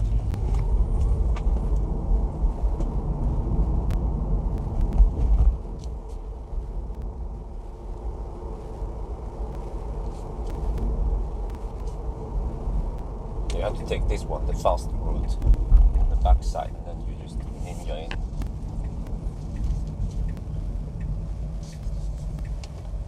Right now, I just take whatever. Just take this one, the closest one.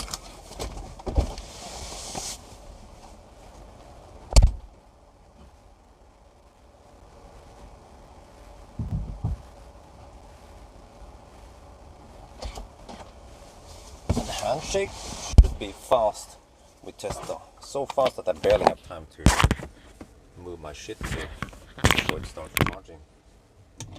There, it already started charging.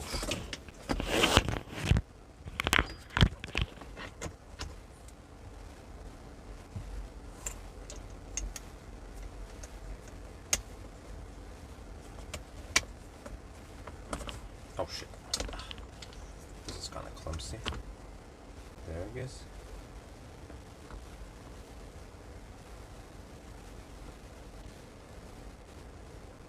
Oh, 160 kilowatts.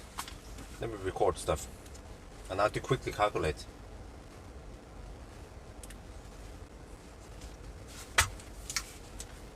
That's a nice speed. Wait, did we get that before?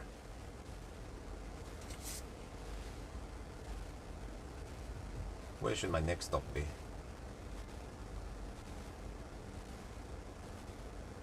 Nepenthes, maybe? How many kilometers away are we? 177 kilometers. Okay, well, we'll see.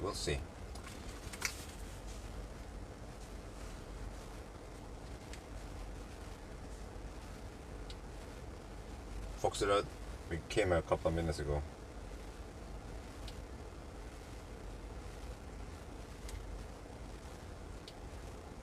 We are now at the V3 charger at Foxtrot. Ooh, we peaked at 166 kilowatt right before the recording. Oh yeah. All right. So this is good. This is good shit. But unfortunately, as of today, this will be like cool. I can hear the pump going in here.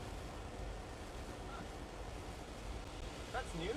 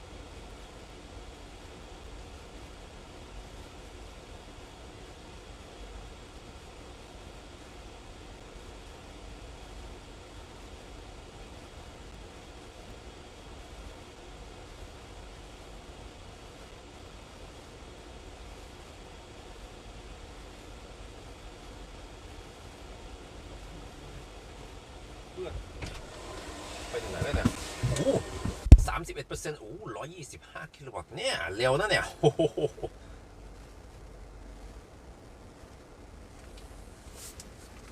Okay, I'm running out of time. I just did a little recording outside.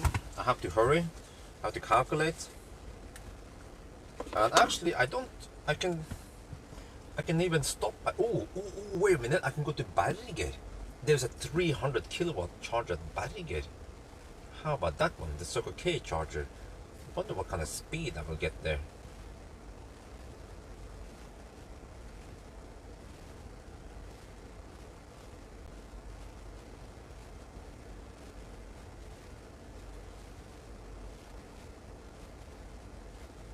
Because Nebenes might be too early, and that one is a fast charger, a really fast charger supposedly. Well, we hope, if it is what they claim. So maybe I'll go for Berger. Let me check here. I have to remember to navigate to a supercharger again. Circle K Berger, is it available though right now? Oh yeah, it is. Okay, let's go for that one. Circle K Berger. There. Okay, let me see. So Let me calculate exactly now. 139 kilometers times 190 consumption. A little bit uphill. Yeah, okay. 26, okay. Ha! I need to spend 50% to get there. So I think I charge you 55 and that's good enough.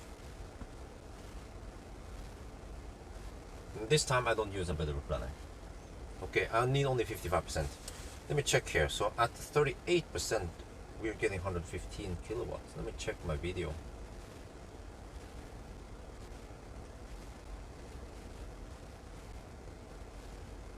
Wait a minute. Are we charging faster than before?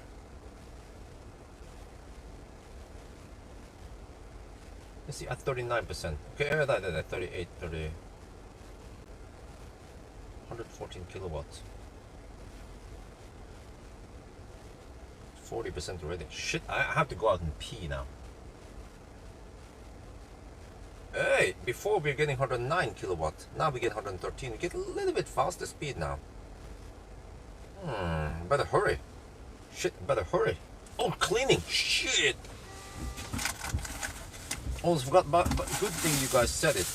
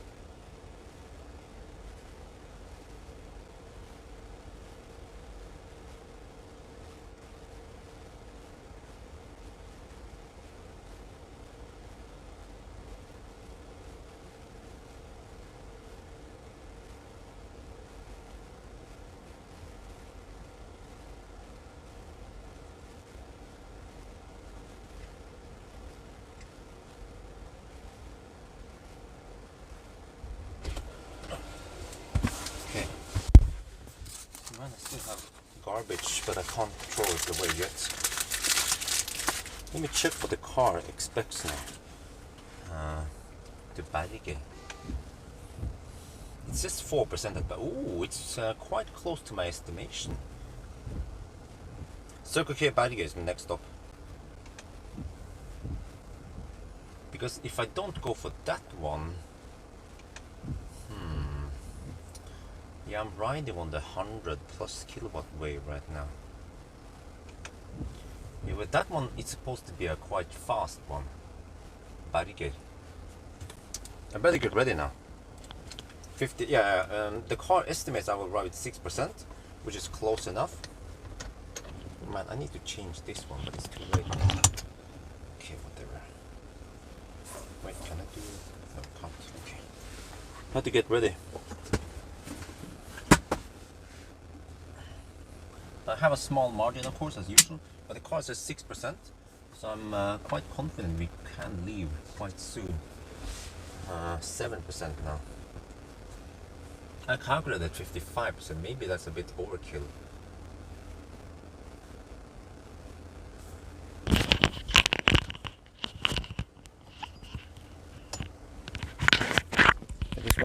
So I want to get to Bergen, try out that thing, see how fast it is. How is, can we also hit 150 or 165 kilowatt at CBK Bergen? But I have to remember to navigate the supercharger to keep it nice and hot. Okay.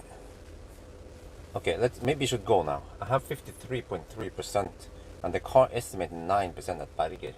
That should be plenty. Let's go. We're down to 90 kilowatt, 91 kilowatt.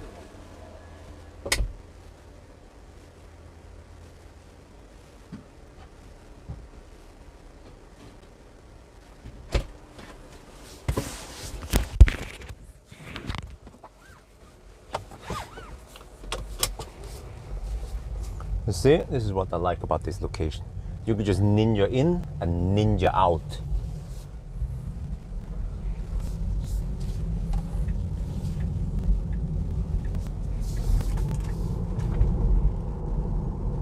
Then get stuck behind another truck on the way out.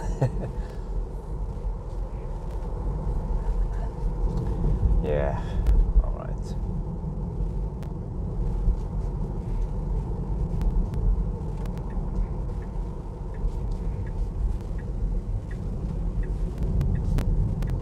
Is it going that way also? Oh, good. Another way. Good. Let's see. Listen.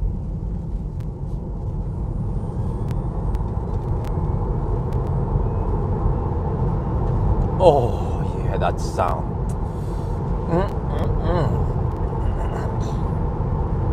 You see, now we're charging only to around 50%. So we have to charge more often, but hey, it's a race after. I mean, we're trying to go there as fast as we can. We are riding on the 100 plus kilowatt wave now. When we unplugged, we had 91 kilowatt. So that's around about time to unplug and leave. But once I get closer to Bergen, I have to trick the car. I have to navigate to the supercharger downtown and some shit, and then navigate to Nebbenes, trick the car into preheating.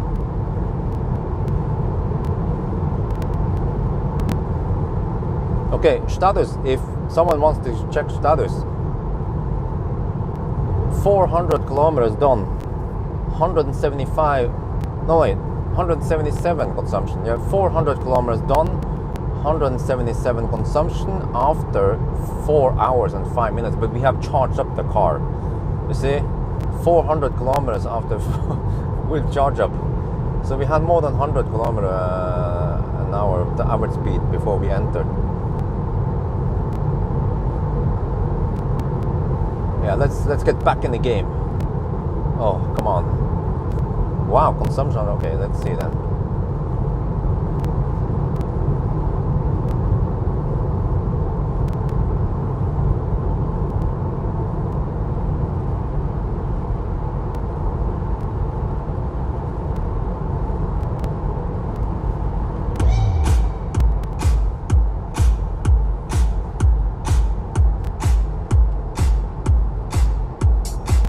Now we're passing by Tassebekk Office Center, the place for office rats.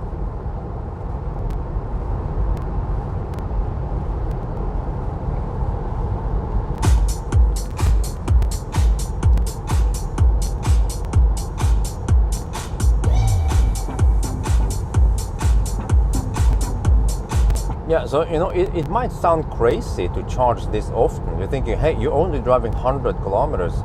But these exits are pretty quick, most of them, especially the one at Grelland, and also the next one here is also quite fast. And we are doing more or less the same as we would do in the one, what is it called again, in the 24-hour challenge. So for Tesla, it's because they charge so fast in the bottom. You want to charge only 50% and then just charge more often. Yeah, it is nice sound system. I agree. Okay, let me see. Yeah, you see now the car estimates 9% at Bergen. So Bergen is a hypercharger with, they claim 300 kilowatt over there. But already when I tried the 225 kilowatt charger with Ioniq 5, it was getting over 200 kilowatt. So I believe that the Berger one should give us 165 kilowatt, which seems to be max on this car. So there we go, we have another, but then the next one, I guess after Berger, I have to go all the way to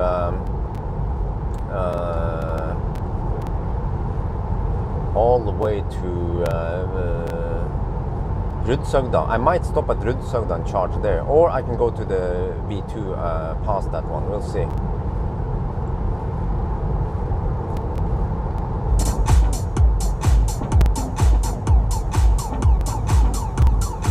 Mirais, yes, a few of the fugly ones, the previous version. But I don't remember how long we charged here, but let's say if we arrive here after 3 hours and 45 minutes, then the average speed was around 106, 107 kilometers per hour so far, which is good. We want to stay above 100 kilometers per hour for the whole trip. If we drop below 100, then that's bad. So even when we leave the charger now, we have more than 100, or we are right on 100 kilometers per hour. But we have to pass Oslo one last time, and then we can do the hammering at night even. So that's why I mentioned in the video that we have been driving past some slow construction or a road closure, or slow maintenance. I mentioned it was maintenance at night, and then it slowed us down, and we probably lost at least 2-3 minutes, plus the semi-kaput charger. We lost a minute there. But on the other hand, I also mentioned that at night we have no traffic, so that's also a big advantage. So that's why I haven't decided to subtract any time yet. And I also mentioned that we did subtract time with other cars, with the e-tron GT, with the Ioniq 5. So it's not unique that we only subtract time with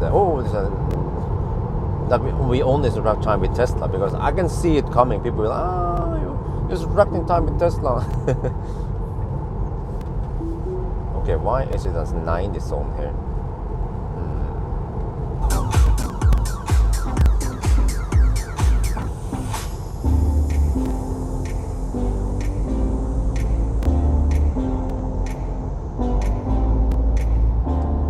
This one.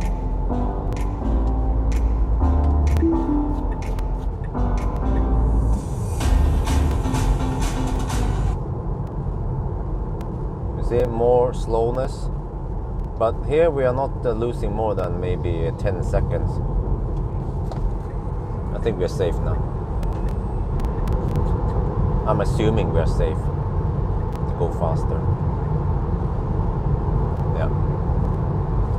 Just a little bit early in the trigger, but hey, that's me.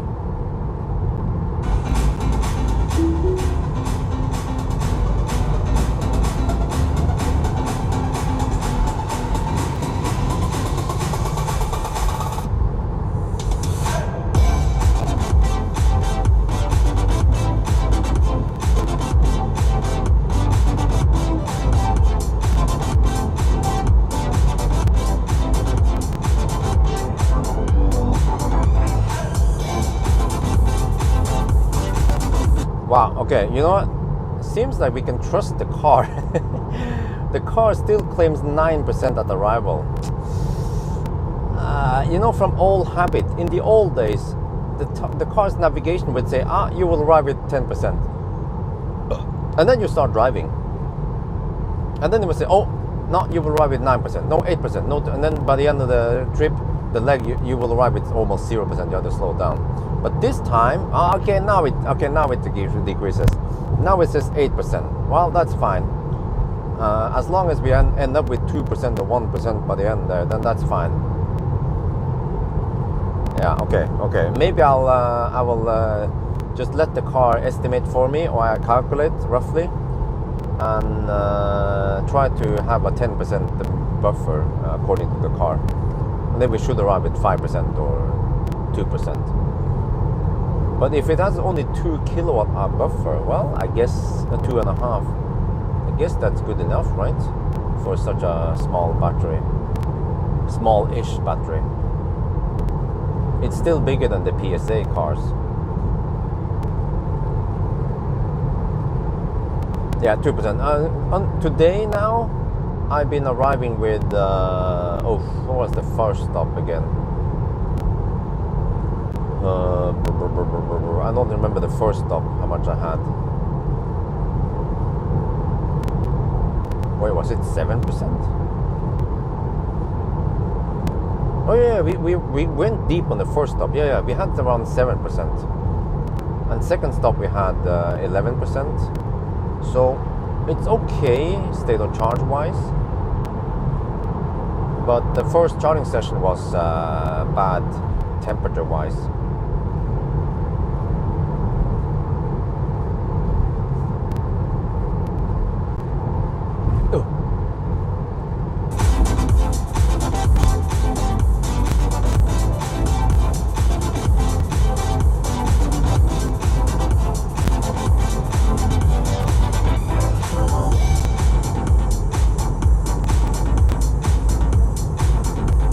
Yeah, I think you guys are right. It's missing the subwoofer. So I'm lacking a little bit of punch in the bass here.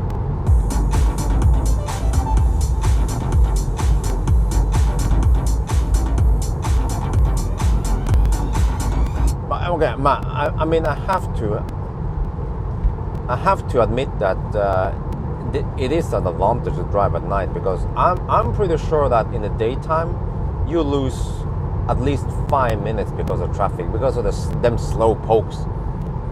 You know, you might lose 10-20 seconds on each slow poke, but then it adds up to be several minutes over the course of the day. So yeah, just under 6%. Okay. Yeah, I don't remember, but the battery was cold. Oh, the battery is nice and hot now. It's 41.5 degrees right now. I don't know why it's not cool. Well, inlet is low. Okay, it's trying to cool down the battery. Okay, I want to arrive again with around 40 degrees somehow. Not sure how I'm gonna ninja it. Car estimates 8% of arrival now. Yeah, that sounds great. Boy, did I not reset this one? Oh yeah, it was. I had it set to minus 12 EV actually. That's why everything looks so dark.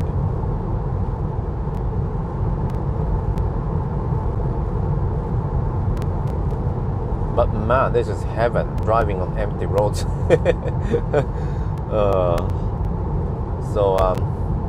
But you know, people say, but it's unfair that you drive at night. Well, I did it with the e-tron GT. I did it with Ioniq 5. I did it with EC4 also. I've been doing it with lots of cars lately. So it's not unique that I only do it with Tesla to give Tesla an unfair advantage.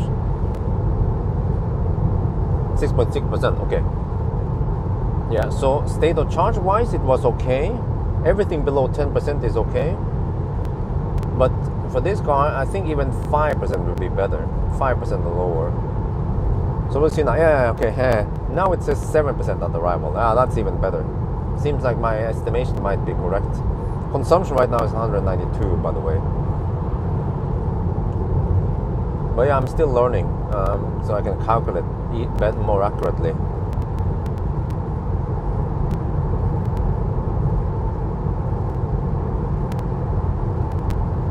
Well, yeah, I mean, it is true. Yes, it's a test of the car, not the infrastructure. But a little bit of traffic, you kind of need to expect it. So, but I think it's fair because okay, we had no traffic, but we had those road constructions or those maintenance work, and then with that slowed us down. No, I haven't tried the regular SR.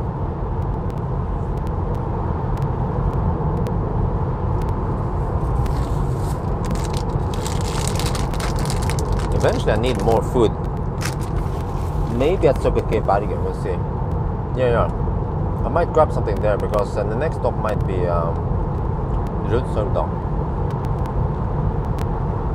I think distance-wise, Rudshøgda or that hotel, Chris Tower, might be a good stop.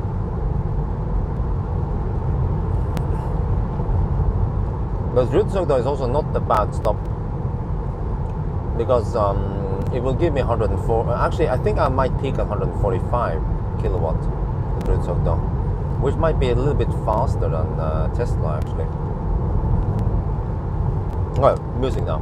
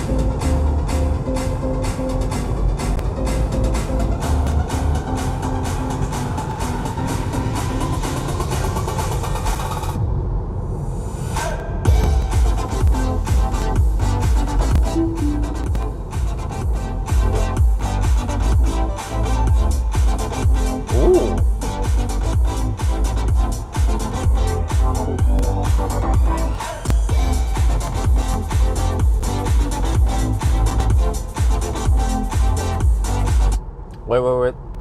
Listen.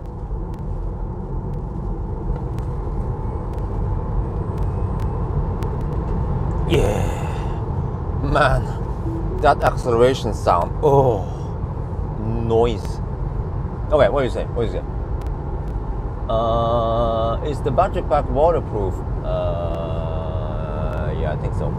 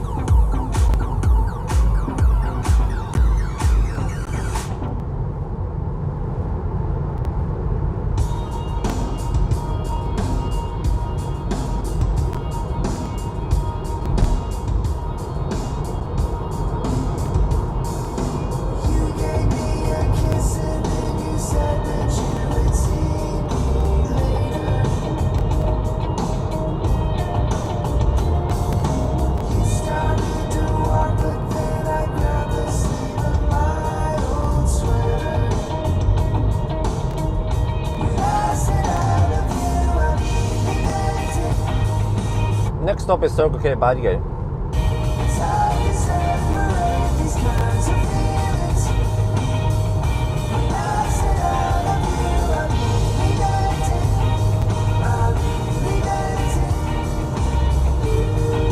The too strong one? Okay, let me find it.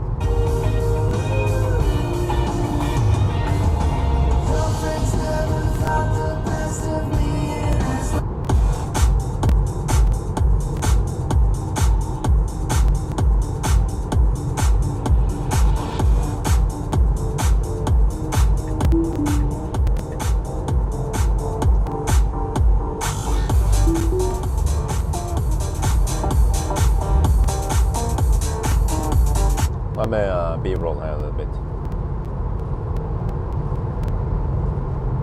I need no vibrations when I record.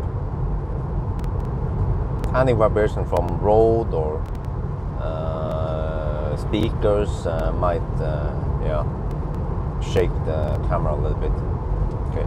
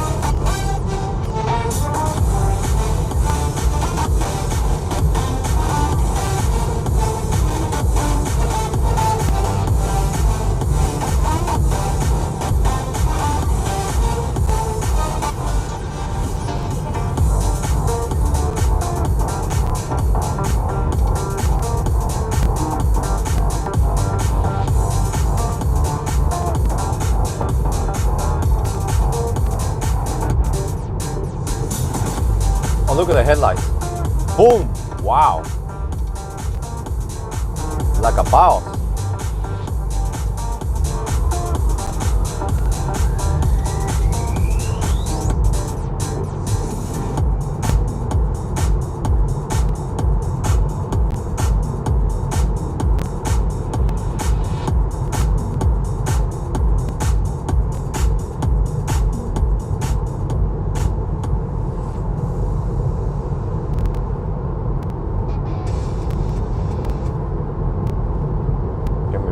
This one. Wow, expensive fuel.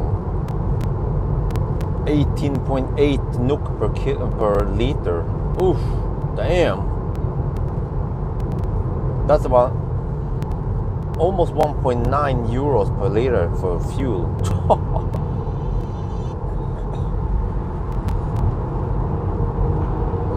Oh, you're welcome. We can take more song requests then.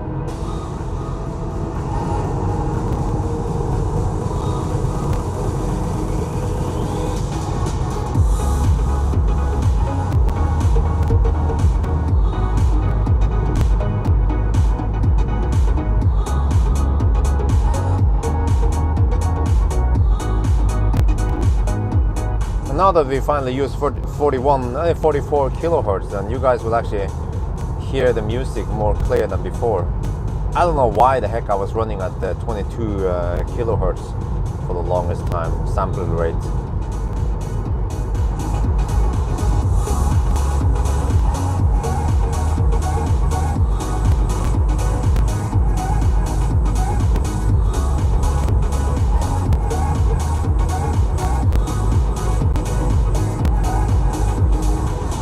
I noticed that we don't have too many bugs at night. You see that?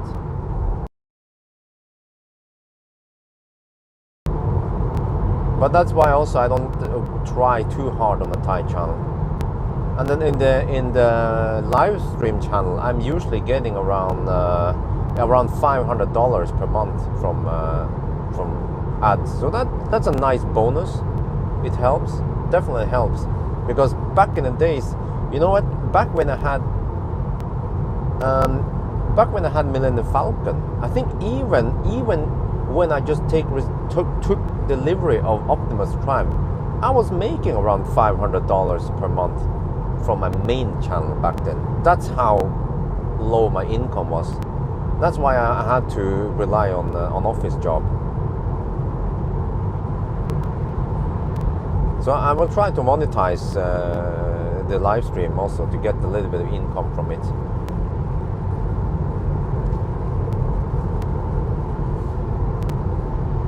Okay, so the trick now is that I have to navigate to Nebbenes.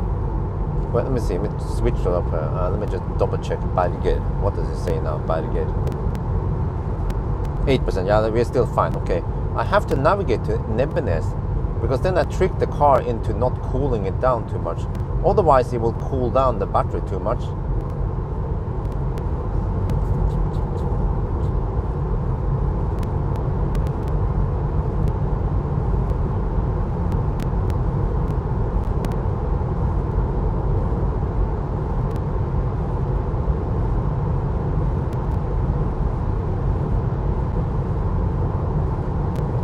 So right now the battery is kept at 36 degrees Celsius. And I think eventually it will heat it up, but we're not going to Nebbenes to charge there, so I might have to trick it to go to the supercharger in Centrum. I want to arrive with 40 degrees.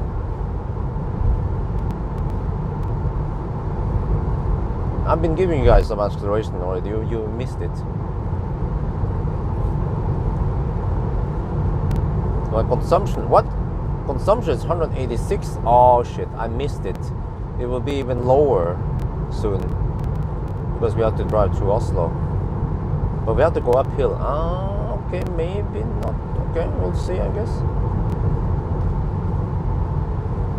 But it's going to be around about there, 190 on the flat road. On the high speed stretch we will have around 190 at night, and then maybe I'll drop to 180 in the morning hours.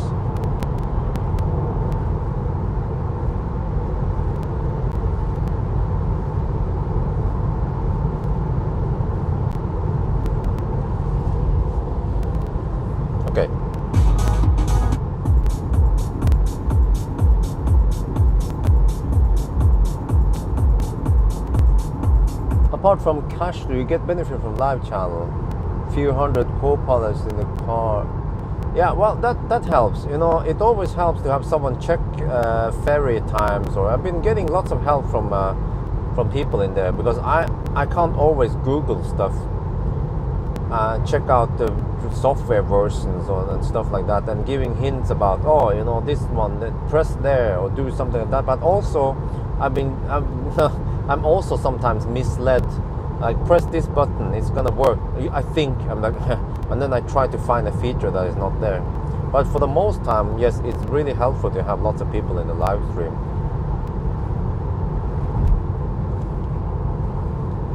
Okay, the car is telling me I won't be able to make it to Nebenes, but that's fine. Oh, it's heating up the battery though. Inlet is going up now. That's good. I want it to go up, but I'm not sure where it's getting that heat from. Hopefully it's just getting it from the motor. Right now I can't see if it's actively preheating or not. Well, actually it's not. Otherwise we will see the thing here preheating for, yeah. So it's probably just getting waste heat from the motor and heating up. So 36 degrees is a little bit too cold. And we are already about 60 kilometers away, I think.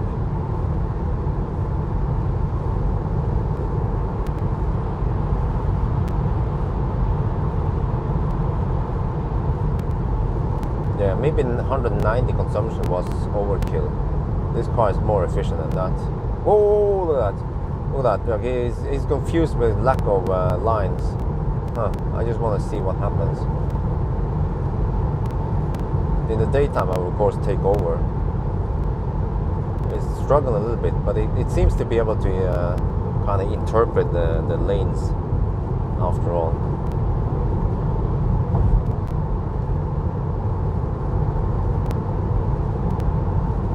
Okay, inlet is slowly going up, but it's not actively heating it up yet, which is fine.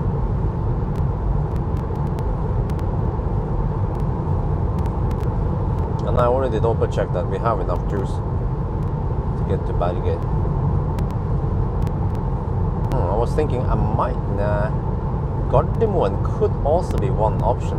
The hypercharger at Gardermoen, because it would be deeper if I go there, but again, we have to check Bergen. Bergen is on the right side of the road. Gardermoen is slightly off the highway.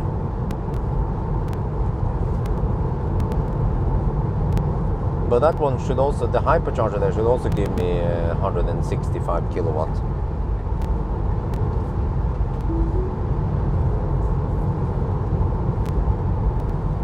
So I guess I will decide once I get closer to Bergen what to do.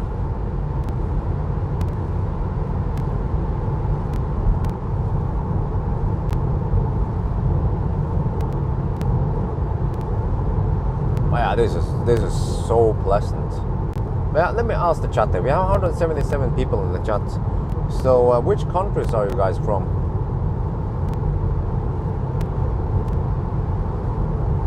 And what's the time over there? Or what's the temperature over there? Feel free to just give some info. I want to give, yeah, time would be, time and temperature and country. That would be cool to know roughly where people are right now. Over here, by the way, it's 13 degrees Celsius. That might be the coldest temperature. Greece, Canada, Norway. Oh.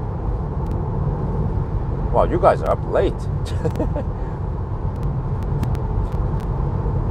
Netherlands, Spain, UK. Wow, lots of Europeans on. Okay. I was thinking about people in other regions, like America and Asia, that they would be on now. UK. Okay, Greece. Wow. Massachusetts. I can never pronounce that one correctly. Yeah. Sydney. Ah, okay, there we go. Yes. 18 degrees. Oh, yeah. Australia. US. Okay. 24. Wow. Wait, where?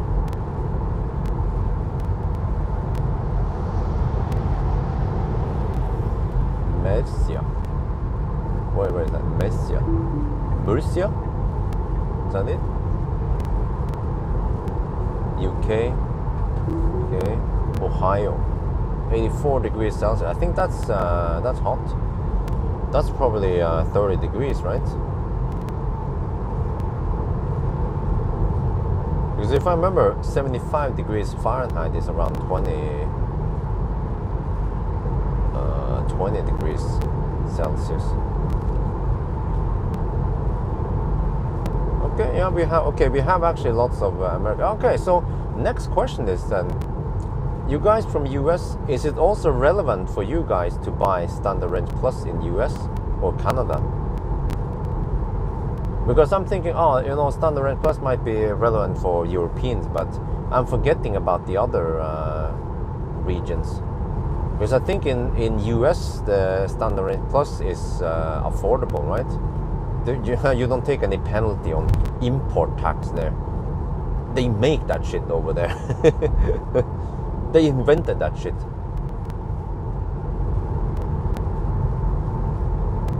Okay, yeah, that's close enough. Okay. Yeah, so I have to remember roughly that 80 degrees, 85 degrees is around 30 degrees Celsius.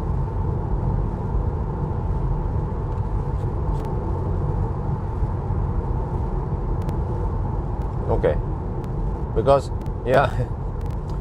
I might be making some Standard Range Plus videos, and maybe even incorporate some road trips with wifey. You'll see.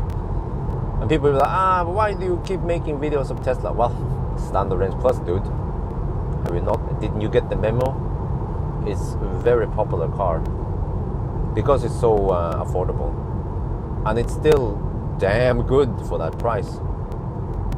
Yes, yeah, exactly. Good point. It is underrated. People don't know how good the Standard Range Plus is. Like the Standard Range Plus can straight up beat. You know what? If Millennium Falcon went back in time, or if we would somehow restore Millennium Falcon's battery to the 85 kilowatt hour pack, then the Standard Range Plus would still beat Millennium Falcon. Just to put things in perspective, how good the Standard Range Plus is. Think about this: Millennium Falcon could only hit 118 kilowatt back in the days, and it could only take 118 kilowatt until 30%.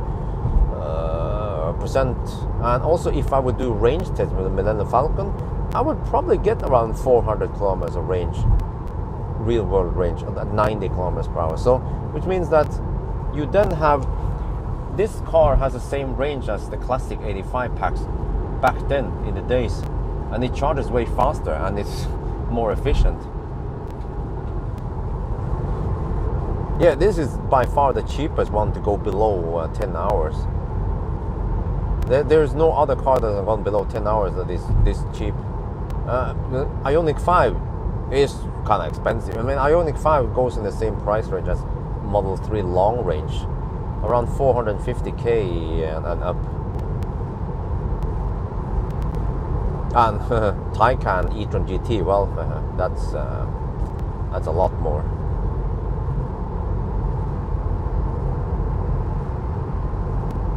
And you know, not everyone needs all that space, really. And think about it, if you're just commuting, or if you just, I mean, even people with kids can live with this car, so they don't need a shit ton of space. I mean, people who need space, okay, go for other cars, but this car will still fit many people's needs. And I'm still surprised of how much space you have in here for a fairly small car.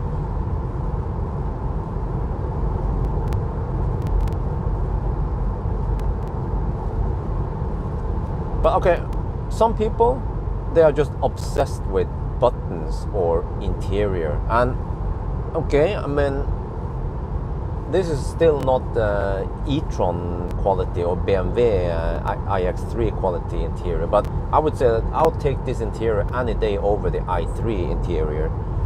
So in terms of interior, okay, not the best, but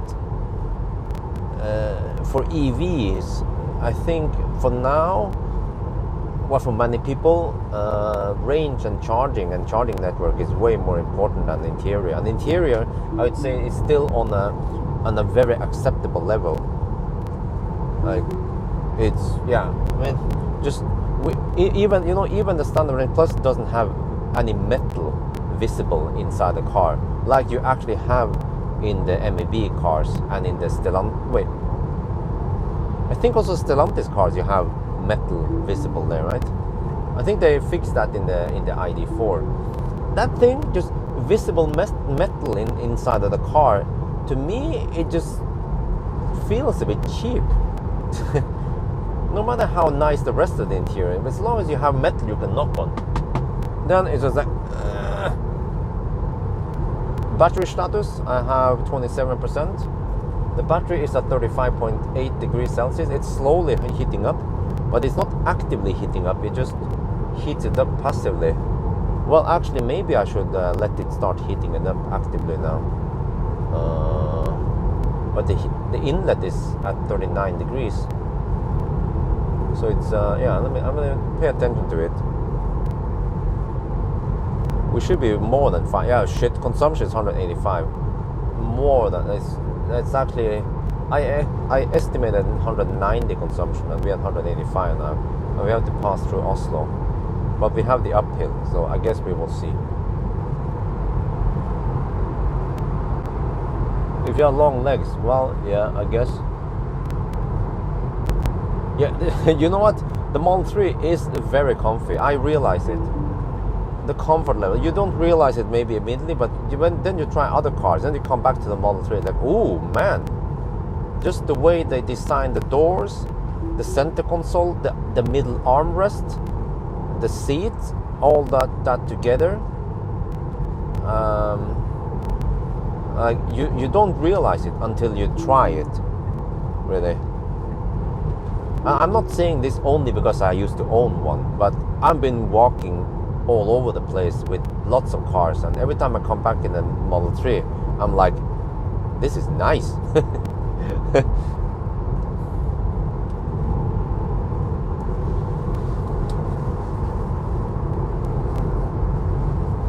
Oh, you only sat there for 2 minutes, yeah. But trust me, if you try to take it on a road trip, you will notice that this is good shit. The way everything has been designed. That's probably why Tesla sold so many Model 3s. And also, you guys should check out something interesting. If you're go to teslastats.no. Someone maybe help type it if you don't know what it is. Go to teslastats.no and look at the sales in Norway for Model S and X. I was almost shocked to see how few S and X's have been sold for the last few years. It's ever since Model 3 came out, the S and X sales have almost plummeted. Maybe because many people realize, okay, we don't need the space in the Model S, we can go for Model 3 instead. And as for Model X, I suspect that many people went to e-tron or Mach-E or ID4 or the MEB cars, because the Model X is troublesome with those doors, but it's also the most spacious EV in that class, of course.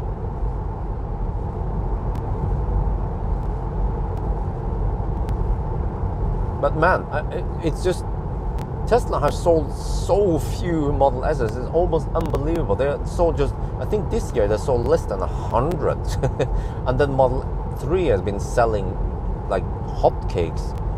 I think, well, I don't know if we are at 7,000 by now or how many, but we're waiting for a new boatload of cars, I guess.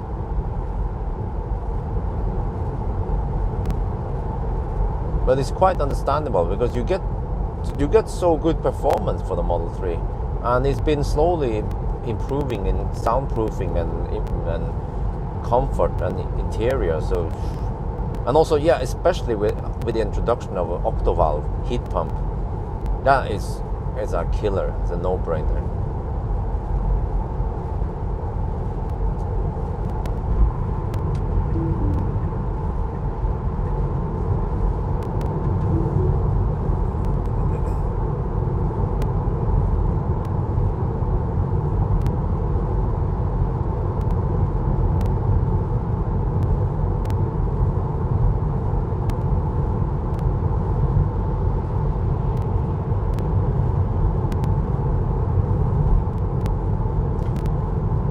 Yeah, the door handles and the Mach-E, I guess you get used to it. I kind of gotten used to it. Okay, well, I meant to pay attention here. Okay, inlet is 39 degrees, 39.5. Battery temperature 36 degrees. It's slowly heating up now. But will it heat up enough before I get to Berge? Let me see, distance to Berge, let me check.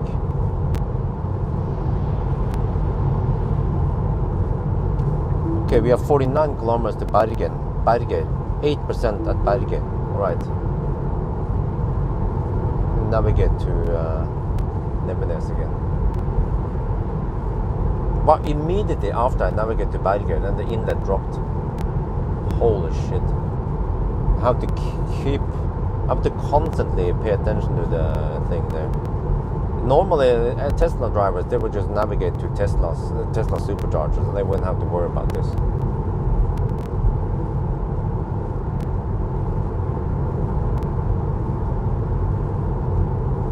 Okay, I think towards the end I will do something. Maybe try to heat it more actively. But for now, it's okay. 36 degrees in the pack. That's acceptable.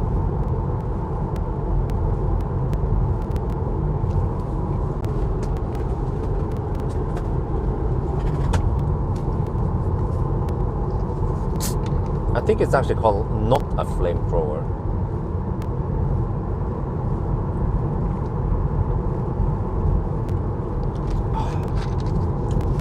Let's see if I have to drink a battery or not tonight.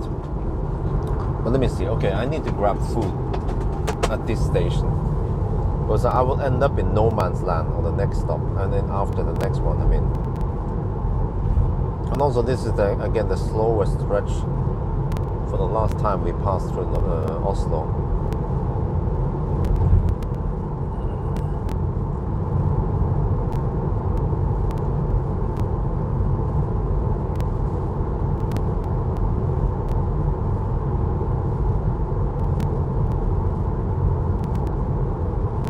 Yeah, and I also remember in the daytime we would have some traffic through Oslo, all the 3 times we passed here. So that's why I might not subtract any time, even though we lost. We could have subtracted 5 minutes, but I might just let it pass. I can give you some studies now. 491 kilometer. Consumption is still 177, and we have spent 4 hours and 50 minutes now.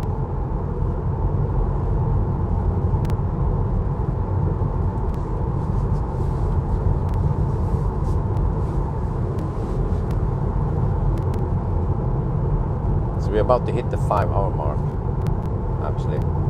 I mean the halfway mark. And it will take less than 5 hours. It will take around about 5 hours. But we have some battery left.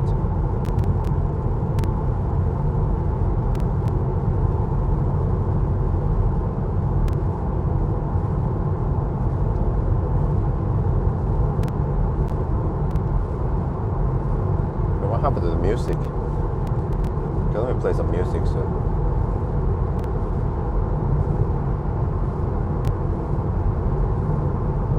Yeah, I think the Giga Berlin Tesla will have fat cells. That's also going to be game over. I mean, once the fat cells are out, man, that's going to be big, really, or fat rather.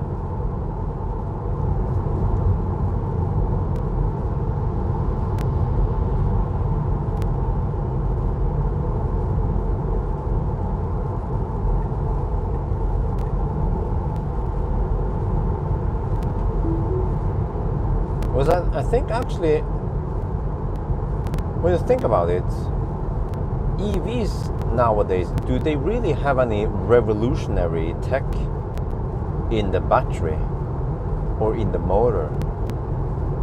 Do they? They just use regular PM motors, and they use regular prismatic or what do you call it, prismatic or pouch cells, and they just have some cooling there, right? But Tesla, they went their way to make the switch reluctance motor work. Tesla is the only one who figured it out with the switch reluctance they used in first in Model 3 and then Model Y, and now also in S and X. So I guess the switch reluctant PM motor is so good that they just use them in the whole lineup, and I think that's the one they will also use in Semi. And now also for the high performance cars, they use the carbon wrapped what do you call it again? Carbon wrapped rotors or stators. Carbon wrapped stators must be, yeah.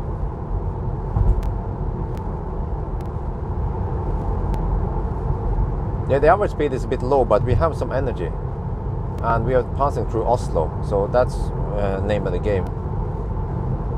But then past Oslo, we can finally speed up and rack up those kilometers.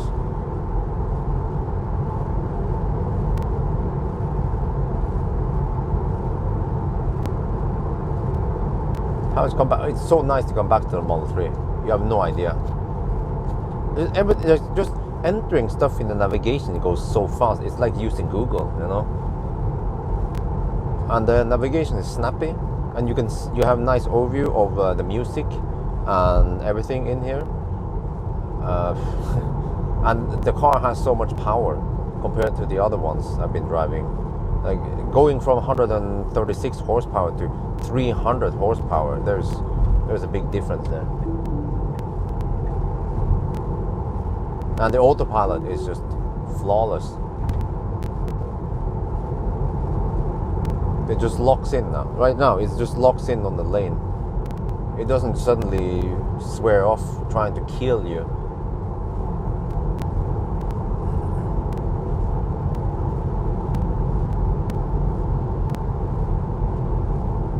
Or at least, if the autopilot for some reason cannot lock on the lane, it will warn me. Give me an audible chime. Not just like some of the other cars, it's just stop steering and then you don't hear it, you don't notice, and then you have to figure out and then correct by yourself.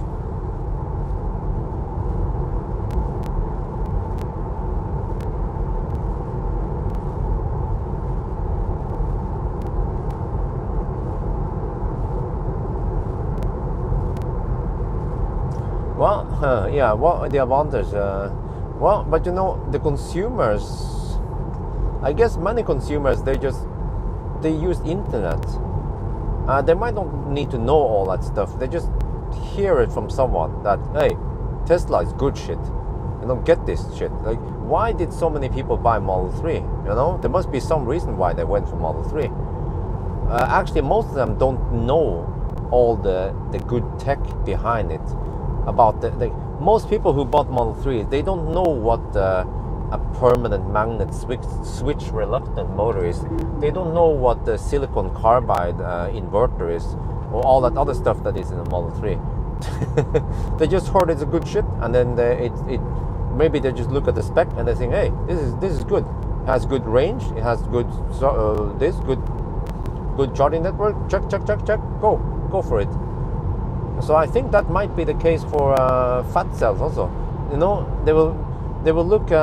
Let's say fat cells in the future. Maybe the Standard Range Plus will be able to peak at 250 kilowatt. So then suddenly you say, okay, we have 250 kilowatt. We have this kind of acceleration numbers. We have this kind of range numbers. People are like, oh, wow, not bad. Let me get it.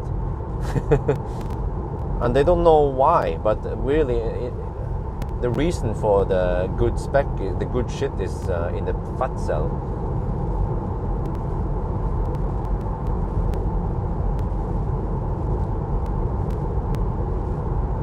Oh shit, 35.8 degrees in the pack now. I kind of needed to heat up faster. Or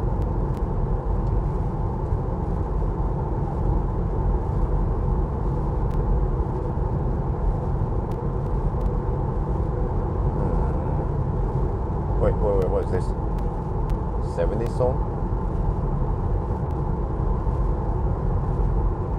Also, there's just a quick one.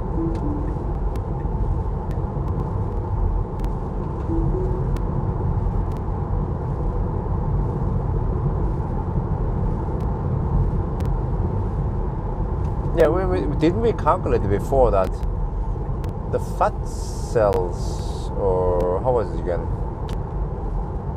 Yeah, I think the fat cell had about the fat cells were 5 times bigger than the regular 2170 cells, wasn't it? And then they claimed 6 times more power.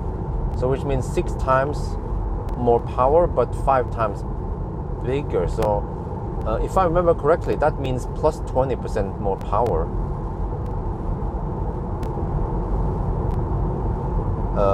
Which actually doesn't correspond to 250 kilowatt, which means that we should be getting 200 kilowatt on the fat cell on a standard range plus, and that means that the future Model 3 long range should be able to peak at 300 kilowatt with the fat cell.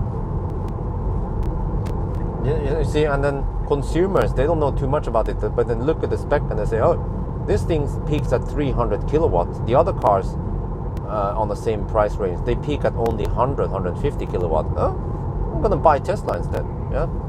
And then also they say, okay, the other cars, they can offer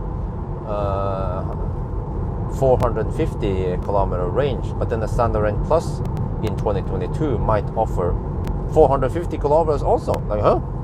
Or you can go for the long range that then suddenly goes 700 kilometers. No, wait. Yeah, maybe 650 kilometers or 700 kilometers on the long range Model 3.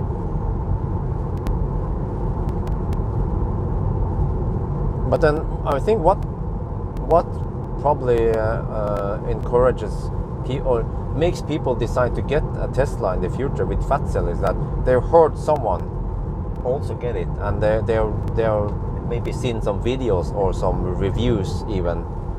People have been testing them, journalists, and they say that, oh, this is good shit. It's just mind-blowing how good it is compared to the competitors. There's no reason to buy the other brands once the fat cells are out. Well, we'll see. I have good hope in fat cells.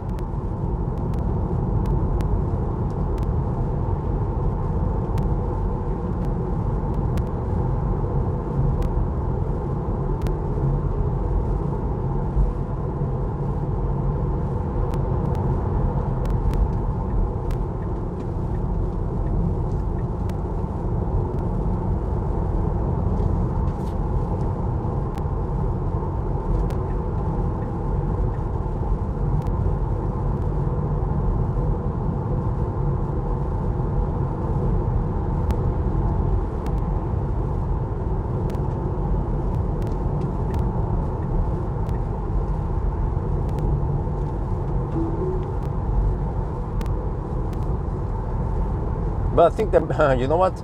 You know, the main or the biggest feature with the fat cell is not the power and the energy density, it's the price. Tesla is gonna drive down the price like crazy with the fat cells, and that's you know, the price of the battery is a significant part of EVs nowadays. So once the fat cells are out, and especially once the Giga Berlin cars start rolling out and you have no import tax on Teslas in Europe or EU, and people then suddenly they can get standard range plus for the same money as the other ones. Why should you buy the other cars? Tesla is pumping out batteries cheap and good, but the other cars, they can't just put in smaller battery there, because then simply they don't have enough range. So they have to keep up and still offer 70, 80, 90 kilowatt hour, and those batteries are not cheap.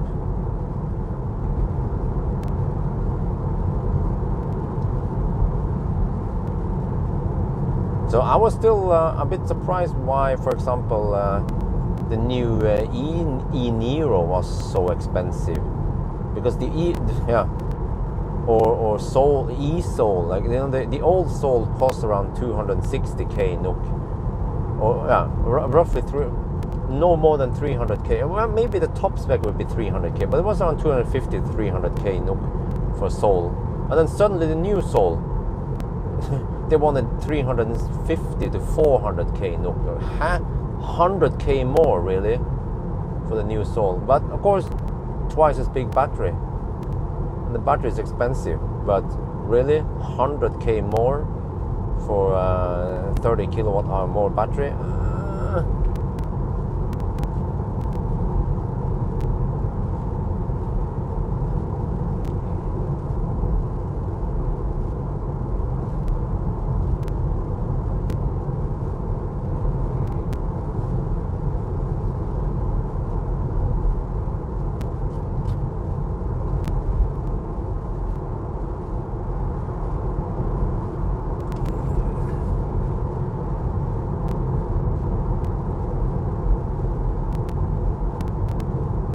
Okay, let me see. 36 degrees on the pack. No, that's too cold, man.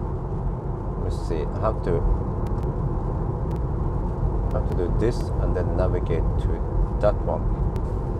Oslo Sentrum P-hus. I have to trick the car into heating up the battery. There, it's preheating now. That's good. But we are going to Berger. And I know we have more than enough juice. Consumption has dropped to 171. Oh, holy macaroni. Okay, this one is always tricky, the one passing Oslo. The same thing also when I navigate via Göteborg. I'm always tricked of the low speed there.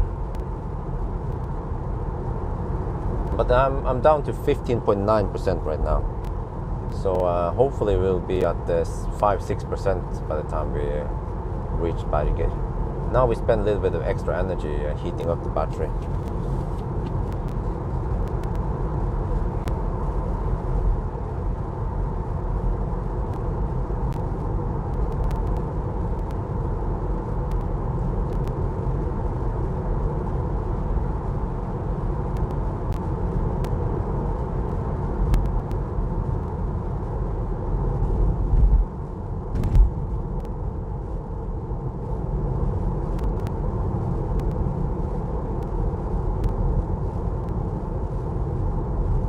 Oh, that other side is slow or closed. Well, it's good I'm not traveling that way.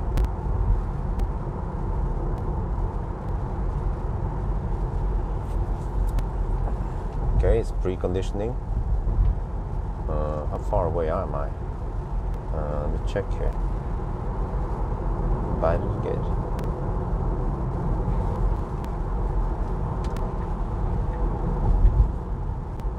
I'm only 20 kilometers away. Shit. Maybe I navigate a little bit too late.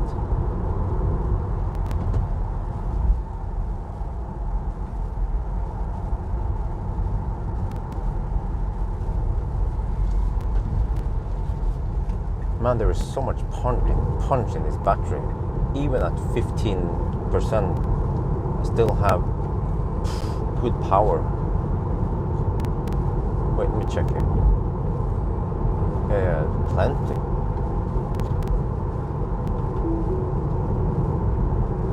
Actually, how much available power they have? Max discharge power. I have 185 kilowatt power left.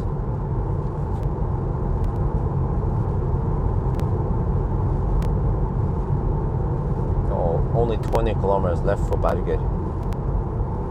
See if we can preheat the battery now.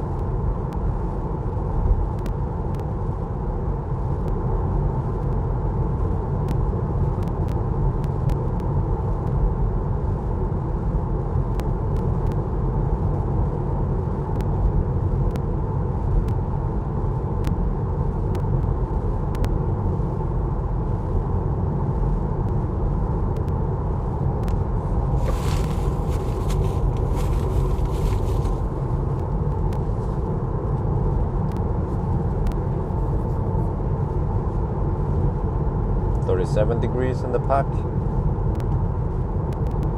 Well, it's coming. I'm near my home now.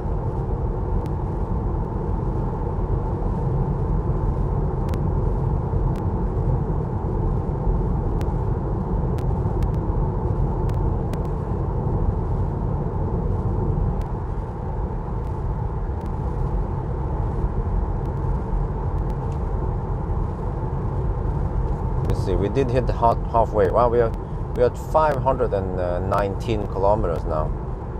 7 minutes past 5 on the time.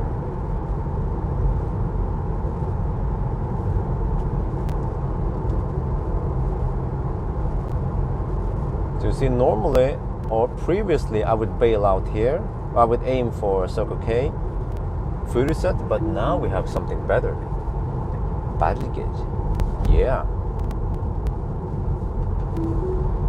Bergen is the way to go. 13% left.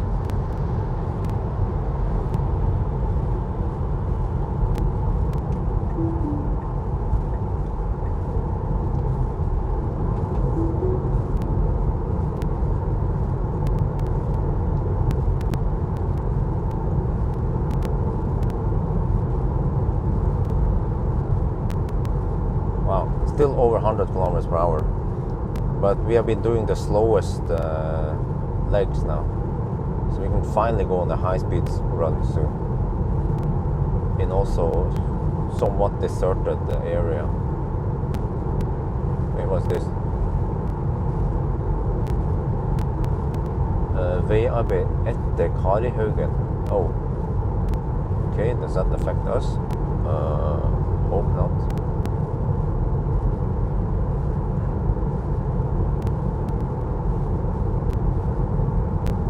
EQS, no idea. 12% now. 37.3 degrees. It's slowly heating up. Come on, we need to heat up that battery.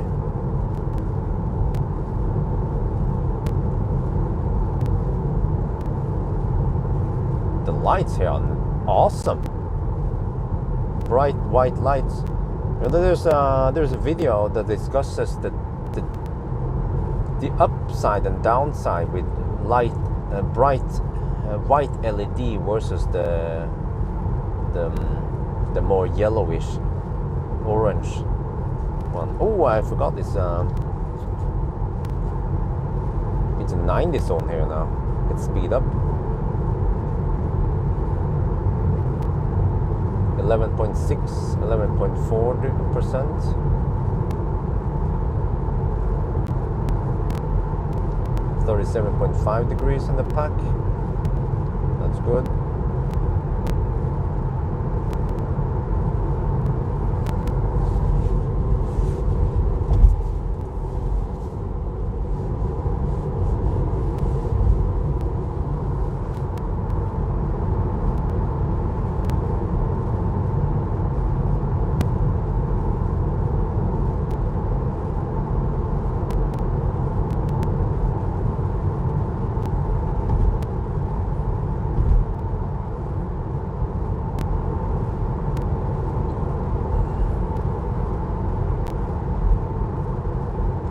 Okay, I think I want to do a little status update here.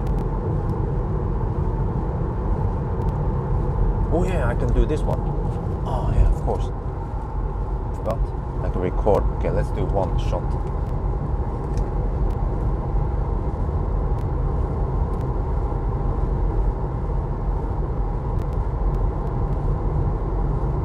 Wait.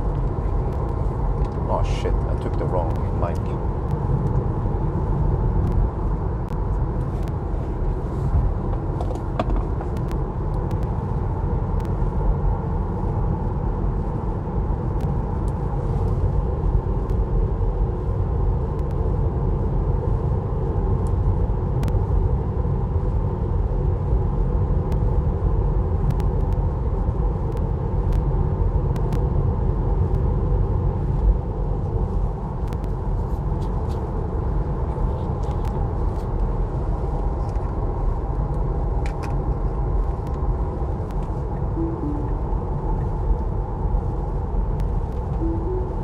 Oh, we have road construction again.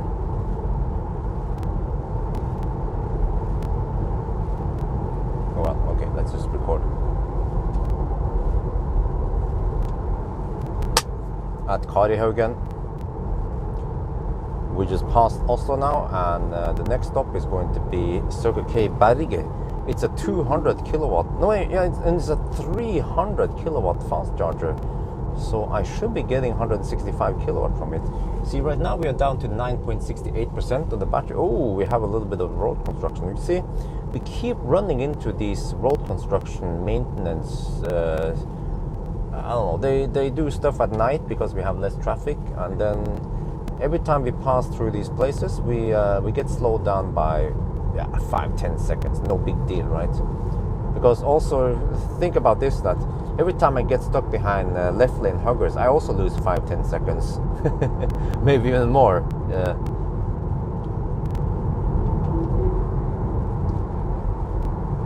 ตอนนี้เราเพิ่งจะผ่านออสโลแล้วนะแล้วก็เรากำลังจะไปชาร์จที่ Circle K มันจะมี300กิโลวัตต์ fast charge ที่นั่นนะเราก็น่าจะรับ165นะที่มันเร็วสุดของคันนี้นะแล้วก็เนี่ยตอนนี้นะเรามี 9.68% 9.68% แบตเตอรี่แล้วก็คงจะมีพอนะที่จะไปที่โน่นนะอีกสัก15 กิโลเมตรแล้วก็กลางคืนนี่มันก็เงียบดีแล้วนะเนี่ยไม่มีรถเลยเมื่อกี้เพิ่งจะผ่านที่หนึ่งที่มันมีมันต้องขับช้าหน่อยเพราะว่าเขากำลังสร้างถนนกำลังซ่อมจนไม่ได้สร้างถนนแต่ว่าซ่อมถนนซ่อมแซมอะไรนะกลางคืนนะ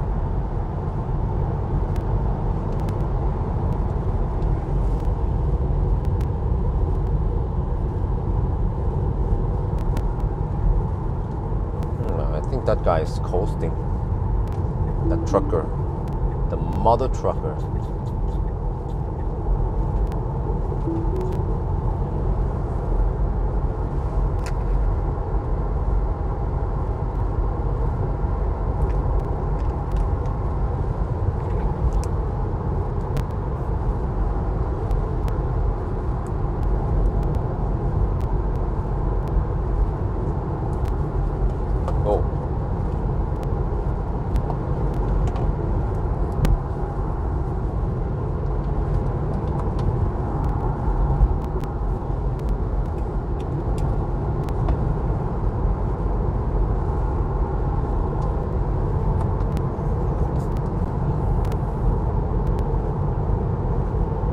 Okay, 9.3%. 38 degrees in the pack. Yeah, that's more like it. Where it stopped preheating. Shit.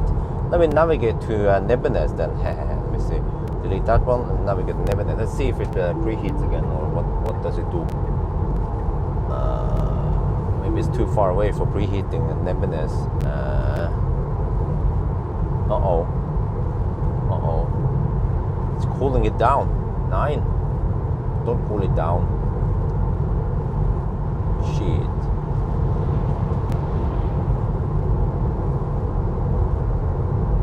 Let's go back to let's navigate back to Centrum. Let's see what happens. 38 degrees on the pack. Okay, it's not the worst. Okay, now the inlet goes up again, at least, or does it? Well, we're getting very close to Bergen now. We're almost there.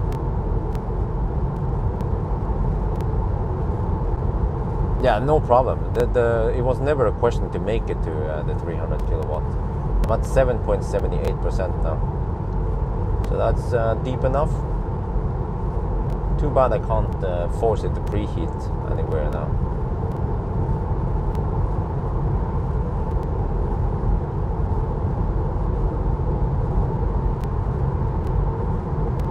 Almost at Bergen.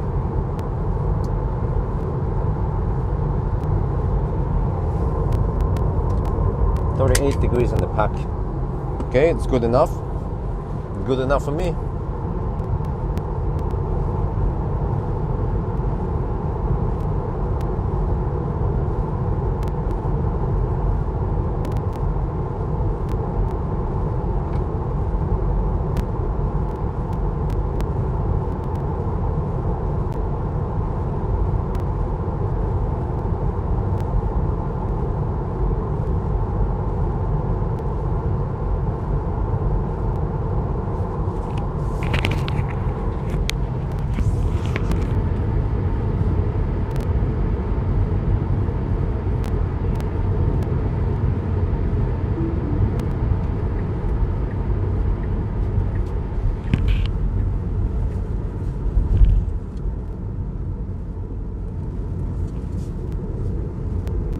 Okay, this is a quick pit stop. I chose to stop here because it's on the right side of the road. Okay, there we go. Let's see. Oh, I can clean the windscreen. Oh man, I need to stop here more often.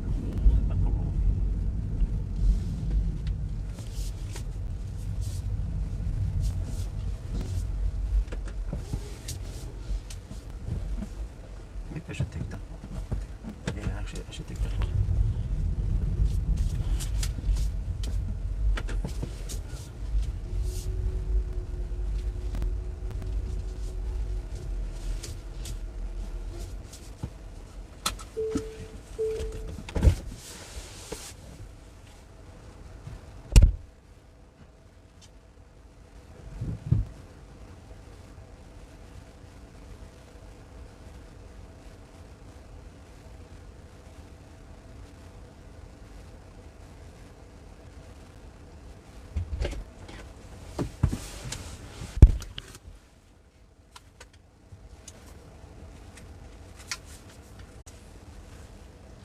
Well, getting 140 kilowatts.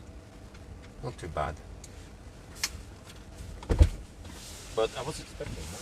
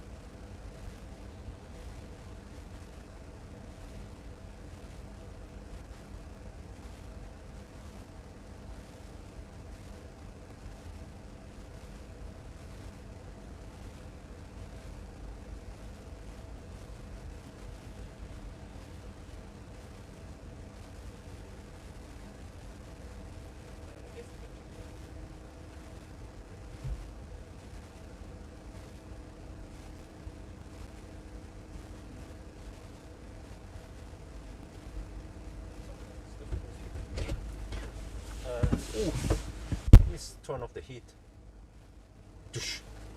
141 kilowatt is what goes into the battery. That's more or less the same as the V3 supercharger. No, sorry, V2 supercharger. But at Ionity, we would get more. Yeah. So actually, practically, we don't get Ionity speed here, even though it's marked as a 300 kilowatt fast charger. Well, anyway, I think I need to clean the windscreen. Oh, there's almost no bugs at night. That's weird. Are the bugs sleeping at night? But next stop is going to be Rudshøgda, I think. Or maybe I go to Brumunddal supercharger. Okay, we'll see.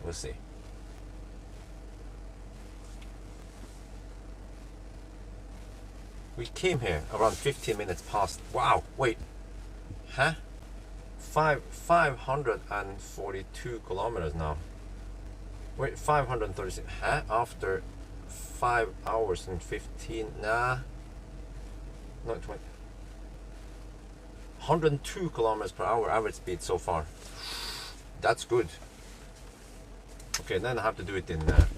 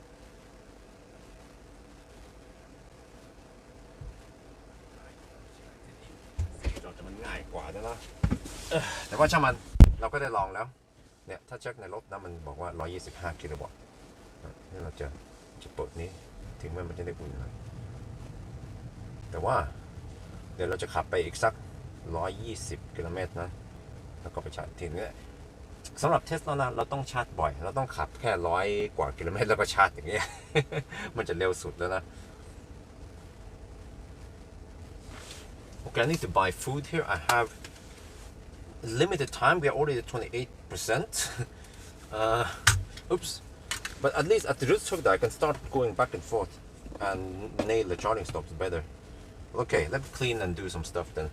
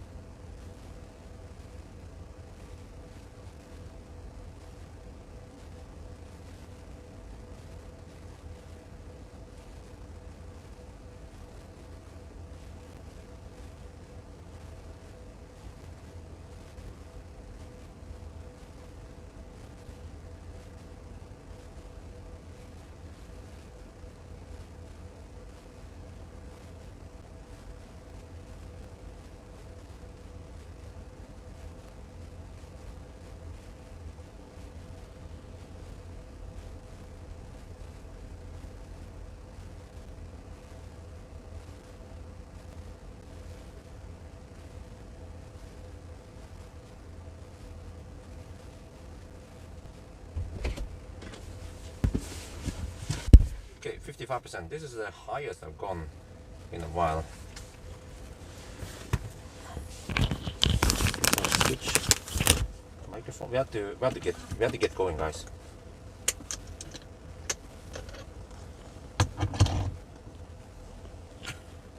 Not sure where I'm going to stop next time. Yeah, I'm not sure about that one. But I brought some food. Bought some food I will eat the run.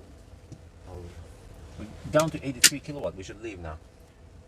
I'm just going to drive a little bit back and forth, I guess. Try to end up at Tesla or somewhere. I'm not sure where yet. Okay, let's stop charging.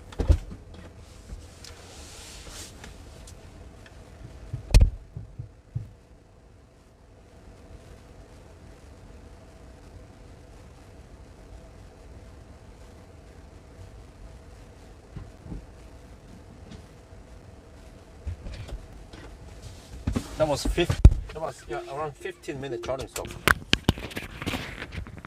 it means that the other charging stop might have been shorter even. Okay, so I can go. Wait, I can't go there. I have to go this way. Where's the exit? And I have to go. Oh, okay, I have to go over there. Yeah, of course. But I'm a little bit disappointed because they say 300 kilowatt charger. Oh, I have 196 kilowatt power now. Well, no, it's more. Oh, it's misreported. The battery is nice and hot, 47 degrees Celsius again. And this time I need to navigate to the. Oh, there was a guy there. I didn't pay attention, man. I was looking at the screen for a moment there. This time I need to navigate to the supercharger. Just do it now. Do it now. There. Brumunddal. Okay, there you go.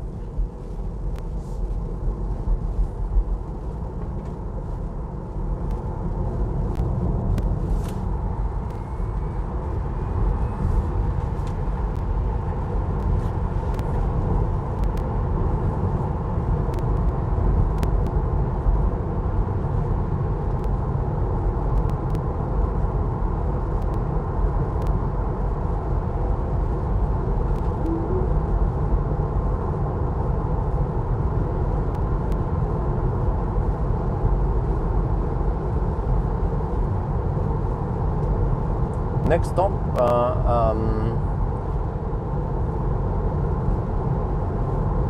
I'm not sure. I think I want to stop at Brumunddal, but I have to drive a little bit back and forth to get there. Because I think I charge a little bit too much. But I want to go deep if I get there.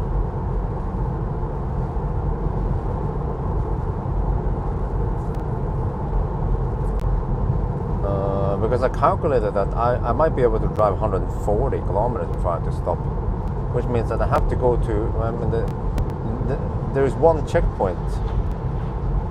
We have to mandatory stop turn around at Rudshøgda, but Rudshøgda is too early. The car estimates, well, to Brumunddal it estimates 22%. So even if I go to Rudshøgda and then back to Brumunddal, it will be too high. So that's why I'm not sure what to do. Should I even go to the other chargers, or S-Bar is out of the question. S-Bar is not fast enough. I could go to one of those Delta chargers again, but no, I think I would just drive back and forth and end up at Brumunddal. We'll see.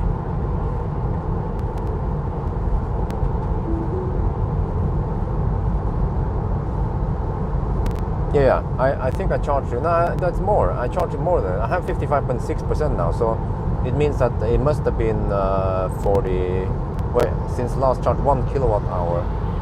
So 1 kilowatt hour. Yeah, I must have charged you about 58%.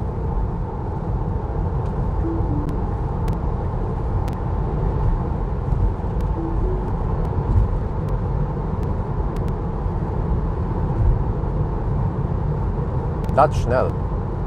So I actually added 50% to the battery in only 15 minutes. But I see now that I should have left earlier, but yeah. But again, we can just compensate by driving a little bit, driving it down low.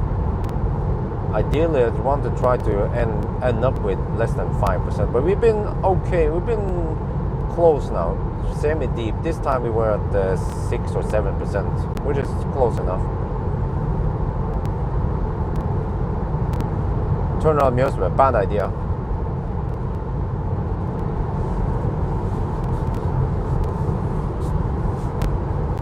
Because if you know, just look at it on Google Maps maybe, if you don't believe me, but the last bit not near Mjøsbrua, you have to, it's only a 90 zone, and then you have to loop around there.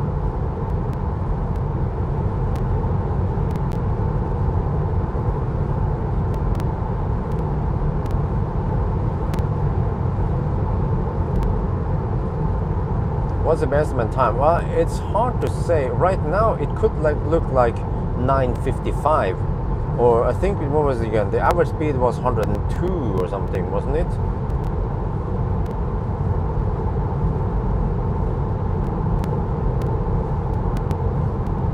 Maybe 950, 955. But it's hard to estimate because we have been driving on a slow stretch. Oh, the Tesla. Oh.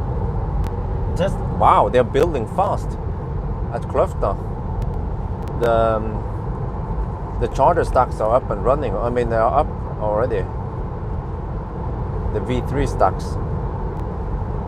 They are building fast over there. Are they running on Red Bull or some shit? 950, yeah. But you see, but it's hard to estimate because now we can finally crank up the kilometers in the 110 zones. And we'll also be able to nail the charging sessions better.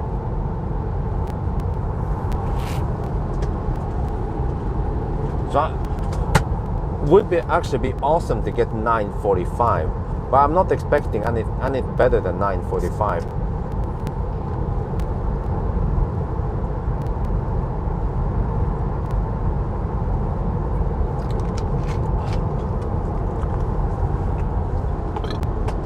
Yes, it's more quiet than the previous models.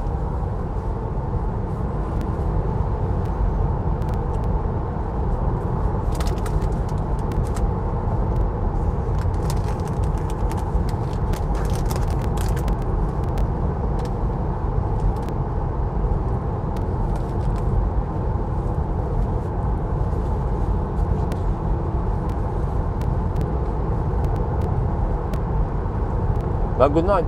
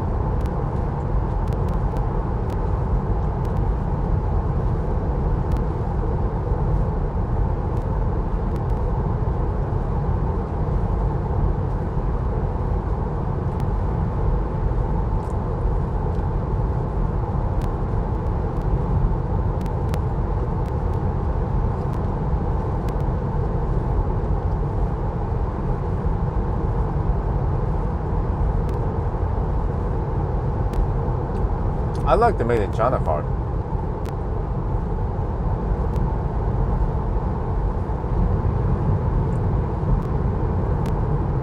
Yeah, I don't mind using the LFP battery. Well, I have to see in winter. Winter is coming.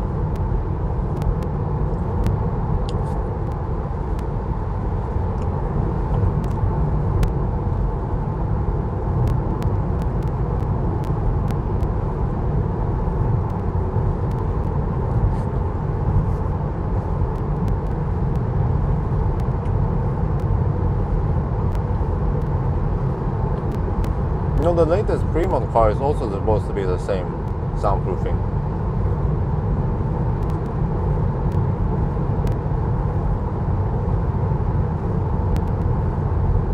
Basic autopilot, yes.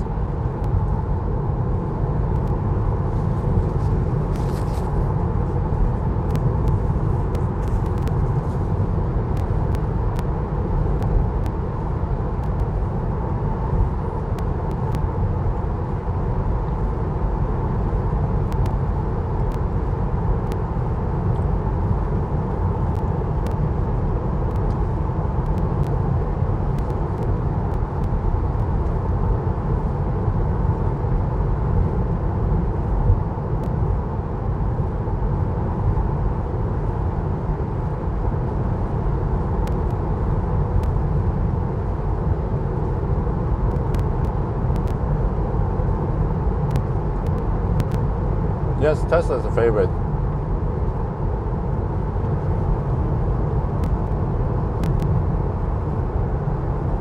FSD in Norway, yes.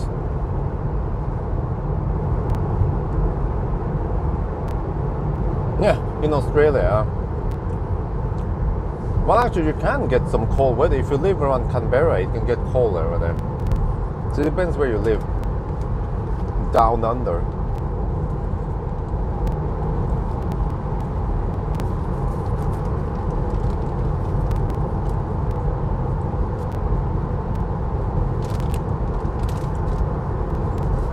Picking it up in September. Nice. Wow, 170 kilometer commute. What? Have you considered moving closer to your work?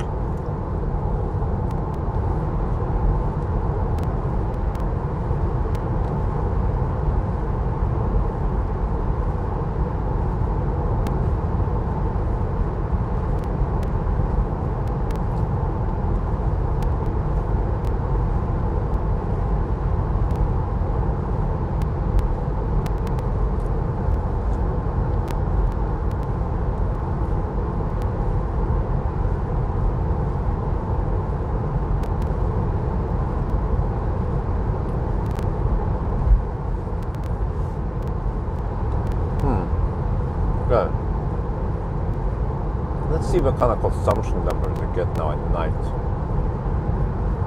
Car estimates 20% at Brumunddal. That's way too much, man. So I have to go to Rudshøgda first, then do some back and forth dance.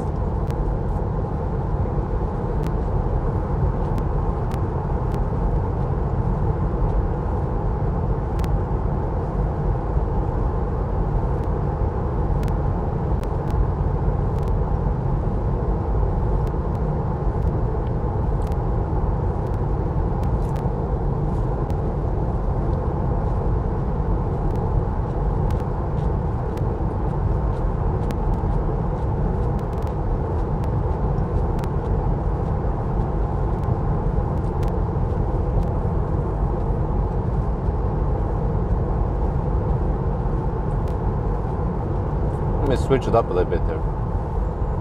So I'm just eating some bread. I have to eat while driving. Because I'm shooting video while I'm stopping. Other people who just eat while stopping, but I have to shoot video. So I think it's fair and square to... Ah!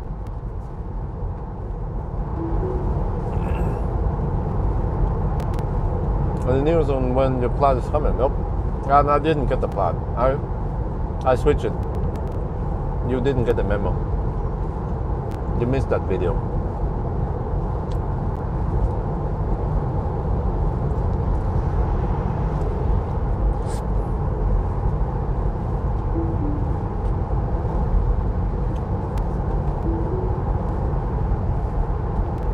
Common noise is acceptable.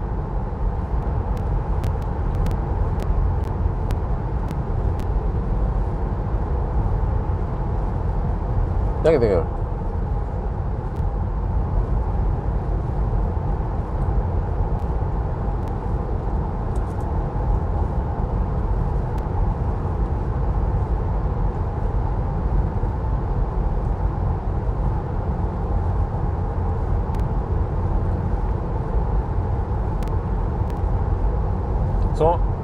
guess if I would take a trip with wifey with this car, 15-minute charging stops is a bit rushing it. But you saw that when I unplugged, I was down to around 87 kilowatts. So I would probably charge around 65% maybe every time. So maybe 20-minute charging stops. But then I can only drive around 150 kilometers between each charge. So the long range will be able to drive at least 200 kilometers between each charge.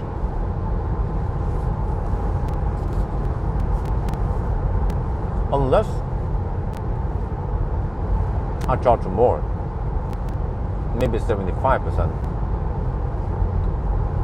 Then I will of course get less overhead. So I think then, of course, the total time will be slower, but maybe not that slow. Because this car seems to have a fairly flat charging curve.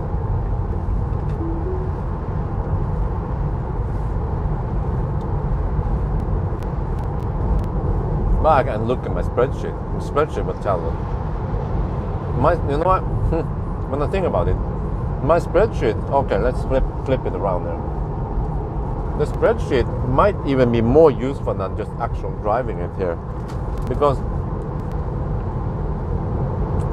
in the spreadsheet it will tell you how fast it will be, also depending on how many percent you charge. Oh, look at that. Oh, nice. Because for me, when I do the 1000 kilometer challenge, I always charge the most optimal one to 50% or 60% or whatever that is the most optimal. But it would be also useful to see, okay, how is this car? What happens if you charge it to 90% or 80%? Will it slow you down that much? In general, the German cars, they have flat, nice and flat charging curves. So for those cars, not that big of a deal. But for classic Teslas, especially Millennium Falcon, oh jeez. When I do Millennium Falcon, I think I have to charge around 45% only, and then only drive around 100 kilometers between each charge. It's almost like an Ioniq, classic Ioniq. Wow, look at this, look at this, look at this high beam, man. Wow. Tesla has heated steering wheel.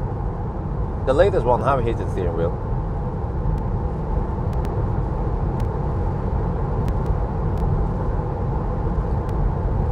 And also SNX, they've been having heated steering wheel for a long time. So you just didn't get the memo. Bam! Ooh, I like it. I like the spread, the strength.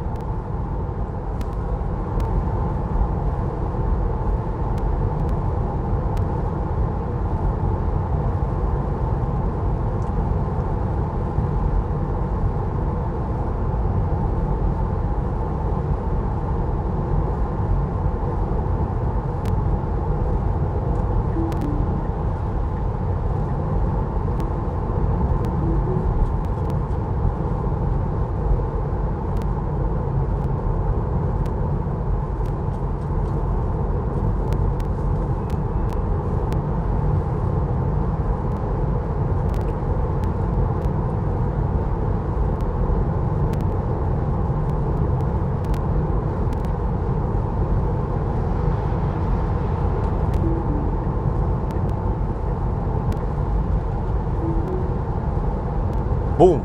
Wow. Look at that light. That is so much better than the previous generations. Holy macaroni. It's getting a little bit bright outside now. You see a little bit, some daylight coming. Slowly. Boom! Mwah.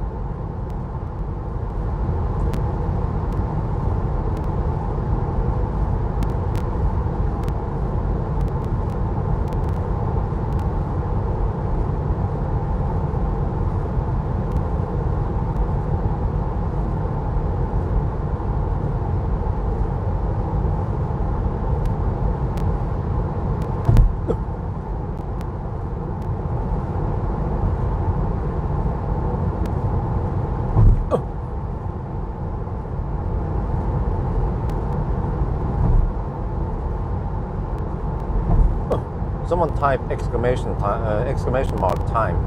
Ooh. Ooh.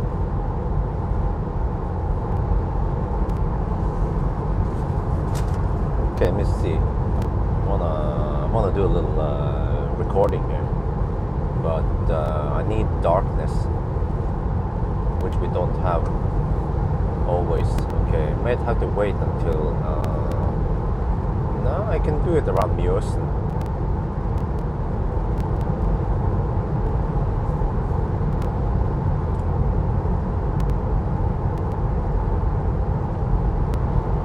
But yeah, weather router will calculate mostly the better. Not always, but close enough.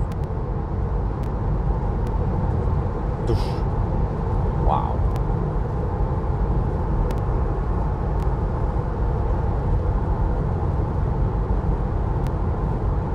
These headlights are awesome.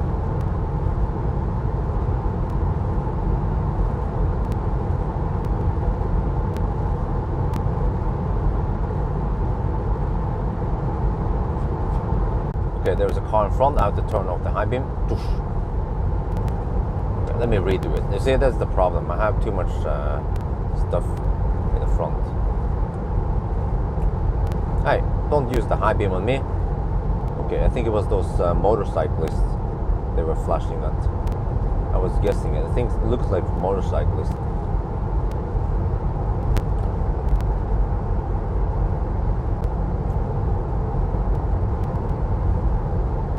I think if you type exclamation mark help or commands, you will get a list of available commands. And then the other commands are of course useless. Unless you just want to spam the chat, because yeah. But eventually if people spam the chat too much, then we will get the chat bug. But I have to start part 2 eventually. I wonder if I set it to 2 at night or 4 at night, I don't remember.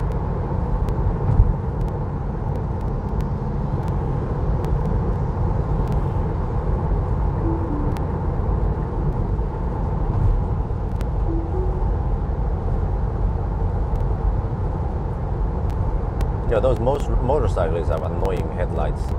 No wonder why the trucks were flashing at them. Okay, boom, there we go.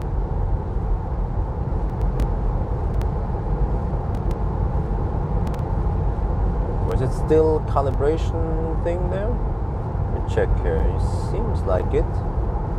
Seems to still be kaput. Yeah, it's still kaput. The scale is still kaput.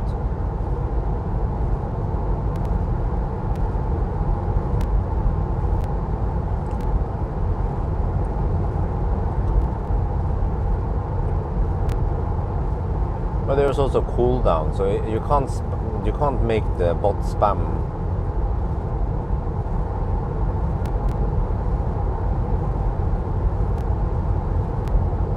Guy gonna turn it off? No? Okay, there we go. I thought so.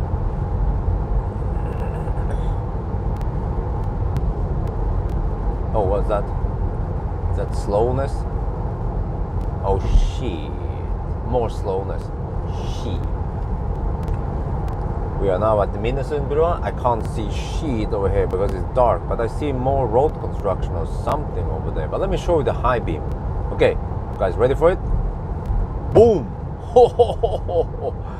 These headlights are awesome. The only problem is that they are not adaptive, but they do light up the forest to the side. And holy macaroni, these headlights are awesome. Way better than the previous generation in Tesla, and also way better than many of the competitors. Oh, what's that? What's that? What's that? Achtung! Achtung! Achtung! Let me just change lane here. Let me see. Oh, there's more Baustelle.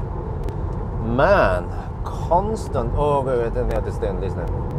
Tonight is the night where they just do all the maintenance everywhere. Okay, slow down, slow down, slow down. Even though there is no slow down sign, you just want to slow down a little bit here. Oh, okay, they're cutting the grass. Okay, no big deal. So, yeah, okay, let's go, let's go. Let go, let go. Okay, let's listen. slow down a little bit. Okay.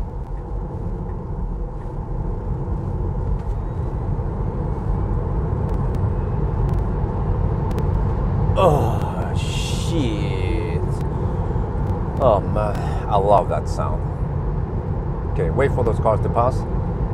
Then I'm gonna turn on the high beam. Boom!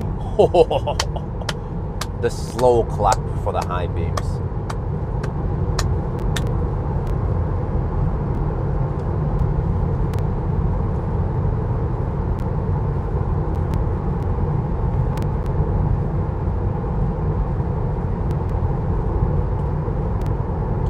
Trip meter says 595 kilometers. So the real distance is around 590 kilometers now, after 6 hours. But we are at 37% battery akku.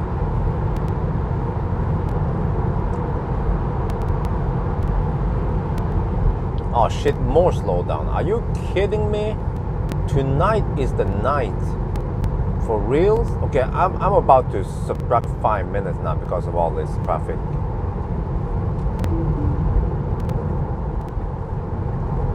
I think I might do that. Because we had a little bit of problem at the first charger. And then we constantly run into maintenance.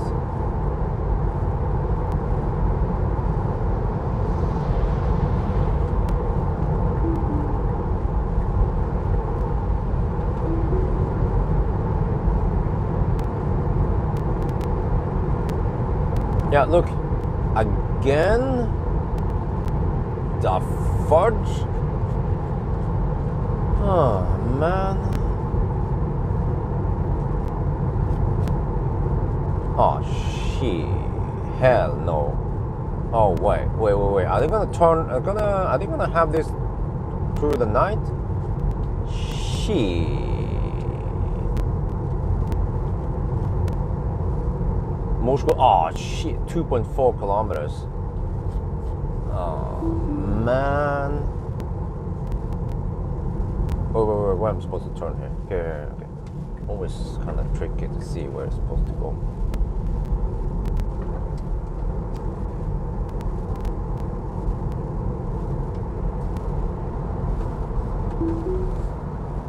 What, like, is this a new record or something? Like how many road closures they have, maintenance. This is like a lot.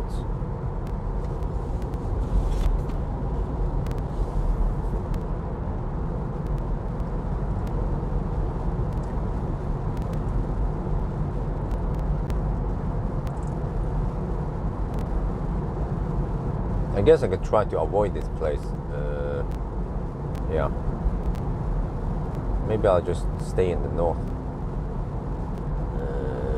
I can go to Brumunddal, but then where the heck do I charge? And I have to stop maybe at Burger King then.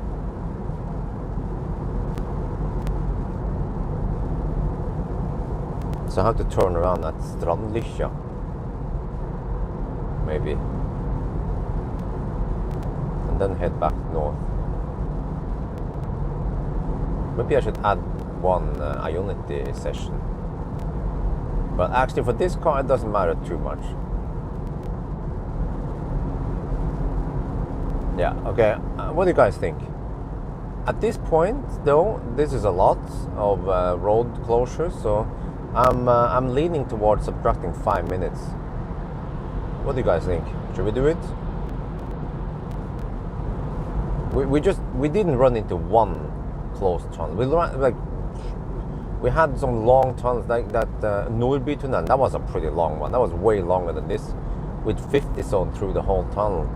I think Nordbytunnelen is around 5 kilometers long, and also some other tunnels and some slowdowns here and there. So that was a lot. And there's a little bit of Stau also out of Oslo, around Høvik. So that's why I think 5 minute subtraction is fair. I might actually start counting -5 from earlier even. Yeah, when I start calculating in the edited video, I think I might subtract 5 minutes already after Oslo, roughly. Yeah, it's reasonable. Because again, if we did this in the daytime, we wouldn't have this. But then, of course, we have some traffic.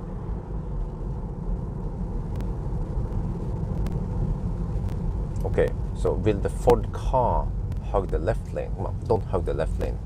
Dude, just let me pass first, okay? Yeah, you holy crap! You don't, dude. Yeah, Jesus. What was the Ford supposed to do, huh? Hug the left. Okay, went back to the right lane. Supposed to hug the left lane all the way to the buddy. Ain't gonna happen.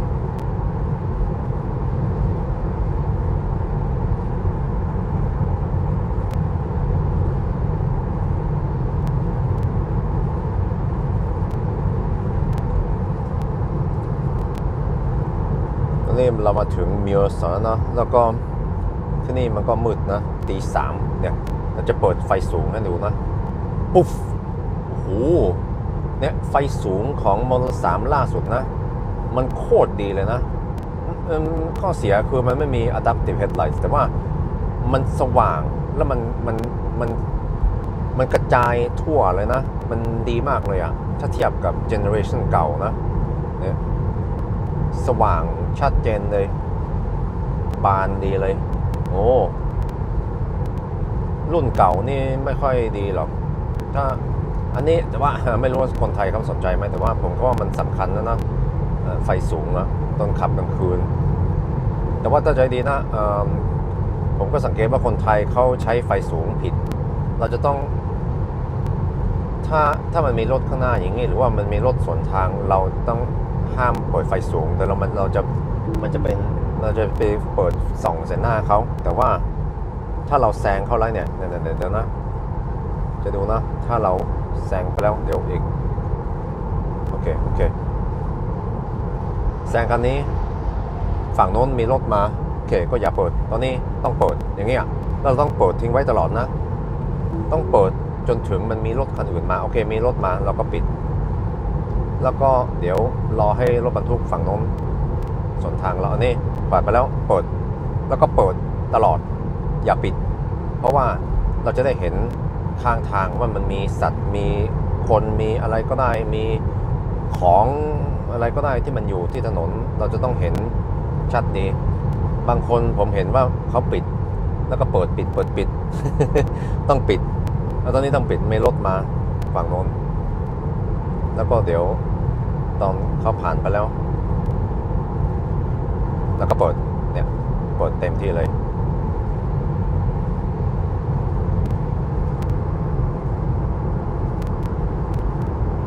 Okay, did a little video there. I think I need to charge this one, top it up a little bit, so I'm ready for it.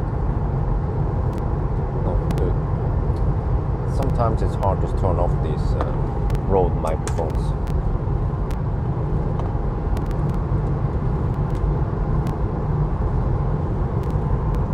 There, okay, good. Wow, these headlights, man.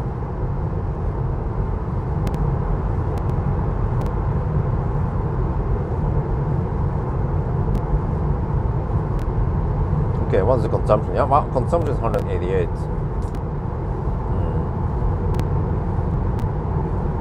Well, there's a little bit of daylight there, a little bit of cloudy also, but we've been lucky with the weather.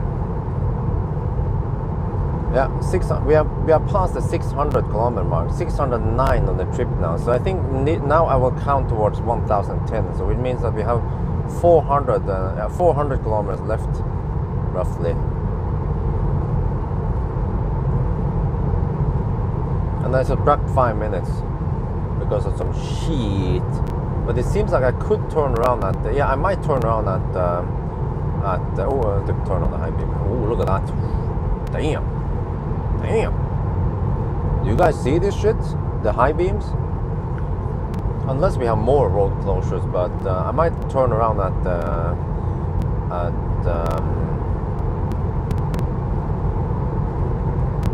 Strandlychem and then I don't know, man, just end up somewhere, maybe Burger King or I don't know where I'm gonna stop next time.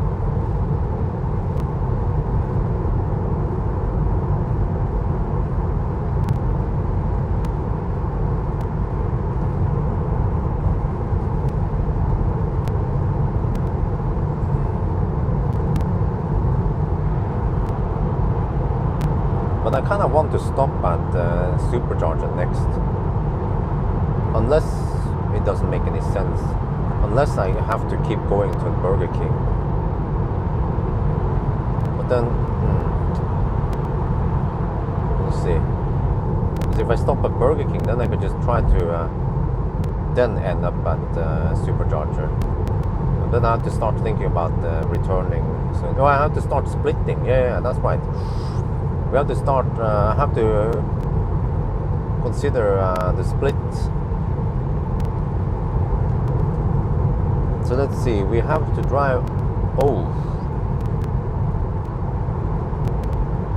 about 70 more kilometers.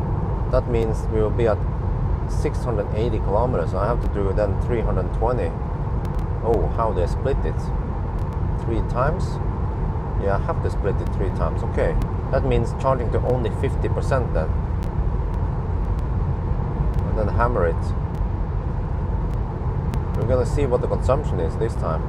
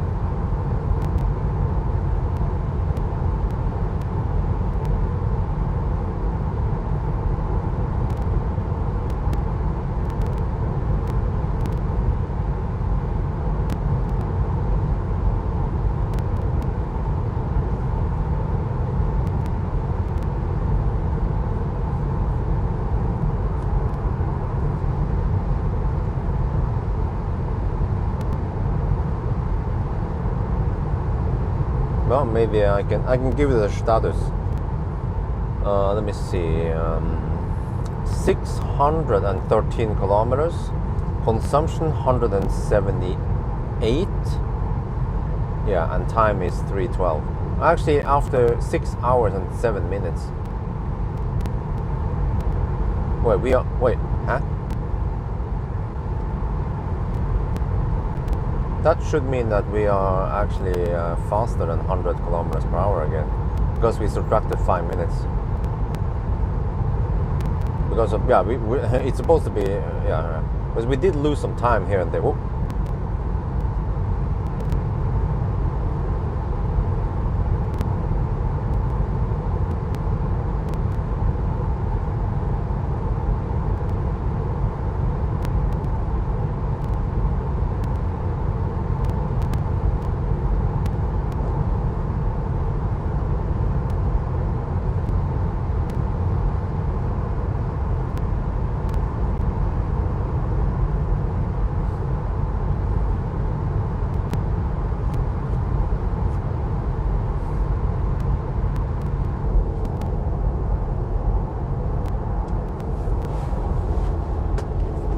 That status is old. That's only at the 490 kilometer mark.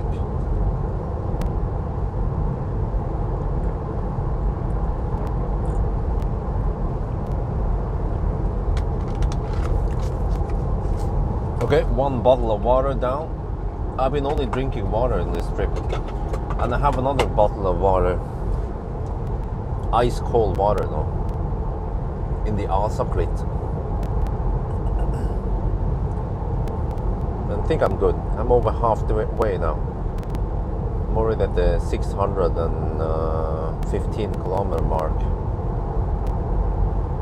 And yeah, I don't need to record a charting session tonight. I can do it in 2 days. And tomorrow is my resting day. I will wake up late and I have an appointment in the evening. Actually, this is no secret, but I'm going to have dinner with some executives from Xpeng. They invited me for dinner. They are in Oslo. So I'm like, yeah, go ahead. It's cool, man. That the car manufacturer invites me for dinner. We can have a little talk.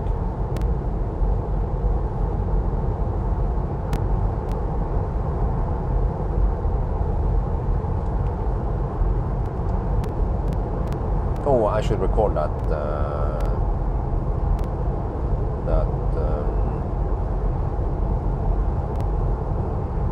Bridge. I always do that. Oh, it's preconditioning for supercharger now. What's the battery temperature? Battery inlet. Huh? It's 39 degrees. Oh, okay, just heat it up then. See some proper hot temperature.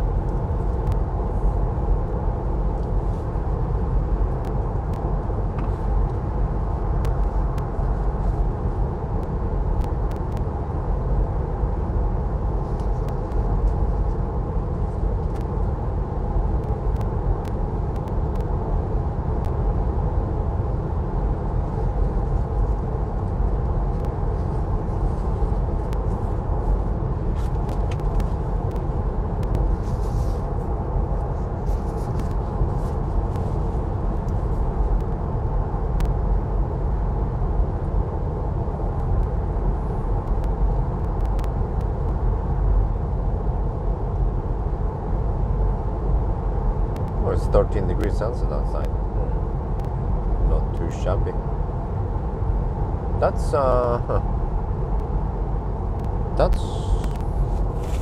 okay temperature for Norway at night to have 13 degrees. I don't know if it's been exceptionally hot this summer or not. I mean, I don't mind, of course, but if this is part of global warming, then that's not good.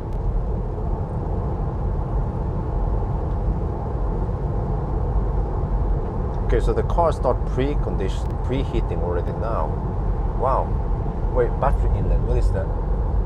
Oh, I look at the wrong one. Cell temp mid is 35.5 degrees.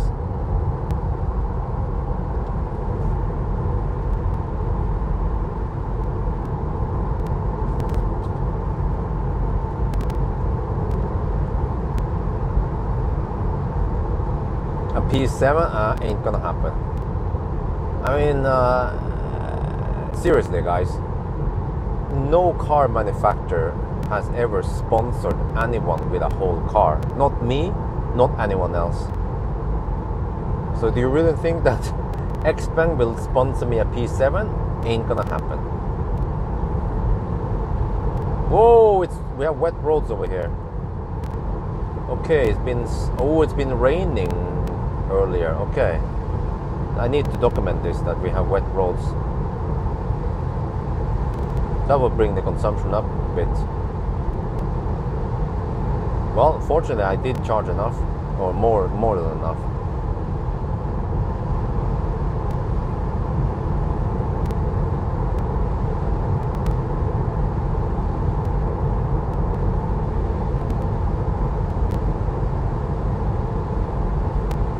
But I wouldn't mind borrowing one if I can get exclusive access to it, early access.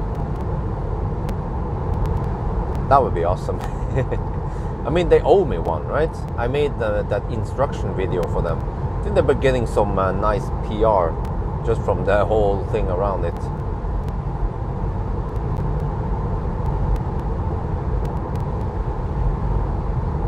And I wouldn't mind seeing more P7s on the road. With CCS plugs. Oh yeah. Those are nice cars. The only problem is that I think they don't charge too fast. They are limited to around 90 kilowatts. Should have been able to take 150 just fine. Or maybe they can just crank up the speed for Europe. I don't know. Or maybe the car has not been designed for it. But I wouldn't. Oh man, I would love to do 1,000 kilometers with the P7. Even if I can only get 90 kilowatt on it, we still have to test it.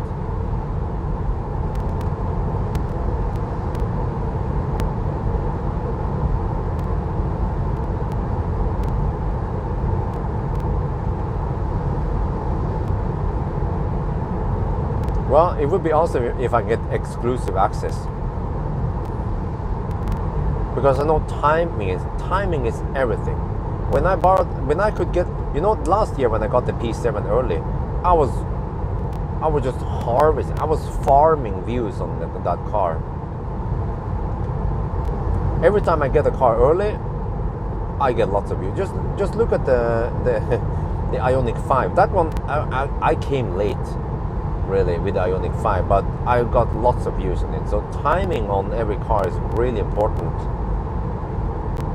So I have to work on getting better connections with my with the car manufacturer and try to get them early, because that's how I gain and that's how I grow my channel. I don't have to do off-roading or that shit anymore. I've been getting lots of subscribers and lots of views on the Ioniq 5 videos. So every new brand out there, and I mean every new model out there, if I can get them as fast as possible, then I'll be farming on it, growing my channel on it. Not like a lot, like the tug of war.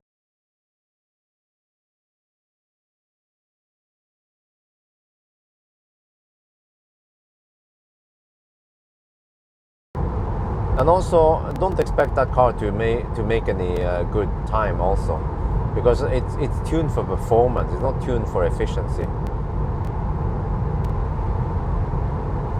So it might be around. I mean, it might be slower than the Model 3 long range. It might be on the same pace as the e-tron GT roughly. I don't know really, but I think from what I remember, it doesn't have the best range and stuff. Or the best efficiency maybe.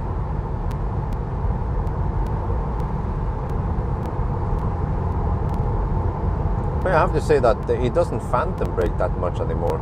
I think the car has been getting map updates, so it starts to know that this is a new stretch of road. I mean a motorway. Well, but the car still thinks it's an 80 zone though. Okay, so the temperature in the pack is going up. So it seems like it's a small disadvantage for me to drive at night, because I'm only hovering around 35 to 40 degrees on the pack, not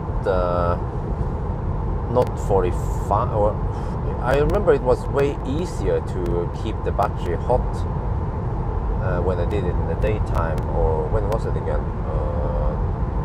I don't remember really. But yeah, when it was 20 degrees at night, then that was way easier.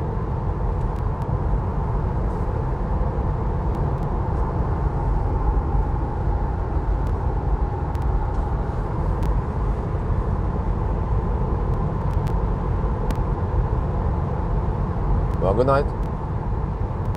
Yeah, it's really late now. Wow. Have you guys heard about the Ford Mustang that just stops because it has too much, it's been regenerating too much? Have you guys heard about it? Lots of Norwegians, they've been getting rescued around Geiranger and Ulan because the Mustang Mach-E has been regenerating downhill, and there's some software bug or something. I don't know what's wrong with it. Supposedly it just trips the whole car's brain, and because of too much regen, and then it just stops very sudden. It just stops really sudden, and then just locks there, and you can't drive anywhere. So you have to be rescued. It can't even be reset, and it just it's been happening a lot this summer because Ford has been selling lots of Mustangs, and we've been seeing them all over the country. So they've been driving all over the place. They start regenning down the hills. The cars goes in, becomes a brick and stops in the most inconvenient places, in hairpin turns or wherever. So that happened this summer. I don't think has it been a big news about it? Probably not. Maybe I should have some news update and talk about it, but I just don't have the resource to contact everything. But that's what all about for the journalists, because they can then contact different people, ask them what's happened, make an interview. I don't have time for that shit. I'm just busy testing cars. I'm just reading headlines and reading articles that other people have written. Never heard that. You say, you guys never heard about it. If something like that happened with Teslas, the whole world would have heard about it. But because it happened with the Ford Mach-E, you guys haven't heard about it.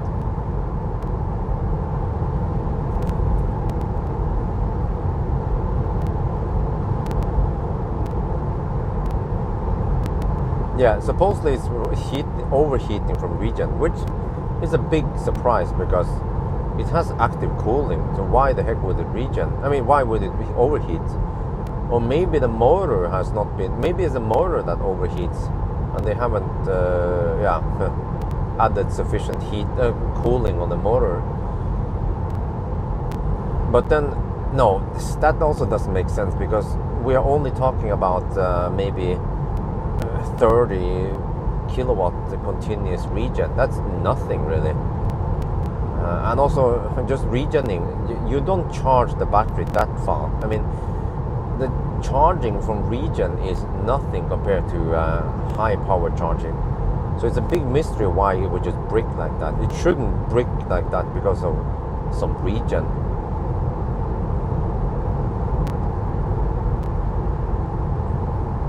But also, one thing that many owners were not happy about was that there has been no information from Ford.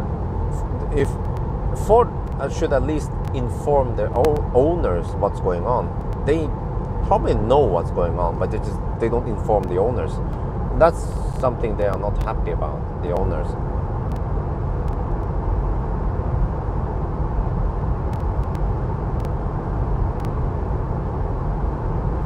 But what I could do is I could, of course, just open the website and just refer to it. Like, yeah. I mean, worst case, I could get a copyright on the website, but I'm just referring to it. So I think it will fall under good, what's it called again? Under good faith. No, sorry, not good.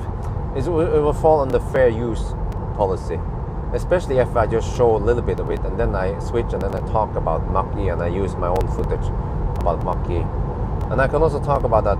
I noticed something with the Model 3 also when going down the grapevine, that it started limiting the regen. But that was a lot of regen.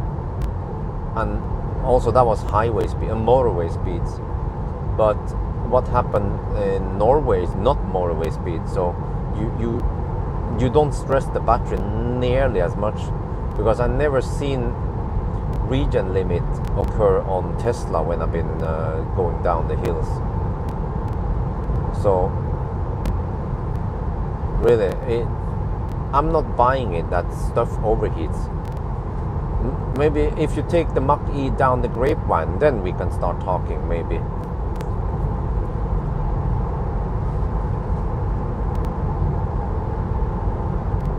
Yeah, for you guys who don't know, grapevine is a long and steep downhill when you go from LA to San Francisco. Before you get to that valley towards San Francisco Bay Area, you get that's the grapevine. And I don't remember, but I think you drop by like 1,000 meters in just a couple of minutes. It's just crazy how long those hills are.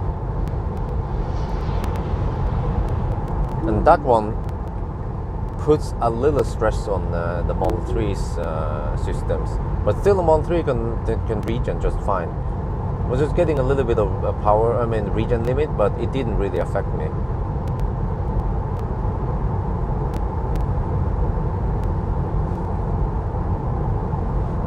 Okay, anyway, 14.4%. If I keep going, yeah, I'm gonna keep going. I have to go all the way to the top and then back again.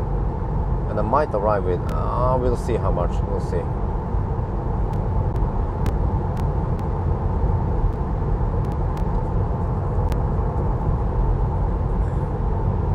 But you know what, I might just make one dedicated video about that topic, because for me, I need to talk in detail what I know about it, what I know about Tesla and in general, and yeah.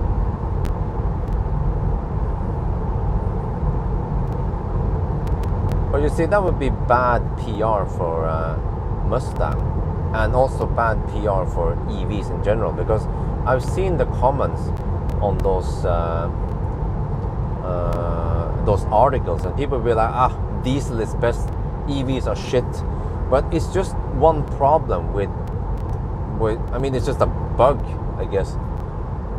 But they are working on it, but the limitation is not in the electric drivetrain or anything. It's just a bug, a bad bug. They should have figured it out during testing. But I can I can point out that Tesla does not have this problem at all.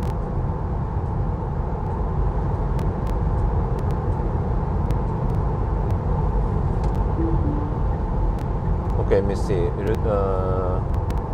Rudshøgda. Oh, okay. If I go to Rudshøgda and back, I will be at 10%. That's still too high. So I might want to take a little loop and then go back to and then charge at that one. 39 degrees in the pack now.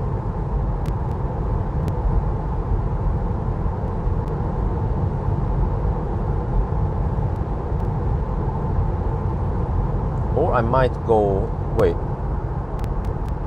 I think I could go Nydal. I could go to that Burger King. But then I want to try to mix in decisions. Where do I stop?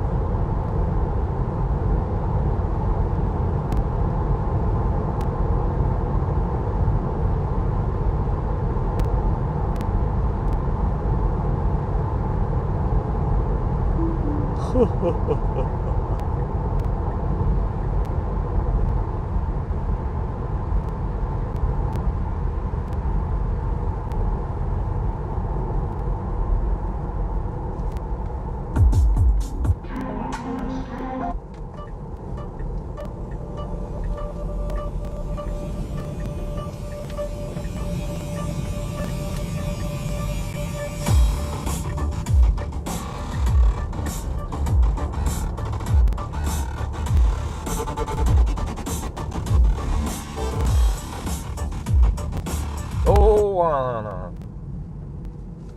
Listen.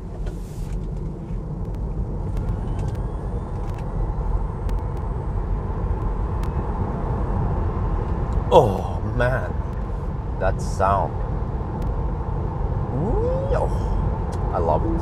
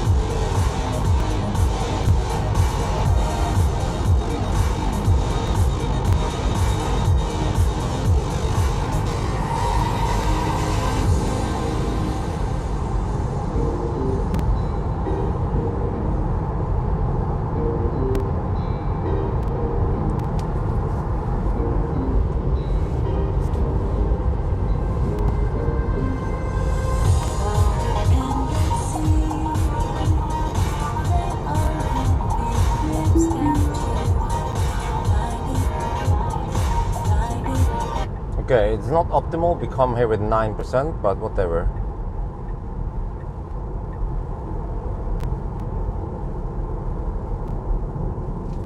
We actually drove, this leg was 129 kilometers. Okay, so it means I have to charge, 193 was the consumption. Okay, I need to calculate again.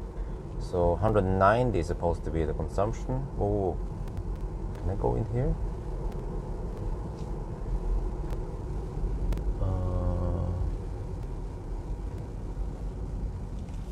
In here, right? Tesla. Wait, did I block it? No. Well, I'm not sure. Well, I'm not sure. So let's drive around. I'm not sure if they blocked it or not.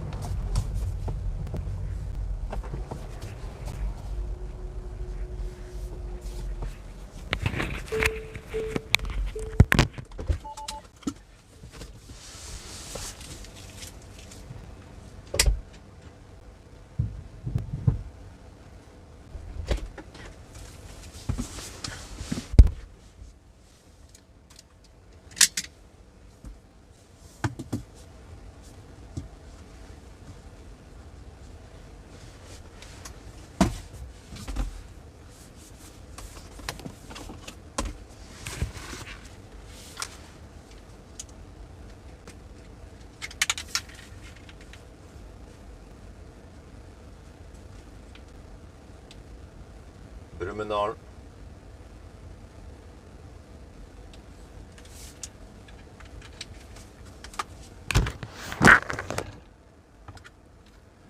What?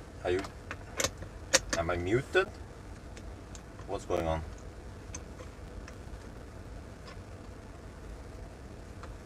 Man, this is clumsy. Maybe I can just show you guys this screen instead.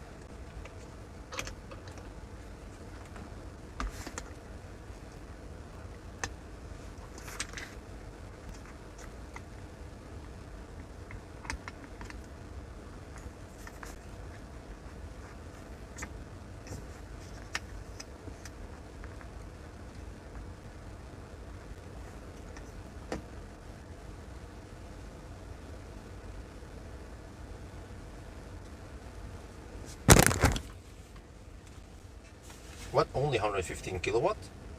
The fuck? Why are we not getting faster speed here? Oh, quiet in the chat. Okay. But what's wrong with this one? I'm only getting 115 kilowatt. Is the battery too cold? No, it's plenty hot. What the heck is going on here?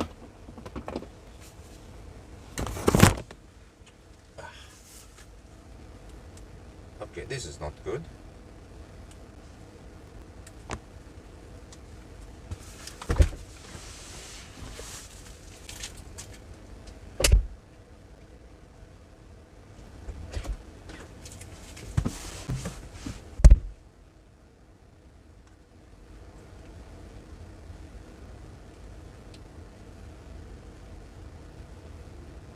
I should change stall. I'm pretty sure if I change stall, I would suddenly get faster speed. Let's try now.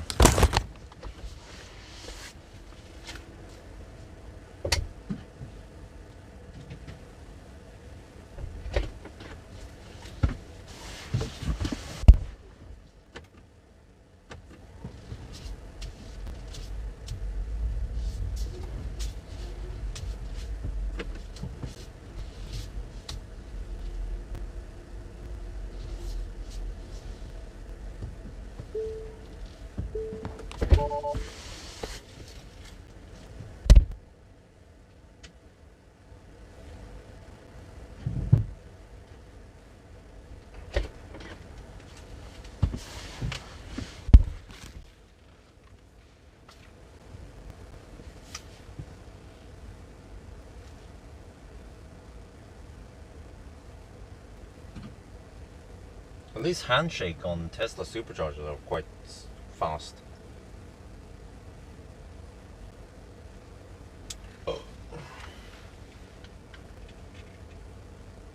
We should be getting at least 130 kilowatt.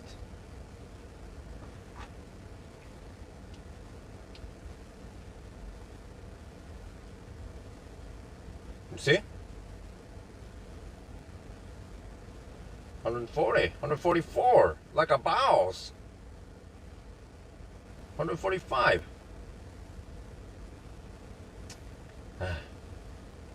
Man. 146.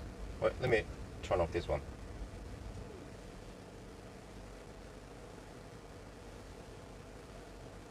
$147. Wow. This is good shit. Stick to superchargers, I guess. Well, except for that, we have to drive through that Stau again. Well,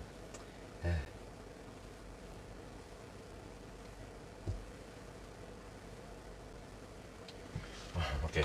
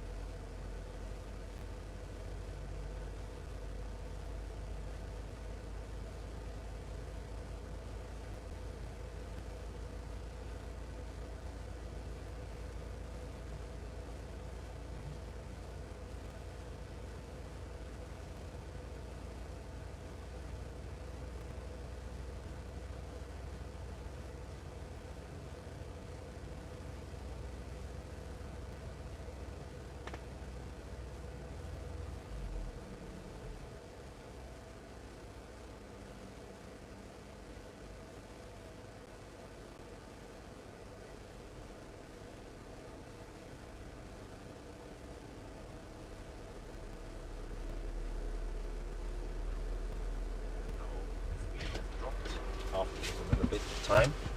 Yeah, whoa, still fast. Still fast. Why did I waste time at the Circle K chargers? I have no idea, man.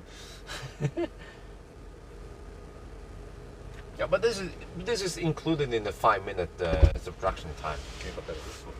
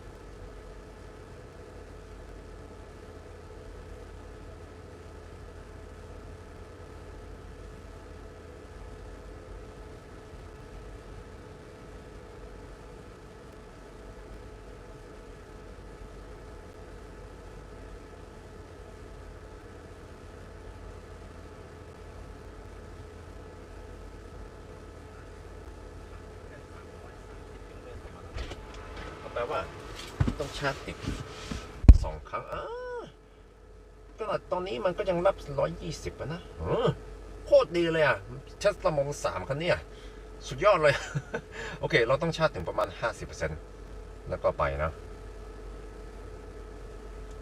Okay, you know, I need around 50% only. Let me do some calculation here. I have to figure out where to drive. I have to plan now. Guys, I have to plan now. Shit. Fire up the heater again. Next stop. Okay, if I go to Strandlykkja. Boom. I want to avoid that shit.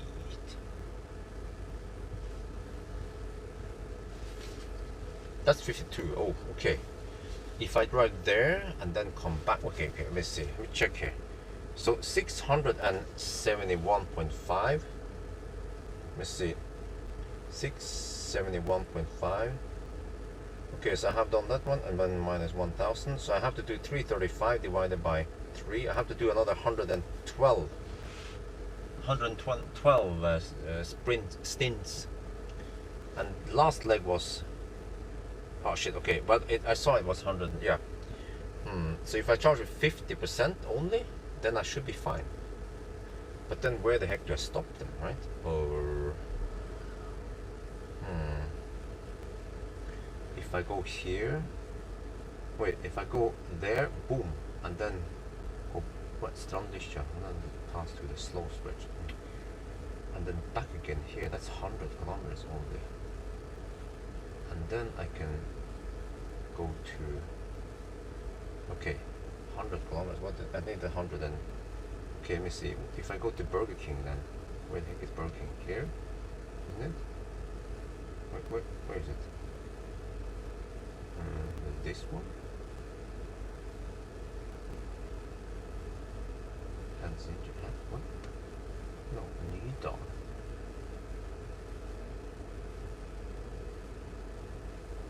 Where's IKEA in Sak? Is this IKEA? Yeah, Max. Okay, Burger King. Yeah, this one. Okay, let me see.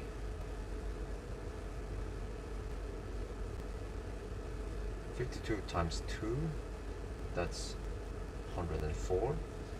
Plus this one. 114. That's perfect. Yes, I know which route to take now. I go to Strandlykkja. Come back here.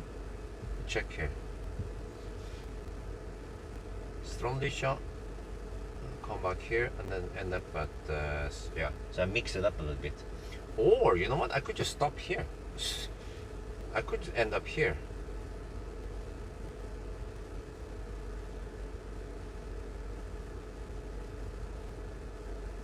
Because I'm getting pretty good speed here. Why would I dick around with that Burger King shit, you know? Yeah, how about that? Let me see. Okay, if I go to Rudshøgda again, do I have it here? Rudshøgda. Okay, so that's 104 plus. Oh, that's a little bit extra. Oh, that's a bit far. Wait, can I mix it? I can go here instead. Yeah, I can stop here. Okay, how far is that?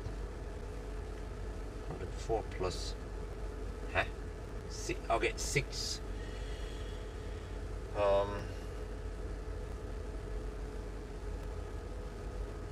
Okay, 104 plus.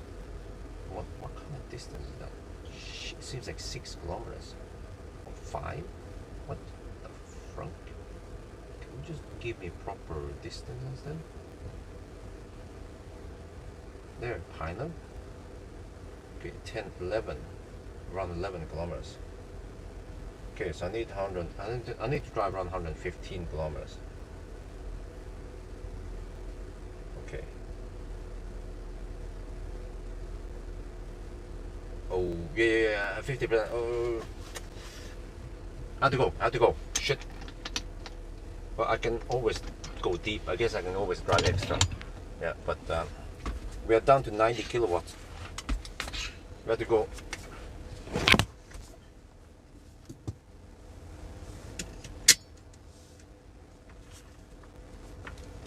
I didn't even pee or anything here.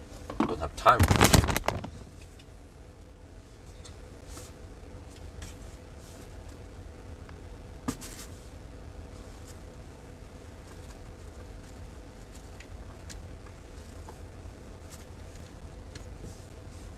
50% now. Okay, let's go Strandlykkja. Wait, or 87 kilowatt. Yeah. Yeah, let's go back. Let's come back here.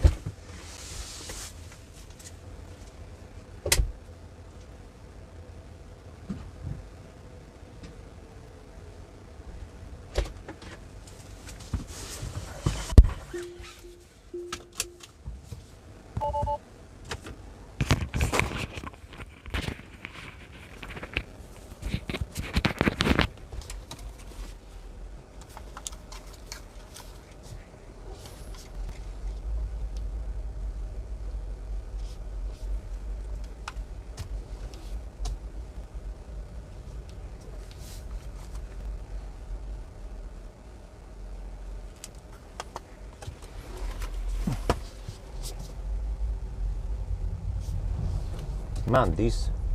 Yeah, I want to come back here, man. Holy shit. 147 kilowatt? I don't mind that speed. I mean, it's slower than V3, but... Okay, let me see. So I have to go, okay, over there, and there's a 100 zone. I have to pass through a bit of 100 zone twice, which is not optimal.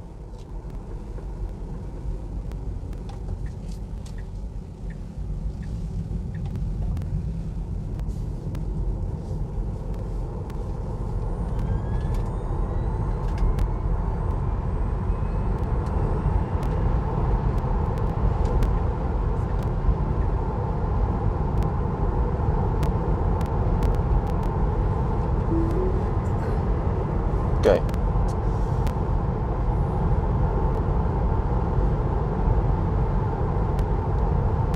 So I haven't paid attention to the average speed and everything now. Let's see. That stop wasn't long, right?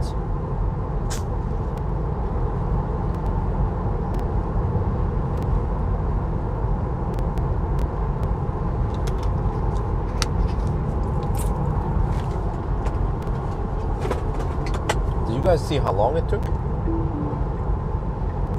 I think it was around that 40-minute mark if you count.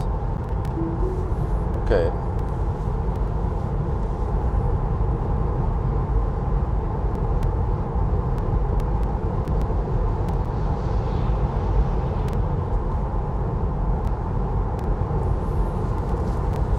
Minutes.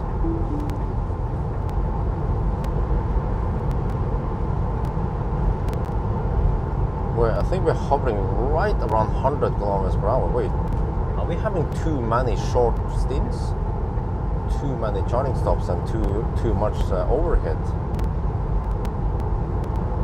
Or, I mean, I keep arriving with... I wanted to go deep, but I guess at this point it's no point, right? Because we have only 3 more legs.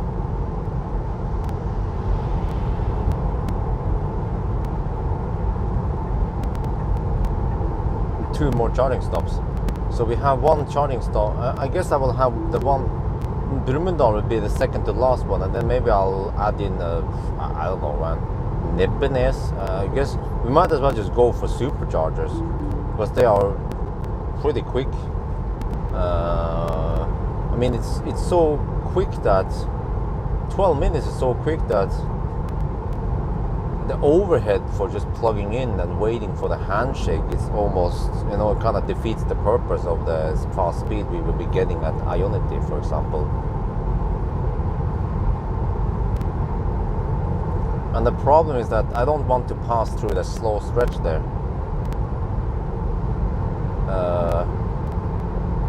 Well, I don't have too many options here. So I'm planning on going back to that one, and then maybe the last one should be Burger King or something, or not sure how to do this.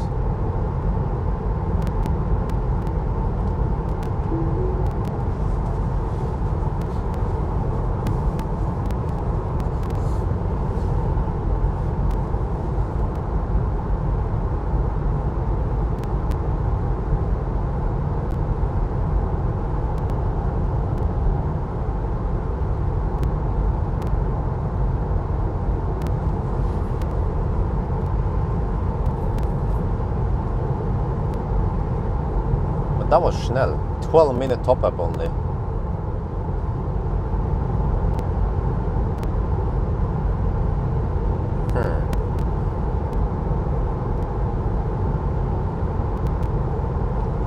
just have to see now if my calculations are correct. Then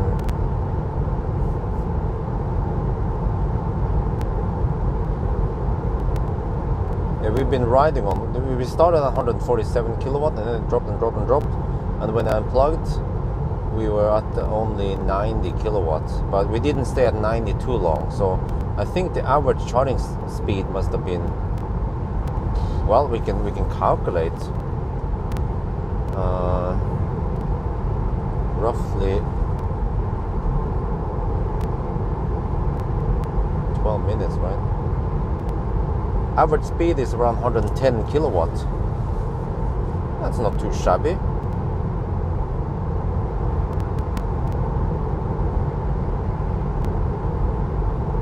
Well, but the problem is that I have to pass through that slow section. So I want to avoid it. So that's why I'm turning around at the Strandlycha. But hopefully, maybe after 6 in the morning, they will open it up. Usually 6 in the morning is a magic time when they stop those night maintenance work. So I will go to Strandlycha now and then come back in the north, and then yeah, I'm not sure where to stop next. It might be a little bit repetitive, but I guess people don't care too much where I stop. They care more about the end time.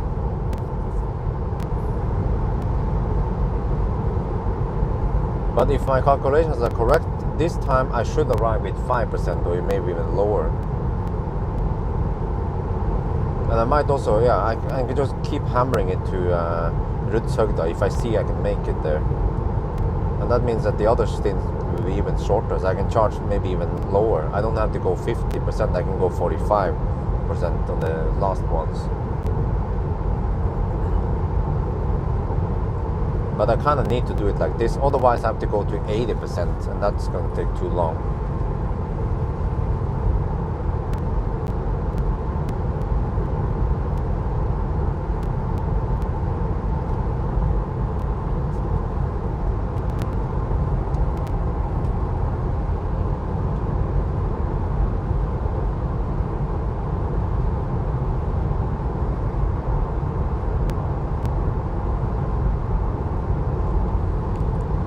In the morning now, okay.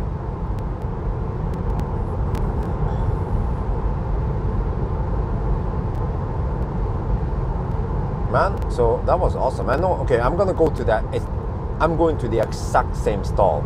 I know that stall works.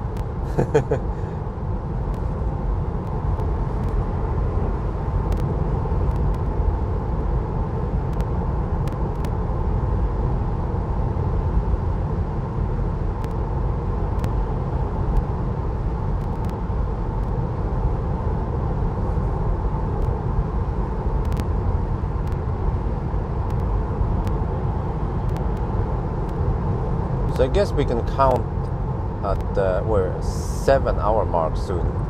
Let me check the total stats here. Oh, really? 680. Okay, we just started charging, so it's a little bit. Oh shit! We also have the wet section here. Oh damn! Bad luck all over the place here. So that means we have to pass the wet section twice now. Uh-oh, that's not good.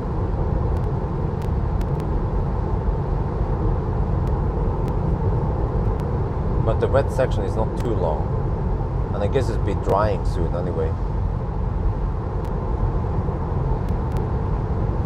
We're getting daylight now. Sun is gonna come up soon.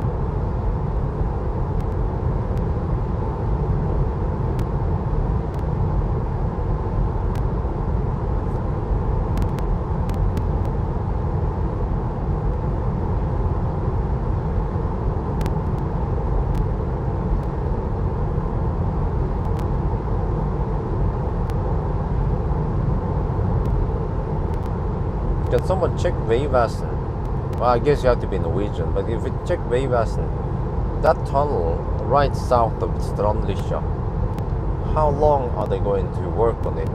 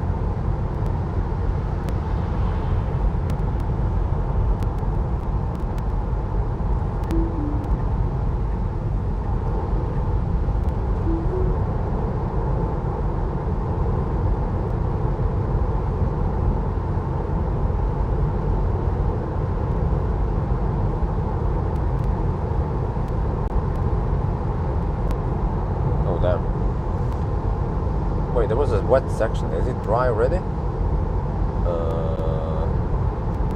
Wait, wasn't it over here it was wet? Oh, and the other side is wet. Oh. Yeah, it was here. Okay, okay, I can see it now. Huh. Guess it dries out real quick.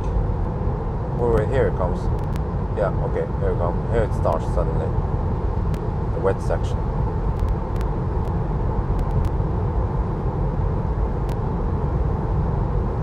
Okay, you sold your Model 3. You sold Model 3, okay.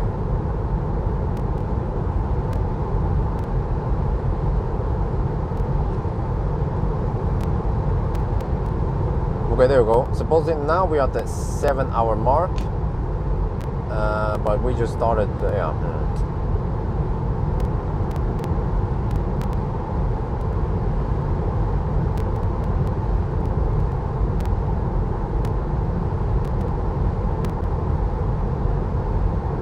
We should be faster than 10 hours. It's just hard to estimate right now. I should have paid attention to the arrival time. Yeah, I need to check that on the next one. I'm just too busy figuring out where we're supposed to drive.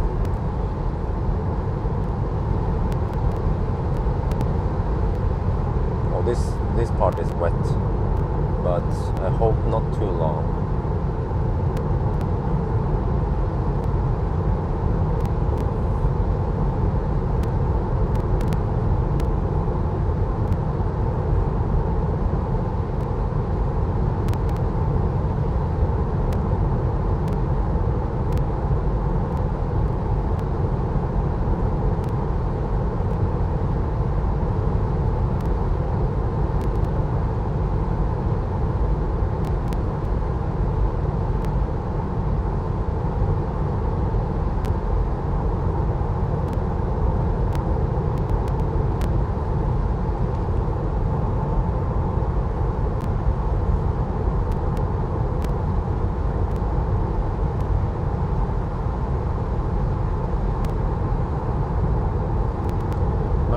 Clean the windscreen in a while now.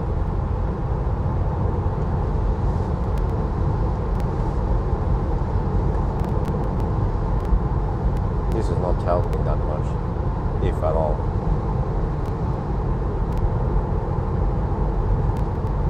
Oh wait, is it wet over here now?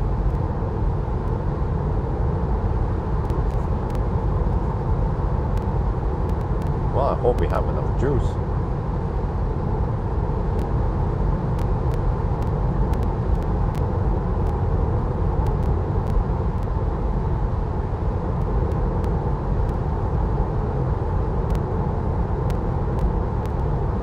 Okay, there. Okay, dry. Okay, good. It wasn't more than about a few kilometers. Maybe 5 kilometers. Yeah, no big deal.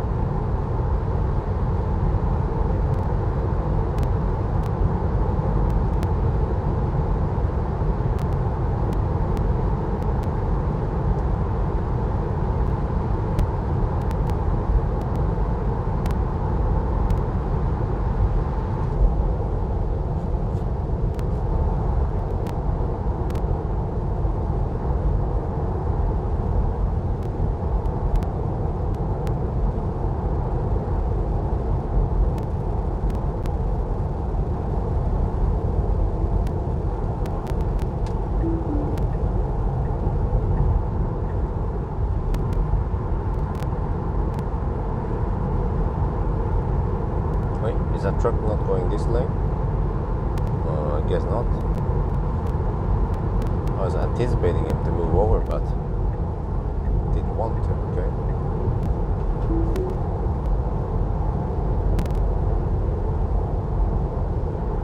So this road here is a small a small disadvantage because it's a 100 zone only. Not 110 zone.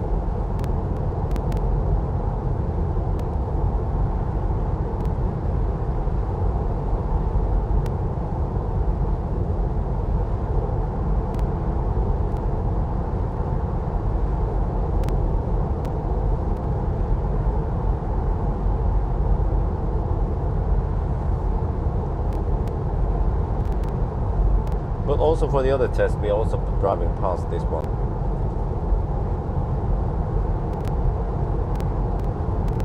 Yeah, I'm starting to see some daylight now. Okay, so I'm supposed to finish in 3 hours, right? Okay.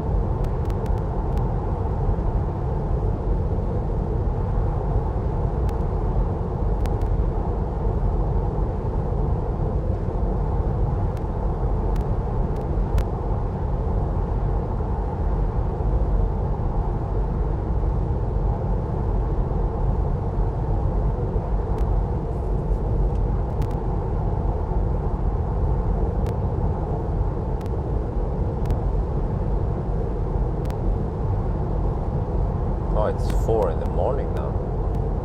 Wait, the sun is not up yet?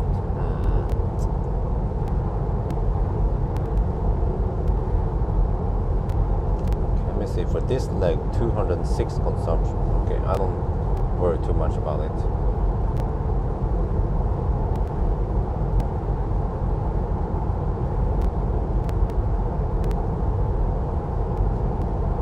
Okay, we get to the 110 zone soon.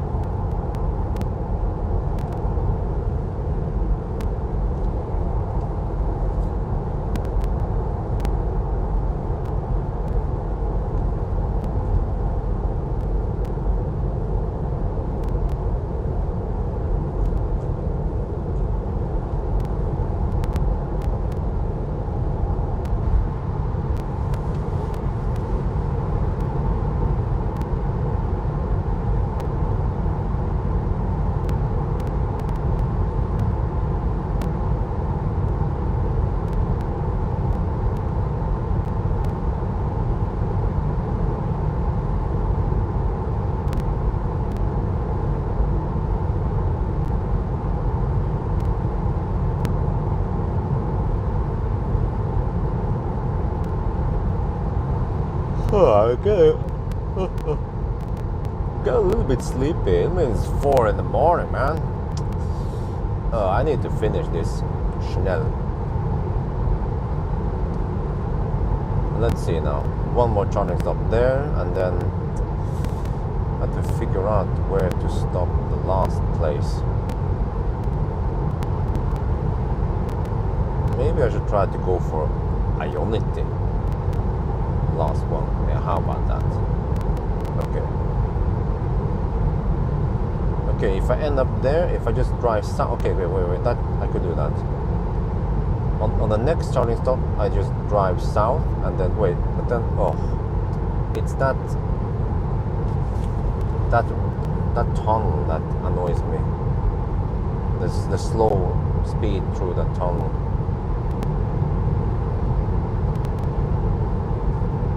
Wait, can I switch off this one?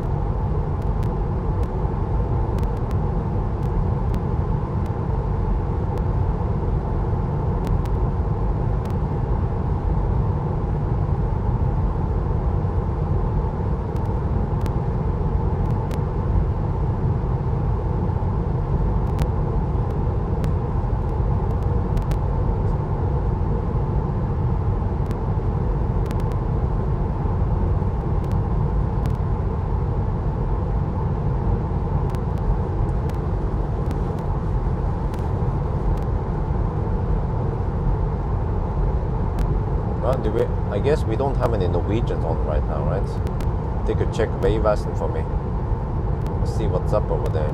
Because if it's open, then I would like to pass it.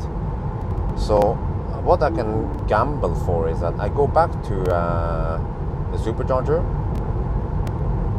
and then I have to, after that one, I will move towards the city. But the problem is if I move too close to the city, 6 in the morning or 5 in the morning, then we will have more traffic there. But we can hope that they will open soon.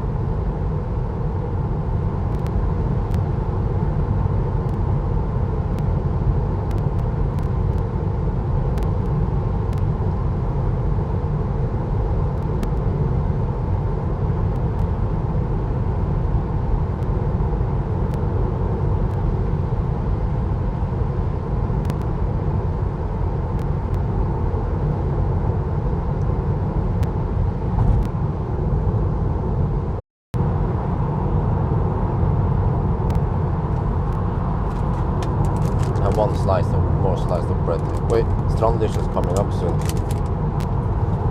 In 8 kilometers. Well, I should have time to eat the bread.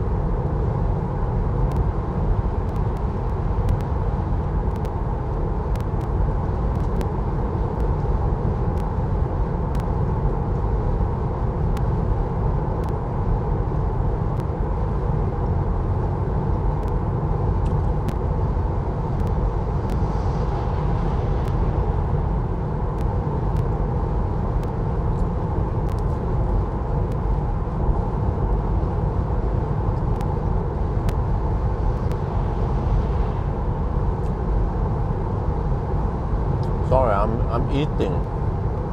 I would like to change lane, but I'm eating right now. Actually, I can change lane. Ah!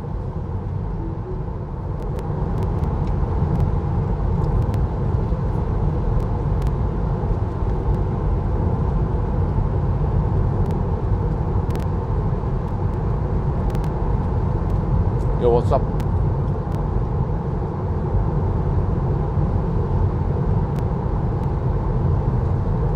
Consumption 196. Okay,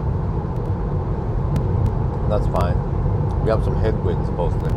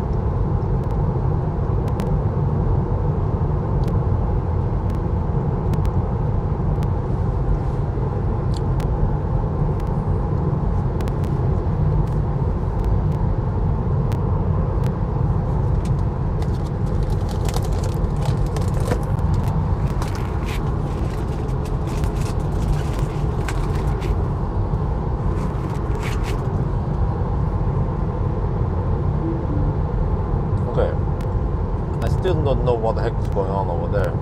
If that tunnel is still closed or not.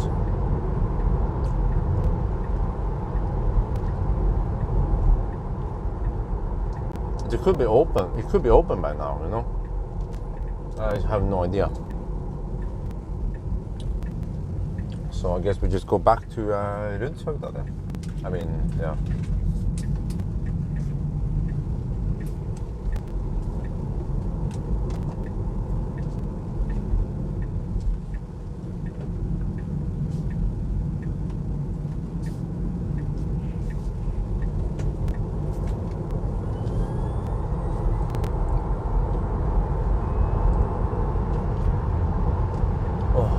Every time. Oh.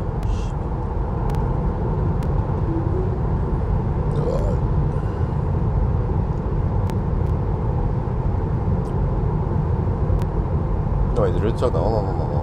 Navigate to.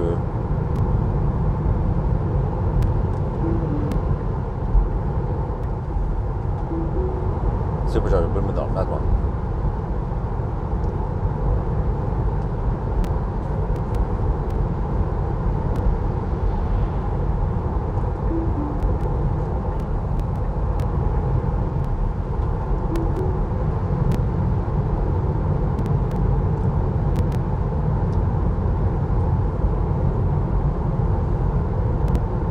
Well, it's getting bright outside. Morgenstund har gull i munn. 16% of Brumunddal. Okay, so I can go Rudshøgda, at least Rudshøgda back again.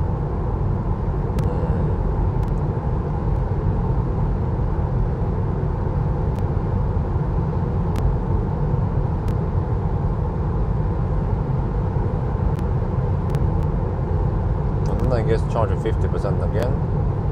Then just try to end up maybe at Nebbenes or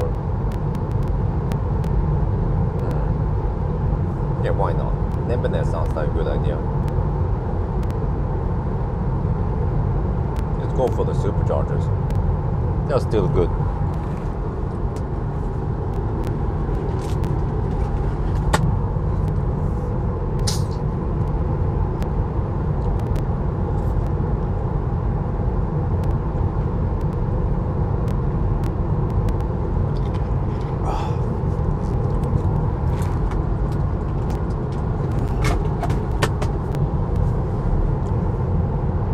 Seems like we are really struggling it to go much below the 10-hour mark for some reason, or are we? Traffic is picking up now a little bit.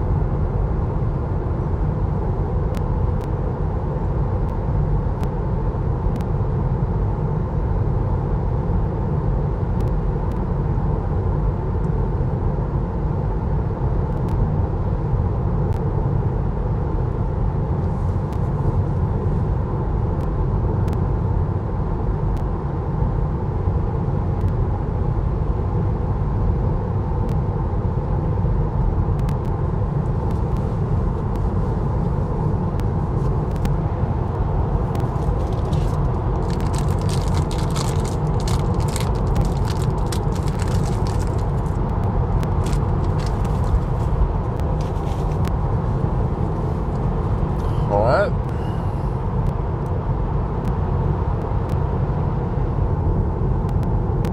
It's getting bright quick over here.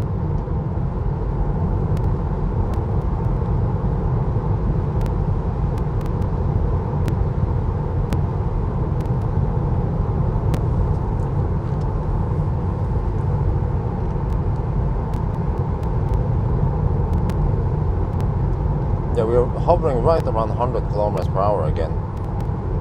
Around 725 kilometers and 7 hours and 7.25 hours roughly.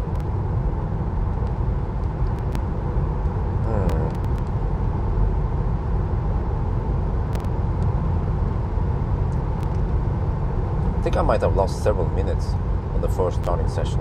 The first charging session was shitty. Or wait, was it? We were hovering around 110 kilowatt for a while. That was okay, but you see now what it should be. 145, 147 kilowatts.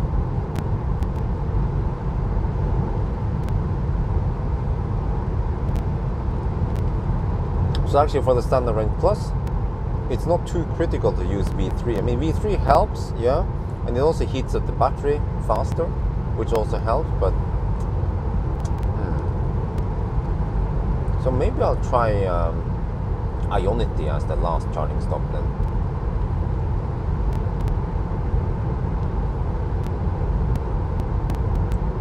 And I guess once I get over to Ionity, I will know. That's the problem. if I have to go through that slow stretch again, then that sucks.